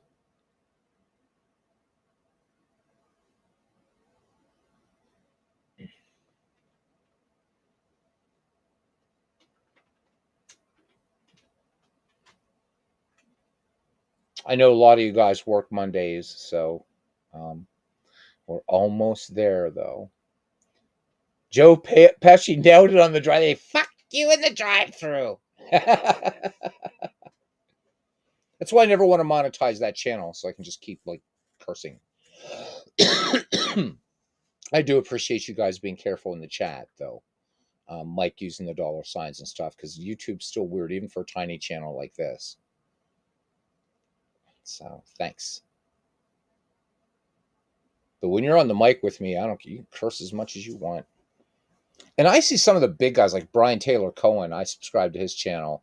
He's got like 4.33 million subscribers.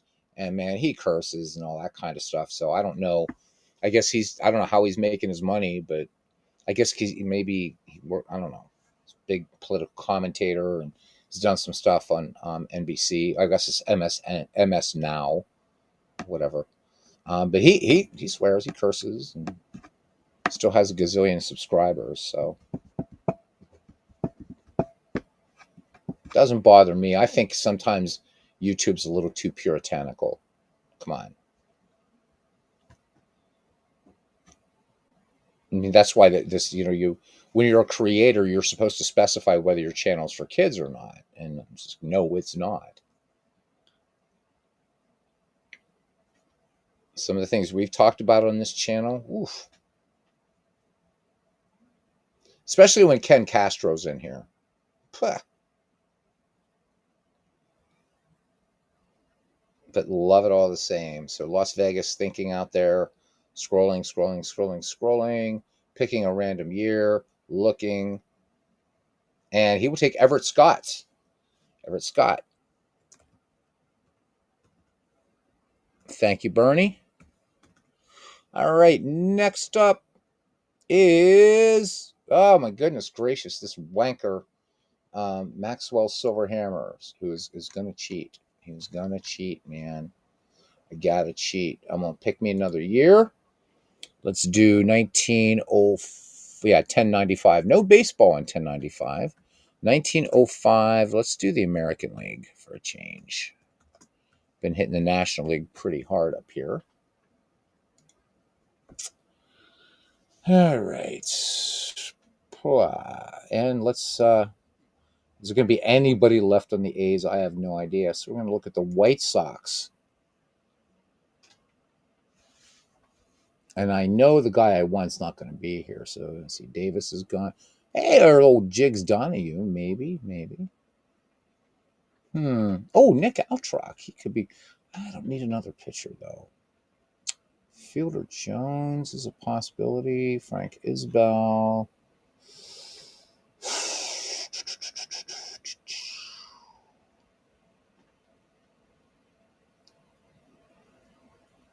I don't think anybody took Billy Sullivan. I don't think. And if no one did, I'm going to take him.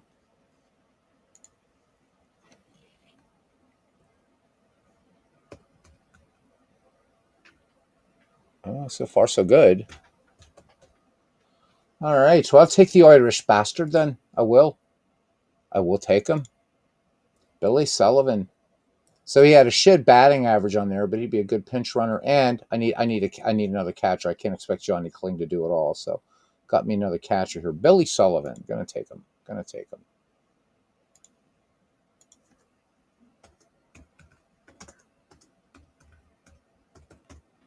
All right.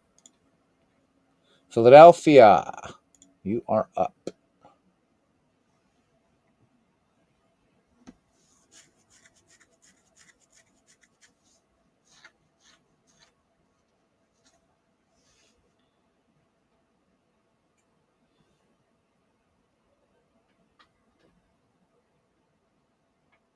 I need to look at my own roster. There was a guy I wanted to pick, and I got to make sure I picked him while you guys is thinking. Did I get him? I hope I did. Yes, I did. Good. Okay, good. Because he always tends to rip it up. Will White, let me make sure I don't remember typing in his name.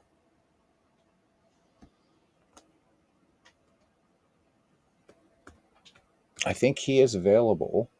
So Deacon White, Doc White, Will White, you got him.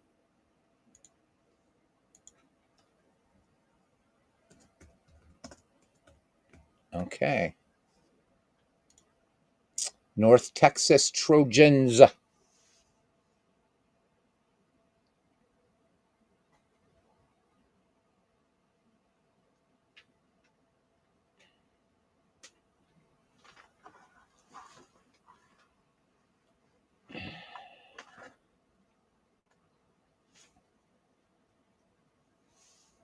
All right. Red Ames is available. Yes. One that I'm kind of surprised didn't go sooner. So Red Ames, John, you got Red Ames. Manchester, if you're still awake. It's like one of those things where right when you're a kid, like nobody wanted to be the first one to fall asleep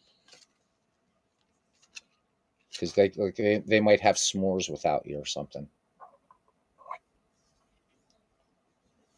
See, now it makes me think of Sandlot, which I'm probably going to watch after this is over. I love that movie.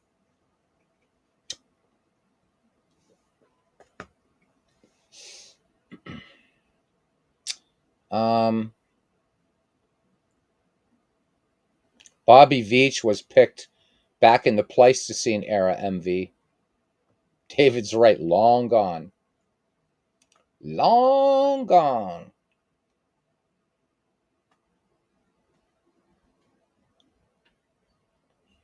A very, very long shot. But actually, somebody had picked Bobby Veach, and I'm like, oh shit, somebody's going to remember Tommy Leach, and I was able to get him. David shouts, let's go, MV. I don't care how tired you are.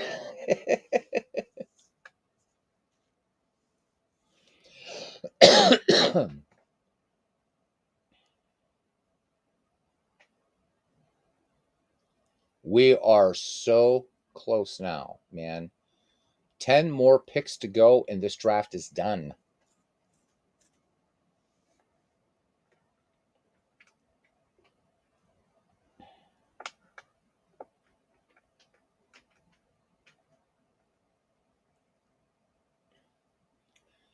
Frankie Frisch. Wow. Okay, yeah, nobody took Frankie.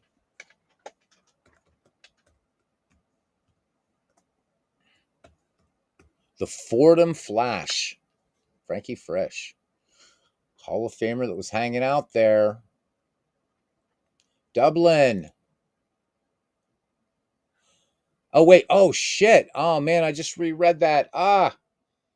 So Dublin, yikes. You know what? There's no way to go back. I've got to remember that. I know. I completely missed. So I got to make a note for myself because I didn't put a thing in here where I can have an undo button, unfortunately. No, I know. So I got to make a note so that when I create these teams, that's the only gaff. And come on, give me a little bit of love here, guys. In 4 hours, that's the only mistake. So let me write that down because I can't undo it in here. Another thing I'm going to have to put in this app is an undo function. All right, but I will fix that when I'm creating the teams. And where's a pen when you need one? See, they're never around when you want one. When you don't want a pen, they're coming out of the damn wainscoting, right? Wainscoting. I like that word, wainscoting. Is this a pen? Yep. If not, it's going to serve as one now. No, relax. Relax, Lando, you rat bastard. All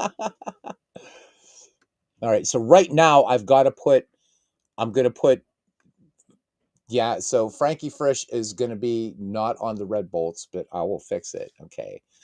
So, oh my God, come on, don't tell me this pen has run out. Okay, so Frisch to Dublin. And this is Ray Collins. Ray Collins to Red Bolts. So there you go. All right. Easily enough fixed. Easily enough to be fixed. So near the end. We are so near the end, MV. All right. So, Dublin, you will temporarily have Ray Collins. Okay? Just temporarily. I promise you. We'll get Ford and Flash. Okay. Okay, Louisville, you are going to end round 24 and begin round 25. We're just about to get in the first trade, right? Here we go. It's the first trade. Thanks for understanding, guys. Searching up and everything like that, and 191 players, and we've been doing this for 4.5 hours. We're closing it. No, we are past Return of the King, and I think we're really close to Gettysburg. And they broke the no trade rule, man. Yeah, of course, it's you guys, you renegades from the Fields of Dreams League. You guys. Frisch for Collins. What a bizarre trade. So, I'm not going to cheat and look at Frisch's record. Frisch definitely deserving player. Frankie Frisch, what a great career he was. So, great player. There is still a Hall of Famer out there.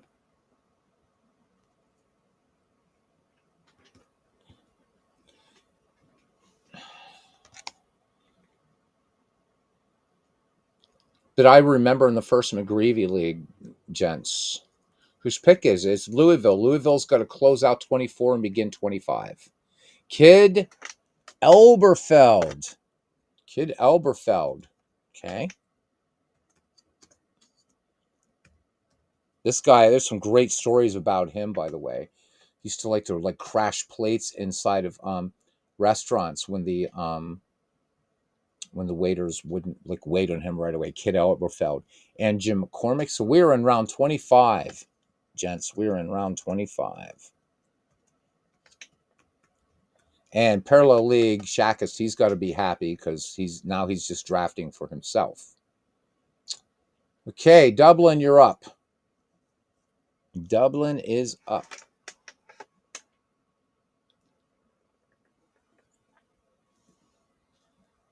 MV knows his bed is calling him. It's calling him and calling him. Wade Hoyt, there's your Hall of Famer. Yeah, right. I was thinking about somebody else. Somebody else that predates Wade Hoyt by by a couple decades. But I forgot about Wade Hoyt.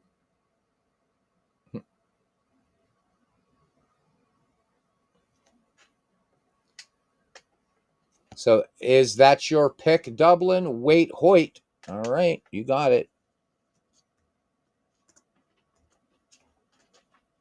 I get parallel. I get paranoid around Lando. He loses his shit big time. Manchester. This is it. Your final pick. You can go to bed. So everybody's picked. If you don't want to hang around, when you're done, hey, you want to sign off? Go to bed. Thank you. Thank you. Thank you. Thank you. A billion times. Thank you. This is going to be a lot of fun.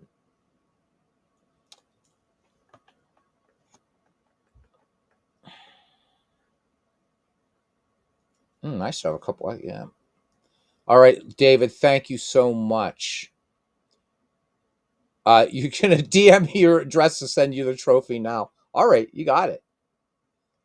I do want to think of a prize with Bernie that we do want to give out. We'll do like a little prize thing or something digitally for the winner and the runner up.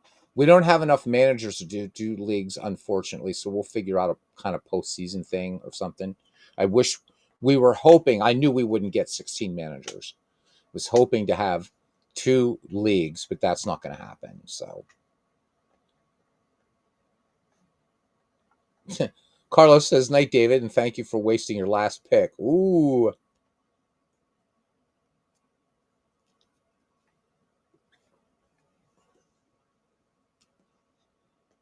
Now, if we would have done something like a 1970s to 1990s draft league, we probably would have had to turn people away.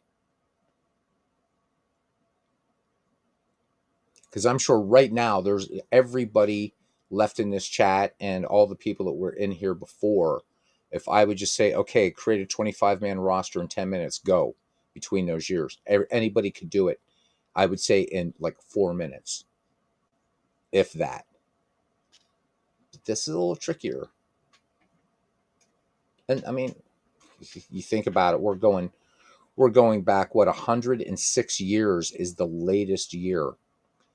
The last year in this draft is 106 years ago. So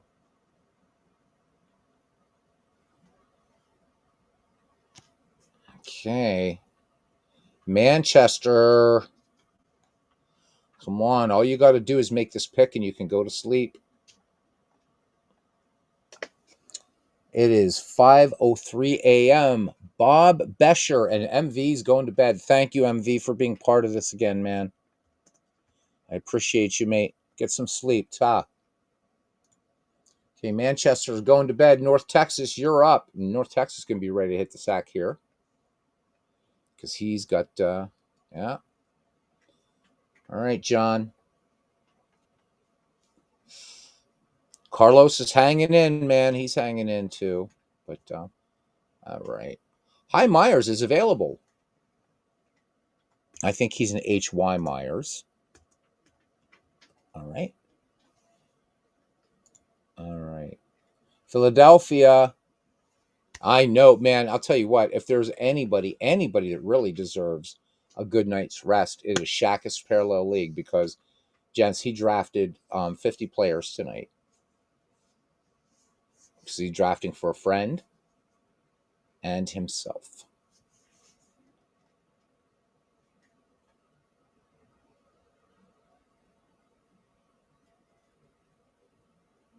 Oh, is it HY? I'll fix it.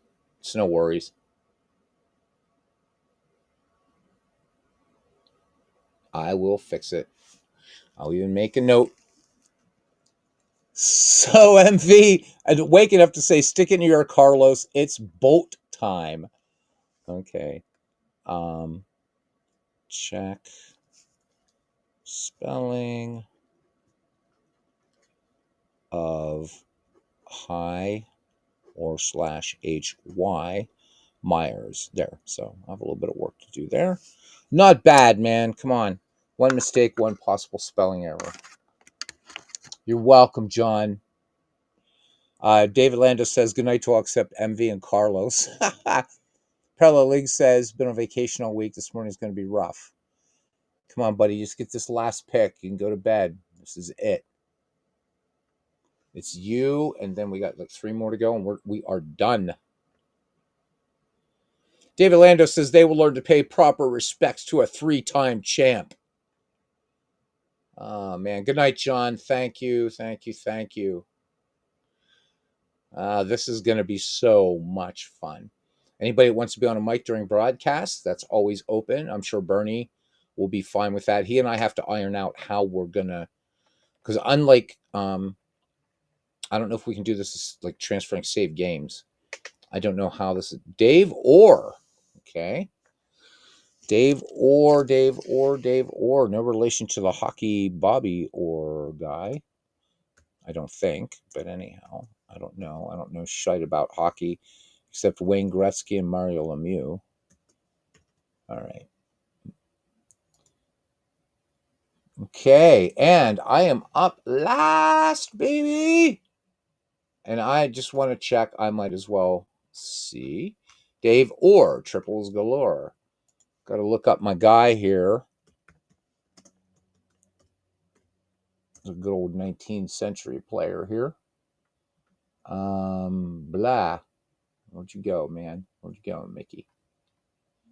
Mickey. Oh, yeah. So it would help to actually keep typing the damn name, wouldn't it?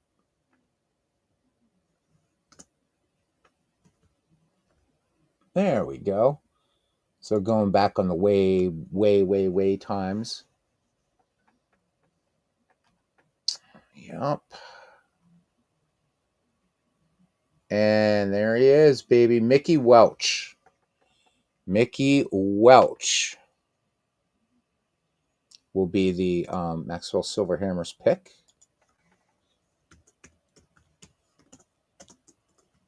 Quite an excellent picture that nobody took. Thank you very much. Las Vegas, the penultimate. John says 9 pitchers should be plenty, right? In this league, it might be too many. And there's some man, there's some rotations here that are super, super scary. Carlos's rotation is scary, just scary good. Phew. Let Vegas make its pick here, but that's just nasty. Wildfire Schulte, I believe, is available. Bernie, I believe old Wildfire is available. Yep, you got him, and Bernie, you're done.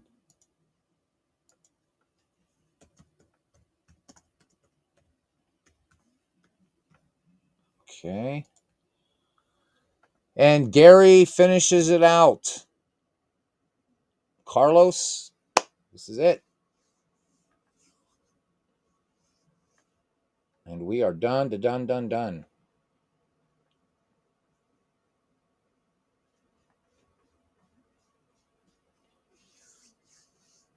It's good to see old Wildfire Schulte in the league. Nice. We got that whole Chicago Cubs infield now on different teams, but we got Tinker to Evers to Chance and Steinfeld in there. Babe Ruth, his first time in the Michael T. McGreevy Baseball League. Hasta lasagna, my friend. Buonanotte, huh? Sleep well. Dormez bien, as the French would say. Thank you. And hopefully we'll be meeting your friend that you've been doing all this hard work for. He owes you a Guinness, my friend. Is Roy Thomas still available? Let's check, because after 4 hours, I really don't remember now.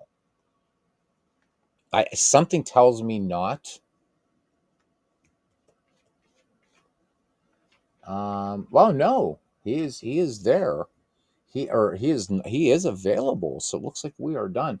And even Roy Hobbs is available if you wanted him. Yep. No. Okay. That is the draft for the Michael T. McGreevy League. It is done. Roy Thomas goes. He is the final pick. And we are done. We are done. And the draft is over. That's it. It thinks there's around 26, but there's not. So, final look. There it is, gentlemen. This was 4 hours and 49 minutes so of hard work. It is all here. So Carlos saying good luck for second place all. All right, this is going to bore everybody to death, and the viewership's going to drop off, but I'm going to read off the roster so that we have also a audio record. But I do want to say thank you so very much to all the participants in this league, to everybody who hung around tonight, people we haven't seen in a while. I haven't seen Big Clue and Steve Tate in ages. Just all you guys. Thank you so very much. All right, so let us start here. The man who was picked first overall in the draft was Walter Johnson.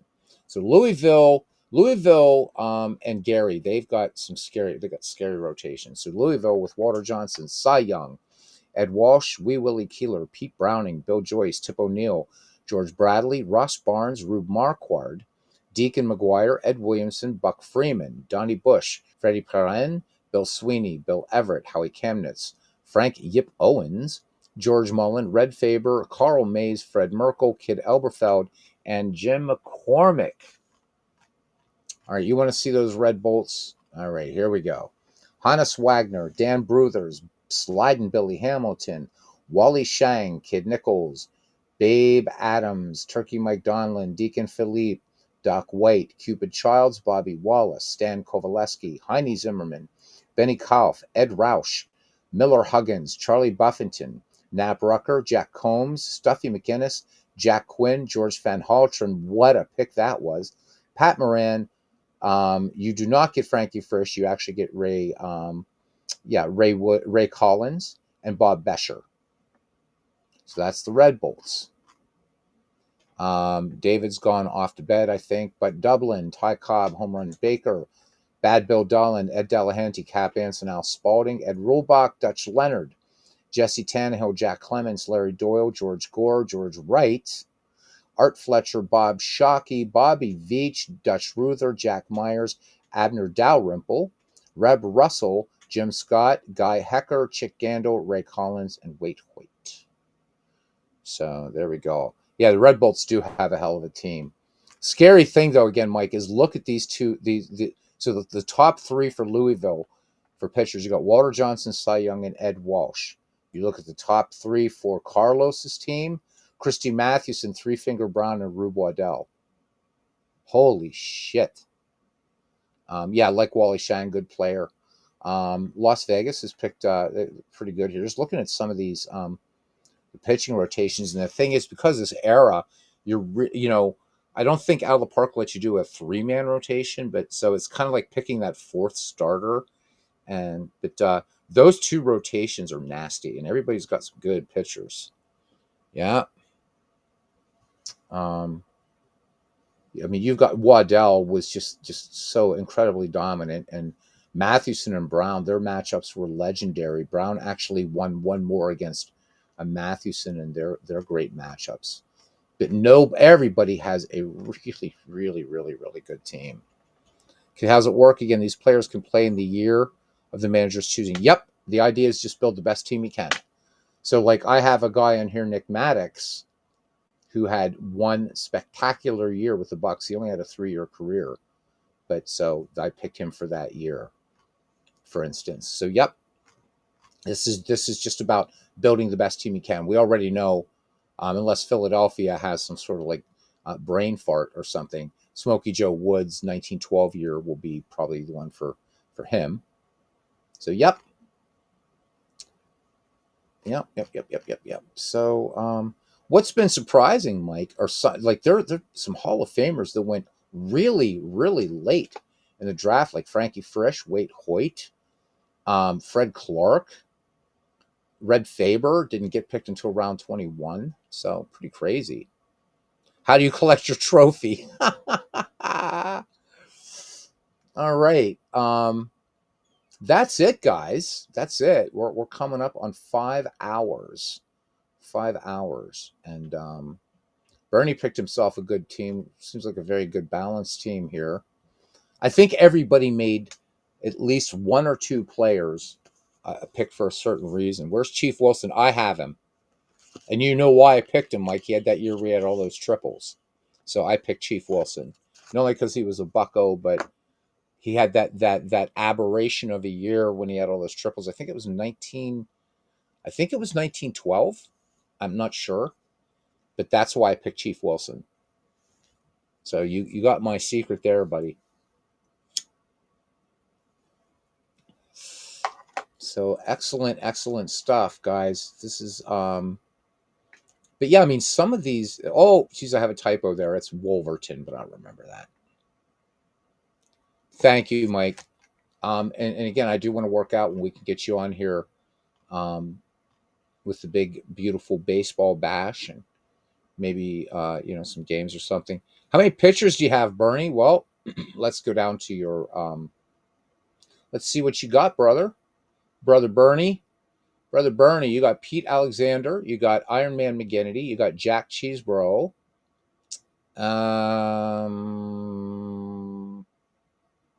Hippo Vaughn. So you got a 4-man rotation here at least. Some of these guys, I'm getting so tired I can't remember who are pitchers or not. So, but you got 4 that I immediately recognize. But there may be more. Some of these guys I can't remember. Cy Seymour, I can't remember if he was a pitcher. Yeah, Hendricks, yeah. And I know Hippo Vaughn. I think you have. I think you have with that. I think you have 5 or 6, Bernie. I think possibly more, but I think you. I think you're pretty good on pitching. Everybody's good on pitching.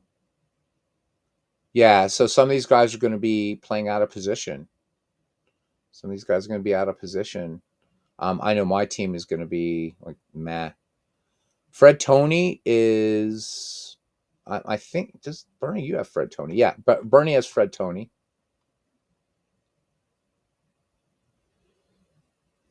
So yeah. You know what? This is it's probably instead of just looking at rosters, let's look at this draft board. A little easier to see players that way. A tiny bit easier. So, any name you can think of, Mike, I can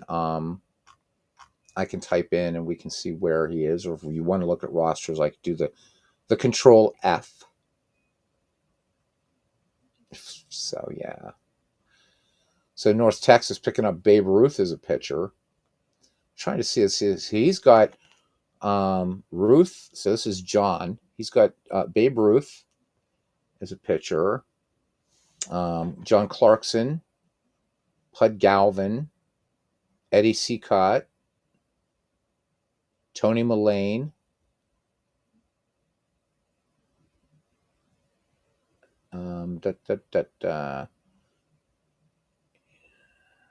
Pac-Man Pie, I can't remember. Oh, shit.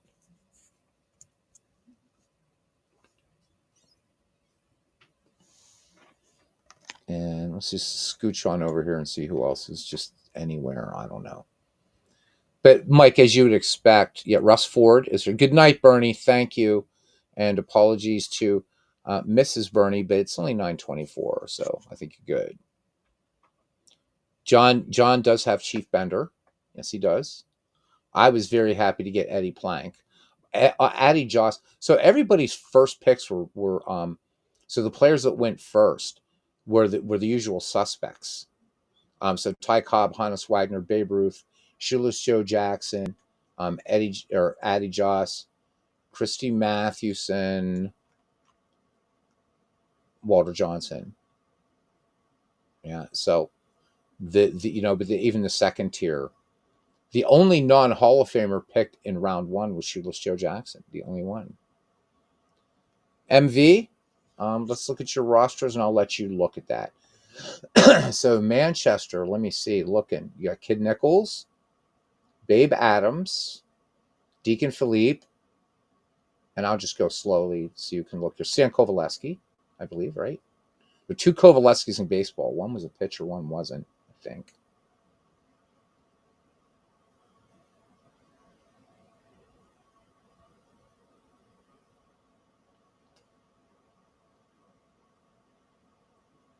Max Carey doing well in the bash. That's good to hear, Mike. I'm a huge Max Carey fan. Superb center fielder. Nickname Scoops. He could just make some impossible plays out there. Longtime Pittsburgh Pirate.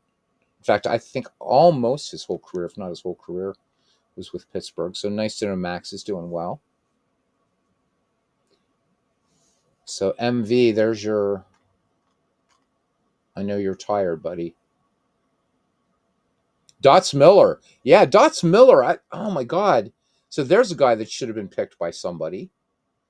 Didn't make it. Dots Miller was always pretty clutch. He was in the first McGreevy League, but nobody picked him up this time. I made some bizarre choices, but I'm happy with them. But Louisville, the Louisville games and the Gary games are going to be just because of the top 3 in their rotation, and they were jumping on pitchers early. So the game, I'm going to make this available as a quick start for anybody that has out of the park baseball, and that's anybody. You don't even have to be part of the league if you just want this and want to have fun with it. And for everybody else, after I create this in out of the park baseball, I'll export it back out as comma delimited, whatever. So letting people, well, again, you played a big part in this, Mike. Any park anybody wants. I'm not gonna. It doesn't have to be a dead ball park. or a 19th century park. As long as I have the baseball parks, I've got your mod, and I've got a bunch of those Jazz Age parks. And I've got some few other guys. So if somebody wanted Comerica Park, that's fine. If somebody wants the Astrodome for God only knows why, they can. I'm not going to be picky about parks at all, because that will be meh. I'm hoping, though, everybody will pick at least older parks, but if they don't, that's not a problem. Not a problem at all.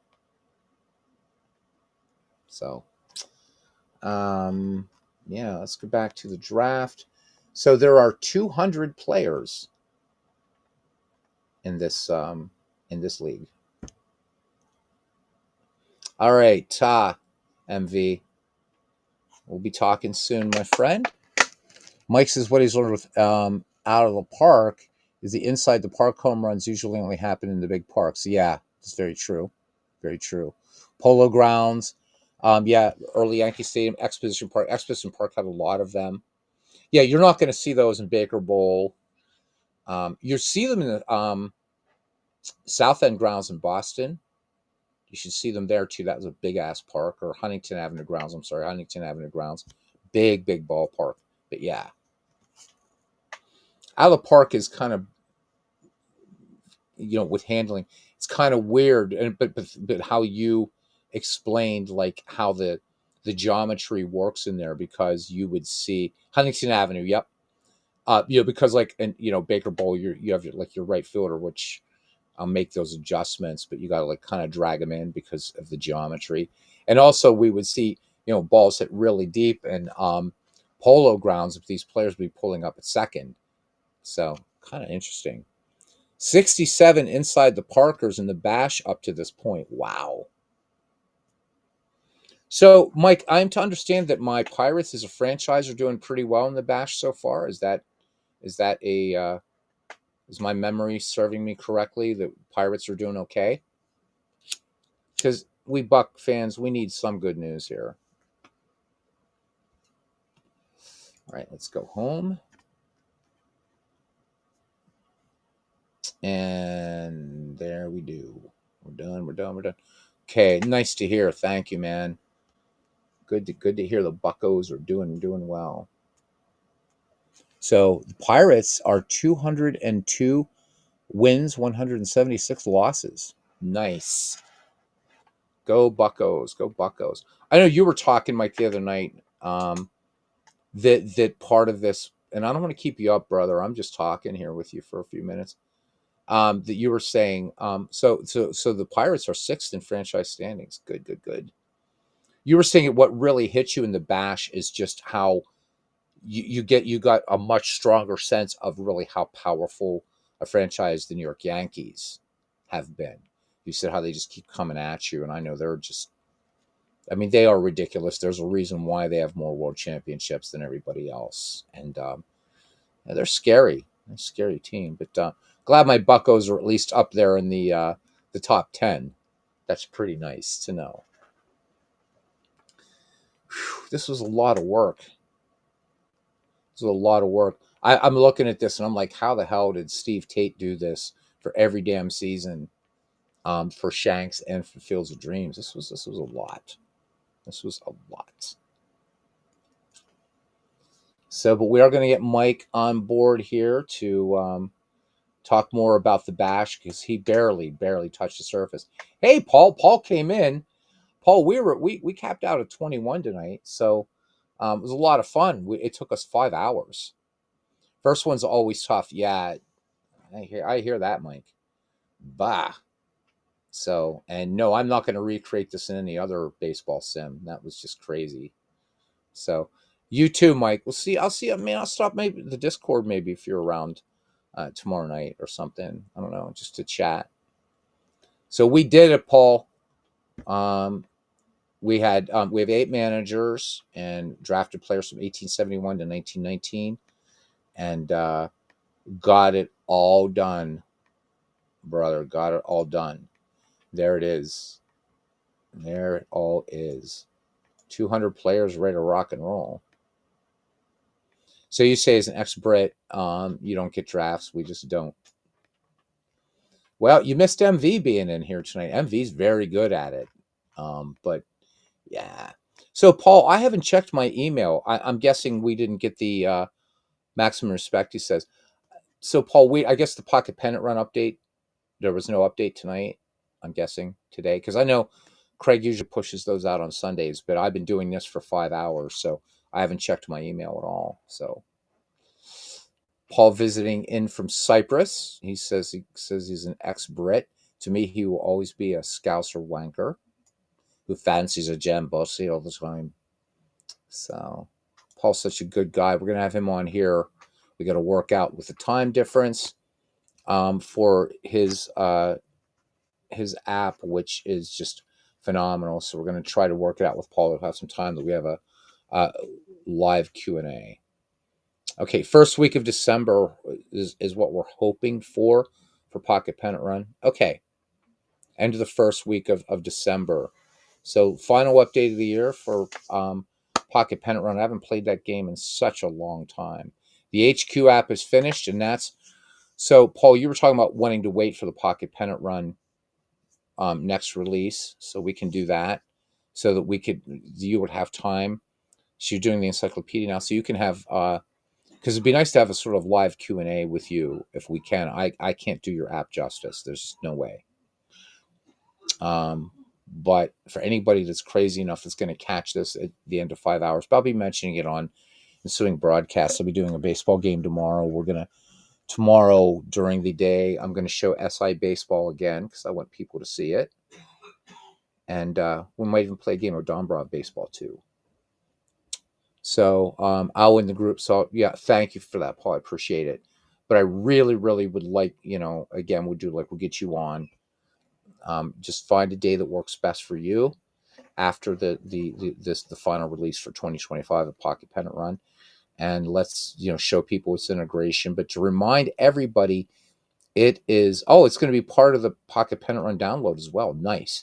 I was just going to say it's the integration of the app, Paul's great HQ app with Pocket Pennant Run is seamless. We'd love having you on, man. We'd love having you on, Paul.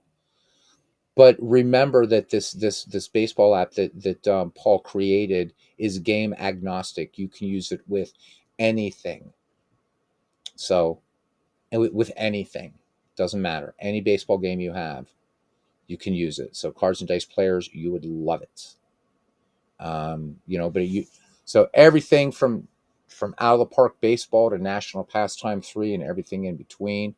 And he's also letting us know it does Digital Diamond baseball seamlessly as well.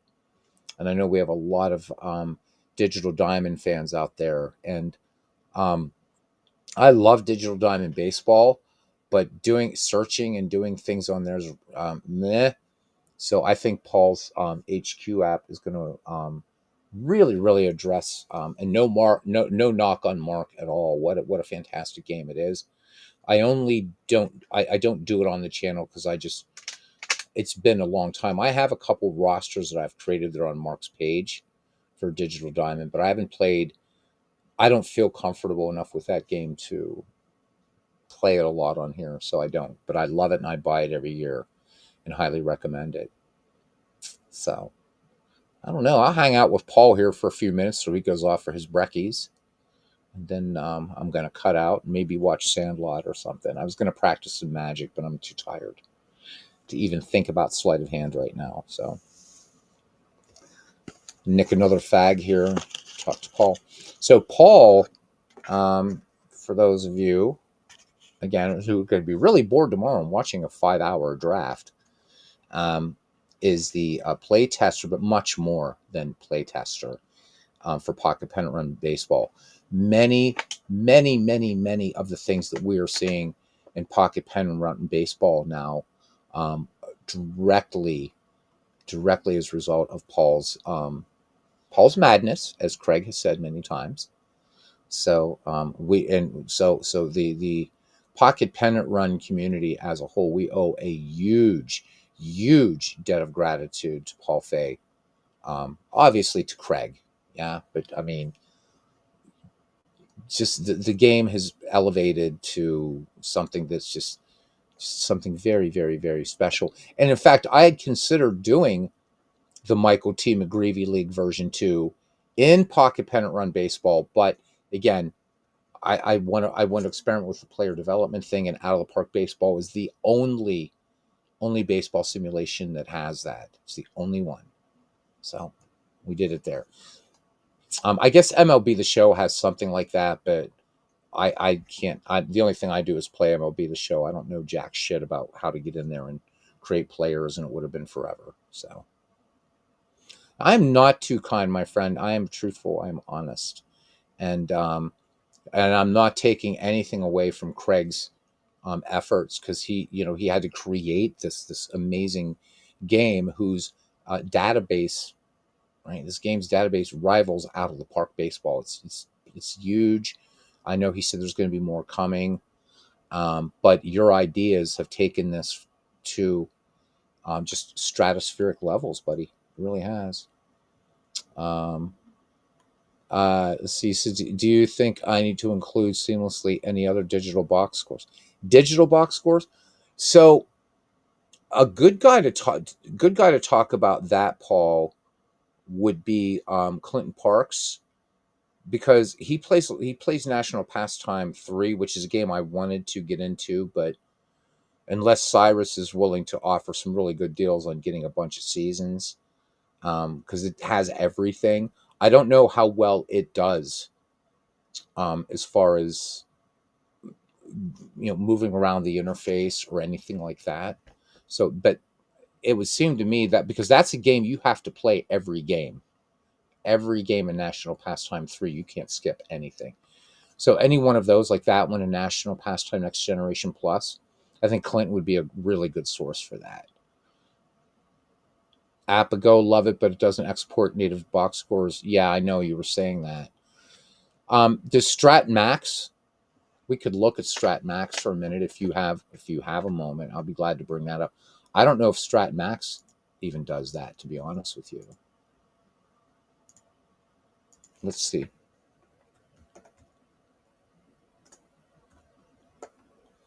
Because I'm holding on to it. I'm holding on to it for a while. I'm not playing it as much as Apago, but so let me go back to home.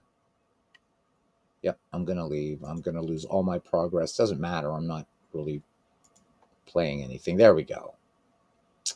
So, Paul, I'm not really sure at this point, like, where I would even look. It's in Strat Max for any of this, as far as exporting. But I'm guessing that it probably doesn't either. I'm guessing. Do you have Strat Max yourself? I don't remember. I can extract any text I can parse easily. Yikes. I don't know if you can tell me what you. So here's some stats and ratings, which isn't going to really tell us anything. This is just about ballparks right now and stuff. I don't know what this does. Truth be told, I haven't explored this as much as Apago yet. Go to a completed game. Okay, as soon as I figure out how to do that, I will do that. Let me see.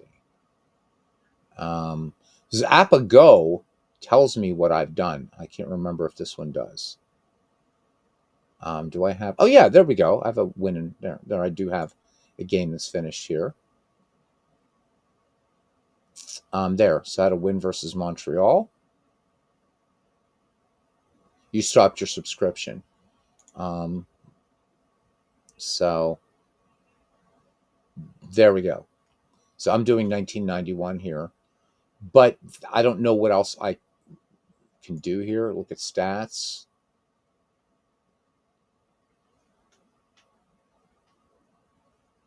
So again, not much to go on here, as there's only been one game played in this so far.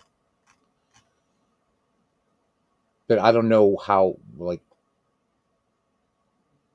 because what you do is so beyond my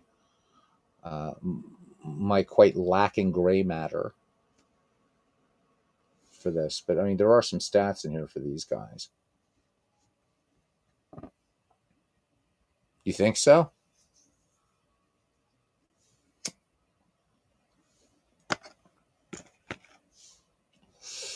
because I don't know. I don't think the summary is going to have any stats. Oh yeah, it does. Okay, well you got, so there it is. It does track.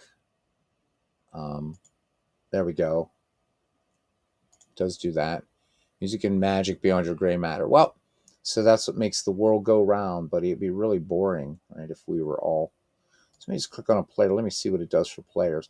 Oh, it's okay. It just gives you his strat card, which is okay.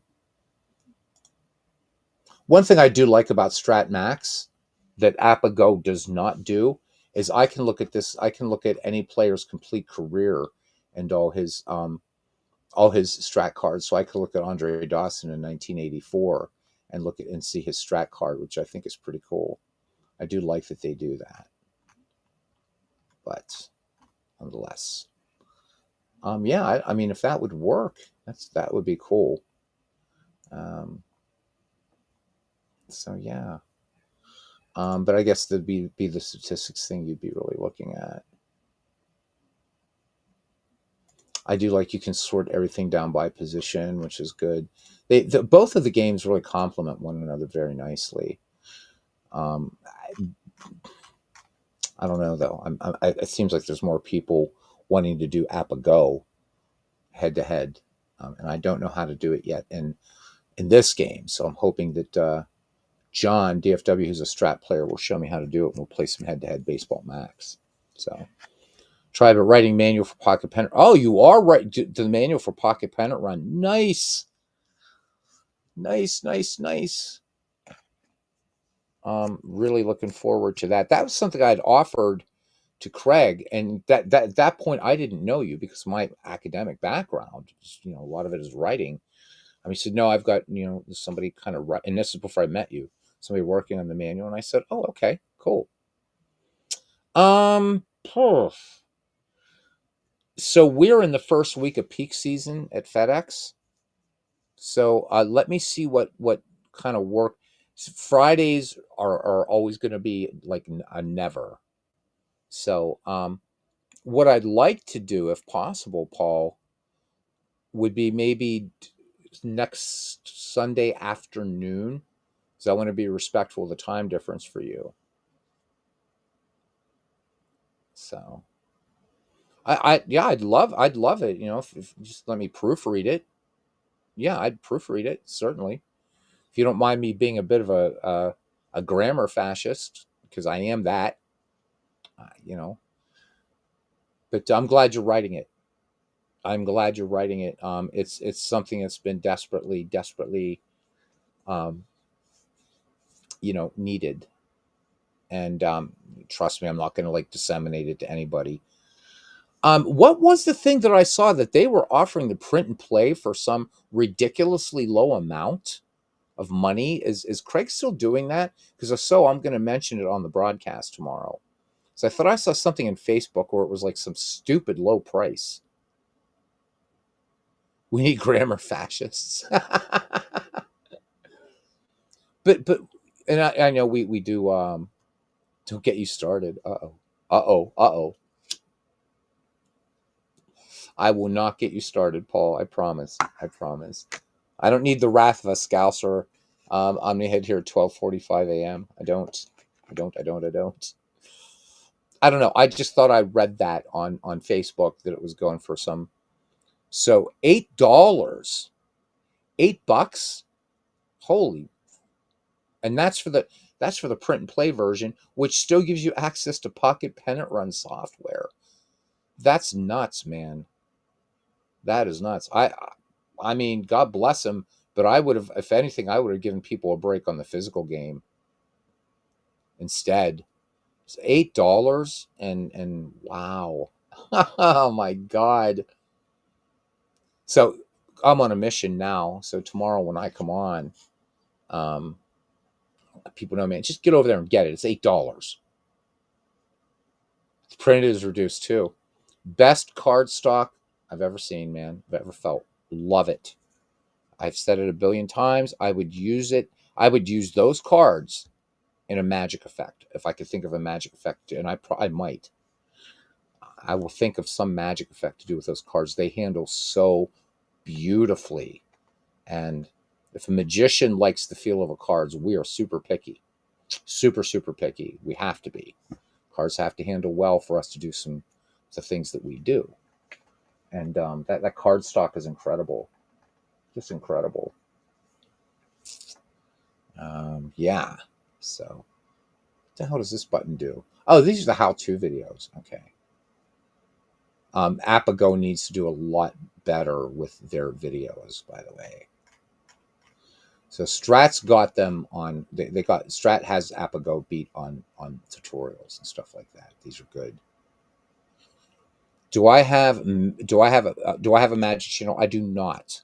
So there have been people that have been suggesting that I do it.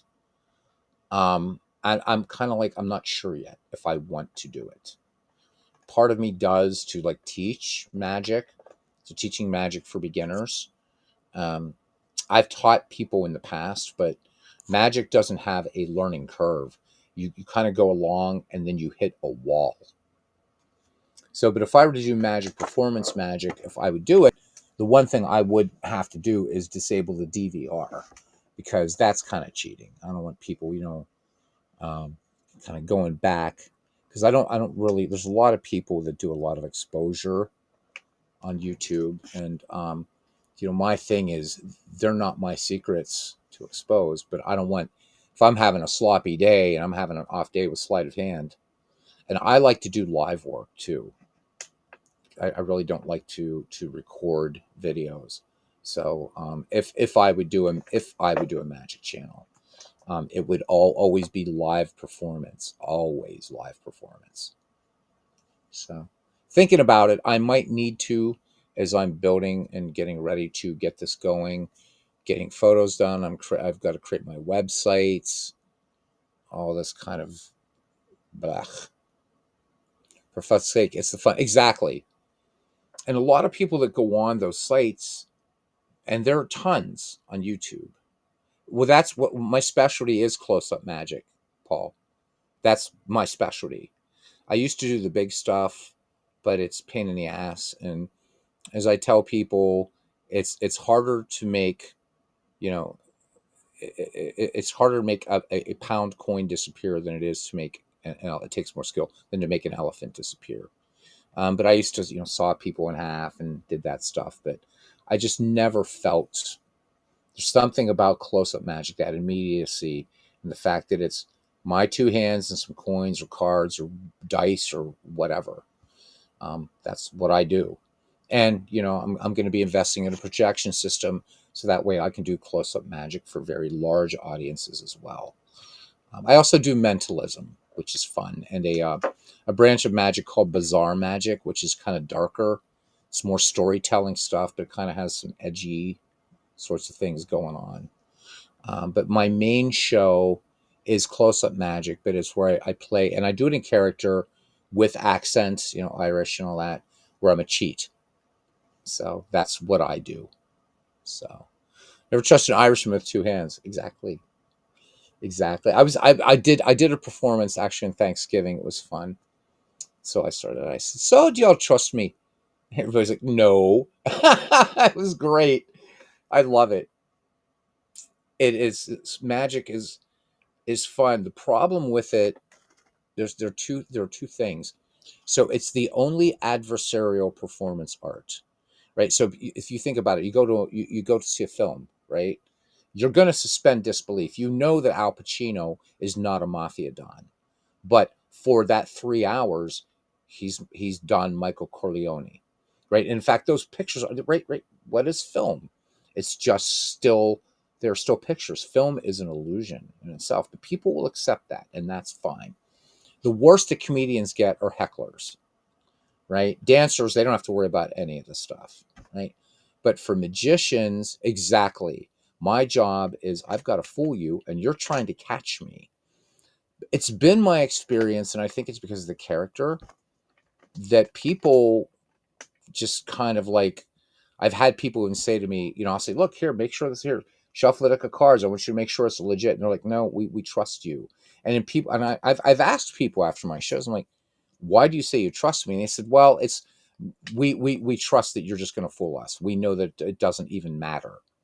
So that's kind of nice to have that. But I do have to stay 3 steps ahead of you all the time, and I have to anticipate where I think what you're thinking, especially with mentalism, because mentalism, unlike magic, mentalism is a sister art.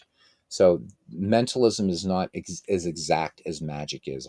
There's a lot more NLP going on with mentalism and a lot of other things that you did.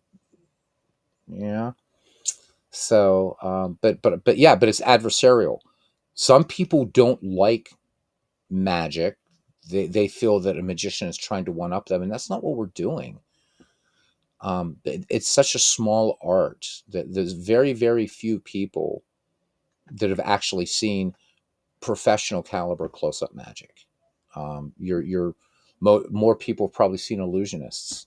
So I don't know about. I am who I am, my friend. I am who I am. I do things. I'm a musician, but the reason I'm backed with magic is because with magic you can make great money and not be famous, and that's the only art where that is also true. Unless you're good enough to be, say, a concert pianist for, or a concert master for a philharmonic orchestra in a major city. I mean, they make nice money. Some session players do, but really in music, you have to be, the Beatles, the Stones, the Black Sabbath, whatever. But one of the wealthiest magicians in the world is somebody that is a guy no few people have ever heard of. His name's Rick Bronson. He's a Canadian guy. He makes more than David Copperfield. Copperfield makes about 30 million a year, and this guy out earns Copperfield. So he's not famous at all. This guy could walk right down Matthew Street in Liverpool. Nobody would know who he is. But if David Copperfield walked down Matthew Street in Liverpool, everybody would know who he is, right? But the guy who isn't known makes more money than Copperfield. So that's the nice thing about magic. Um, yeah, yeah, it's crazy. It's crazy. Um, the other thing though about magic is there are some people, and I don't understand this. Yeah, Matthew Street. How about it? Um, and I don't want to. I never pick on people for their belief systems. I don't. But there are people out there who believe that magic is like some supernatural thing, and we're using supernatural or infernal powers. And it's like I've tried the most obvious logic and thought exercises with these people. I'm saying, look, if I really had infernal powers, would I be having you pick a feckin' card? Get real here. But they won't. I've had people walk away. That's the work of the devil. That's this. That's that. It's like, no, it's not. I'm telling you. And I do say everything that you're going to see is by natural means. Sit back, relax. Let's share this time. It's fun. And when you leave, you're still going to have your wallet. You're still going to have your jewelry. I might borrow your watch for a couple minutes because I do know how to steal watches, but I give them back. But and that's just all part of the act. But and the other thing about magic, last thing, is there's an inverse law with it. So most magicians love being fooled by magic. The problem is that the longer you're in magic, the more you know. Obviously, the less you're fooled. And so, that's why I love to watch Penn and Teller fool us. I don't know if you have that in Cyprus or not. I know it was in Holland and it was in Ireland. If you can obfuscate and bemuse some people, yeah, some people can't appreciate it. Yeah, I try. I try. It's like, look, you know, if it was, David Copperfield initiated a thing called Project Magic. You love Penn and Teller. Oh, love it too. And so it's always fascinating for people who are not magicians, right? Because Penn, has to speak in code, obviously. But something you might not know is Teller is actually the master magician. Penn started out as a juggler. So yep. Okay. So my live record, I didn't set this to record, but that's all right due to plan limits, whatever. What about, oh yeah, yeah, yeah.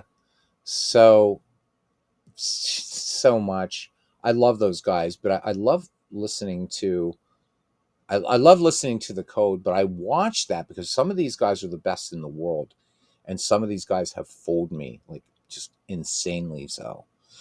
Donnie Ortiz, one of the greatest living card men. Um, there was, if you saw the Penn and Teller episode that he didn't, they had Donny Osmond on there. Why I don't know, but there you go.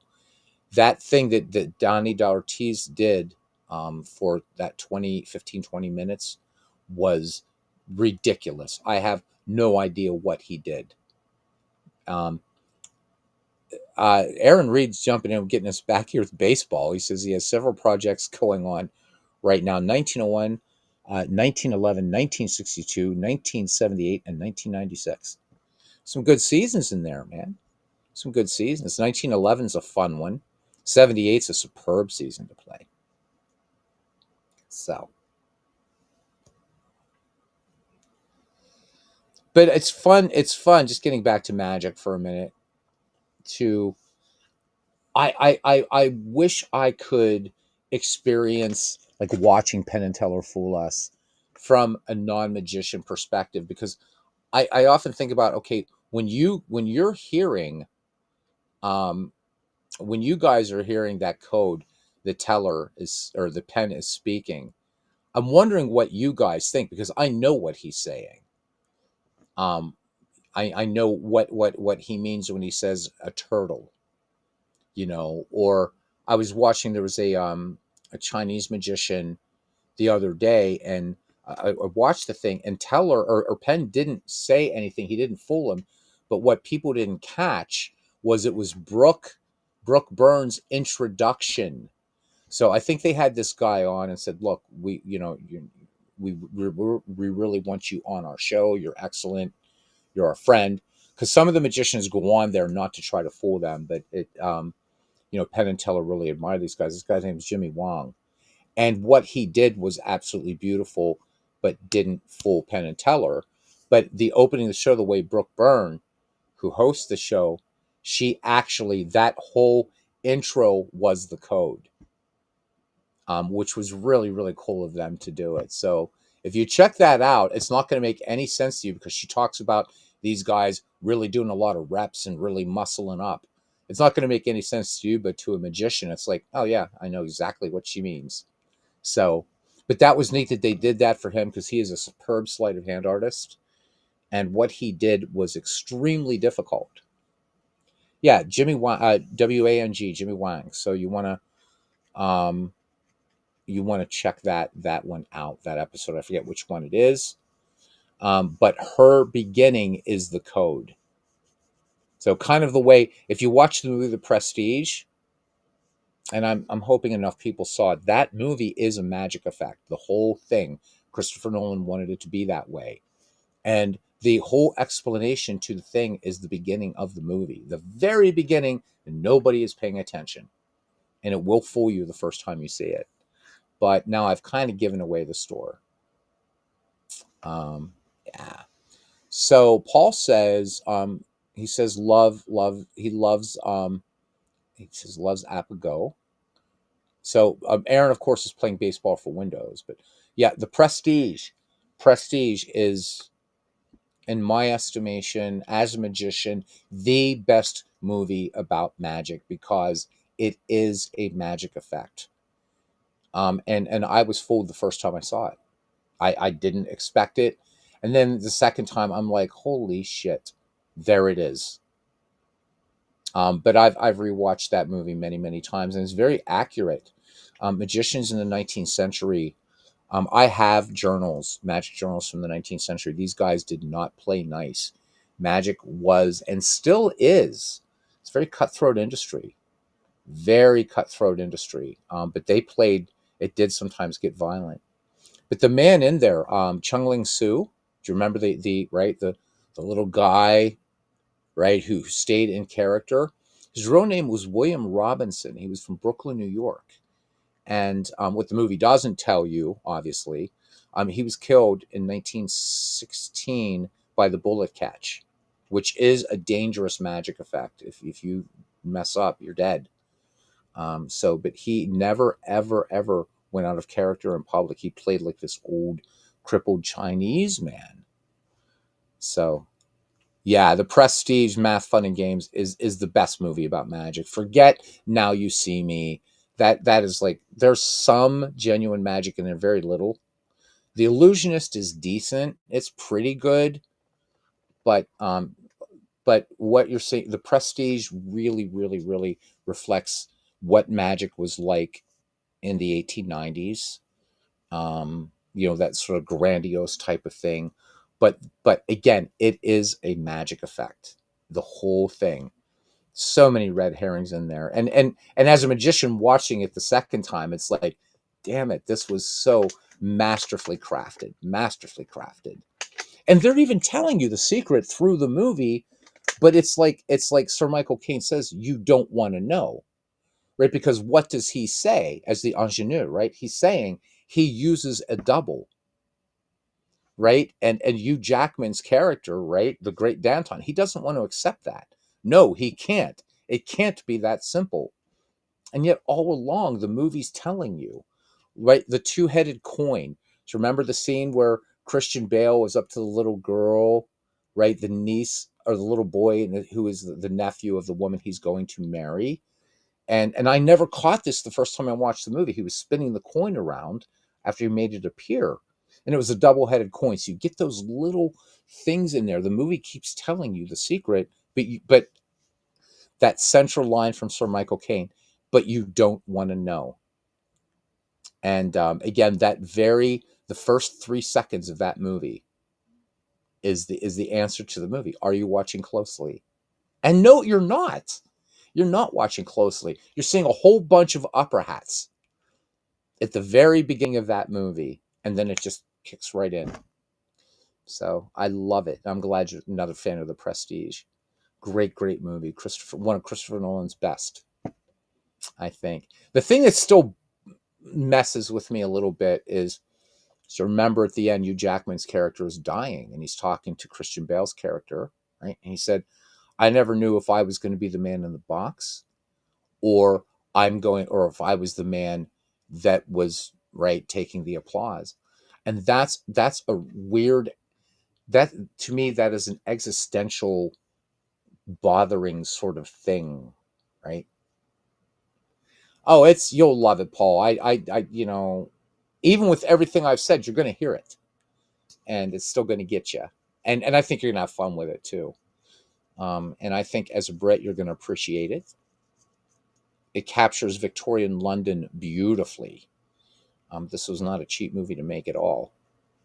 And the man, there's a magician there named Ricky Jay, who has a kind of a bit part in the movie. And he was one of the magic consultants. And another one is Michael Weber. So this has, you turn my volume down. Okay. Well, you can turn it up now. Turn it up now. I'm not going to give away anything here. So it has two great magic consultants, Ricky Jay. And if you want to see something amazing, go on YouTube and do a search for Ricky Jay and his 52 assistants. Grab a beverage and watch an hour of some of the greatest magic you'll ever see. Ricky Jay no longer with us.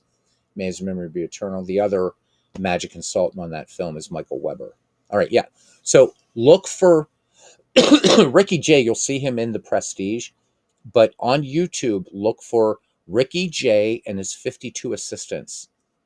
And you will see some of the most incredible magic ever. Ricky Jay. I'm going to write it in chat. I'm going to write the whole thing you should be looking for. I didn't know you loved magic like this. So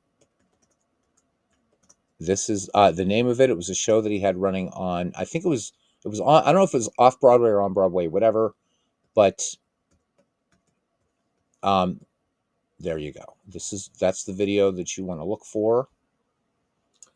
And I'll even comment it there. Ricky Jay and his 52 assistants. Look that up on YouTube. Hi, Barbara. We finished baseball. We're just talking about magic. I'm a magician. So we're just talking about magic for a little bit before I sign off. As I've been on for 5 hours and 41 minutes. We just finished the Michael T. McGreevy League draft about an hour ago. So there it is. You want to check that out, Paul. If you love magic, Ricky was a true master, of our arts. Um, one of the best who ever lived. Yeah, brilliant. Love it. Okay, spent lots of money. It's a kid learning magic, but no aptitude. Your son was great, though. Awesome. Yep, 5 hours. The draft took 4 hours, Barbara, but it was really fun. We have 8 managers in this league now. And so the hardest part was done. And it's going to be a league that we're doing in out of the park baseball. 1871 to 1919 are the players. So we're going way back. We're with Mr. Peabody. We're jumping in the old, jumping in the time machine, the way back machine, whatever. And we may run into H.G. Wells on the way. So, all right, guys, that's it. I think this is except for the Super Bowl Sunday baseball things I do. I think this is one of the longest broadcasts I've ever done. So,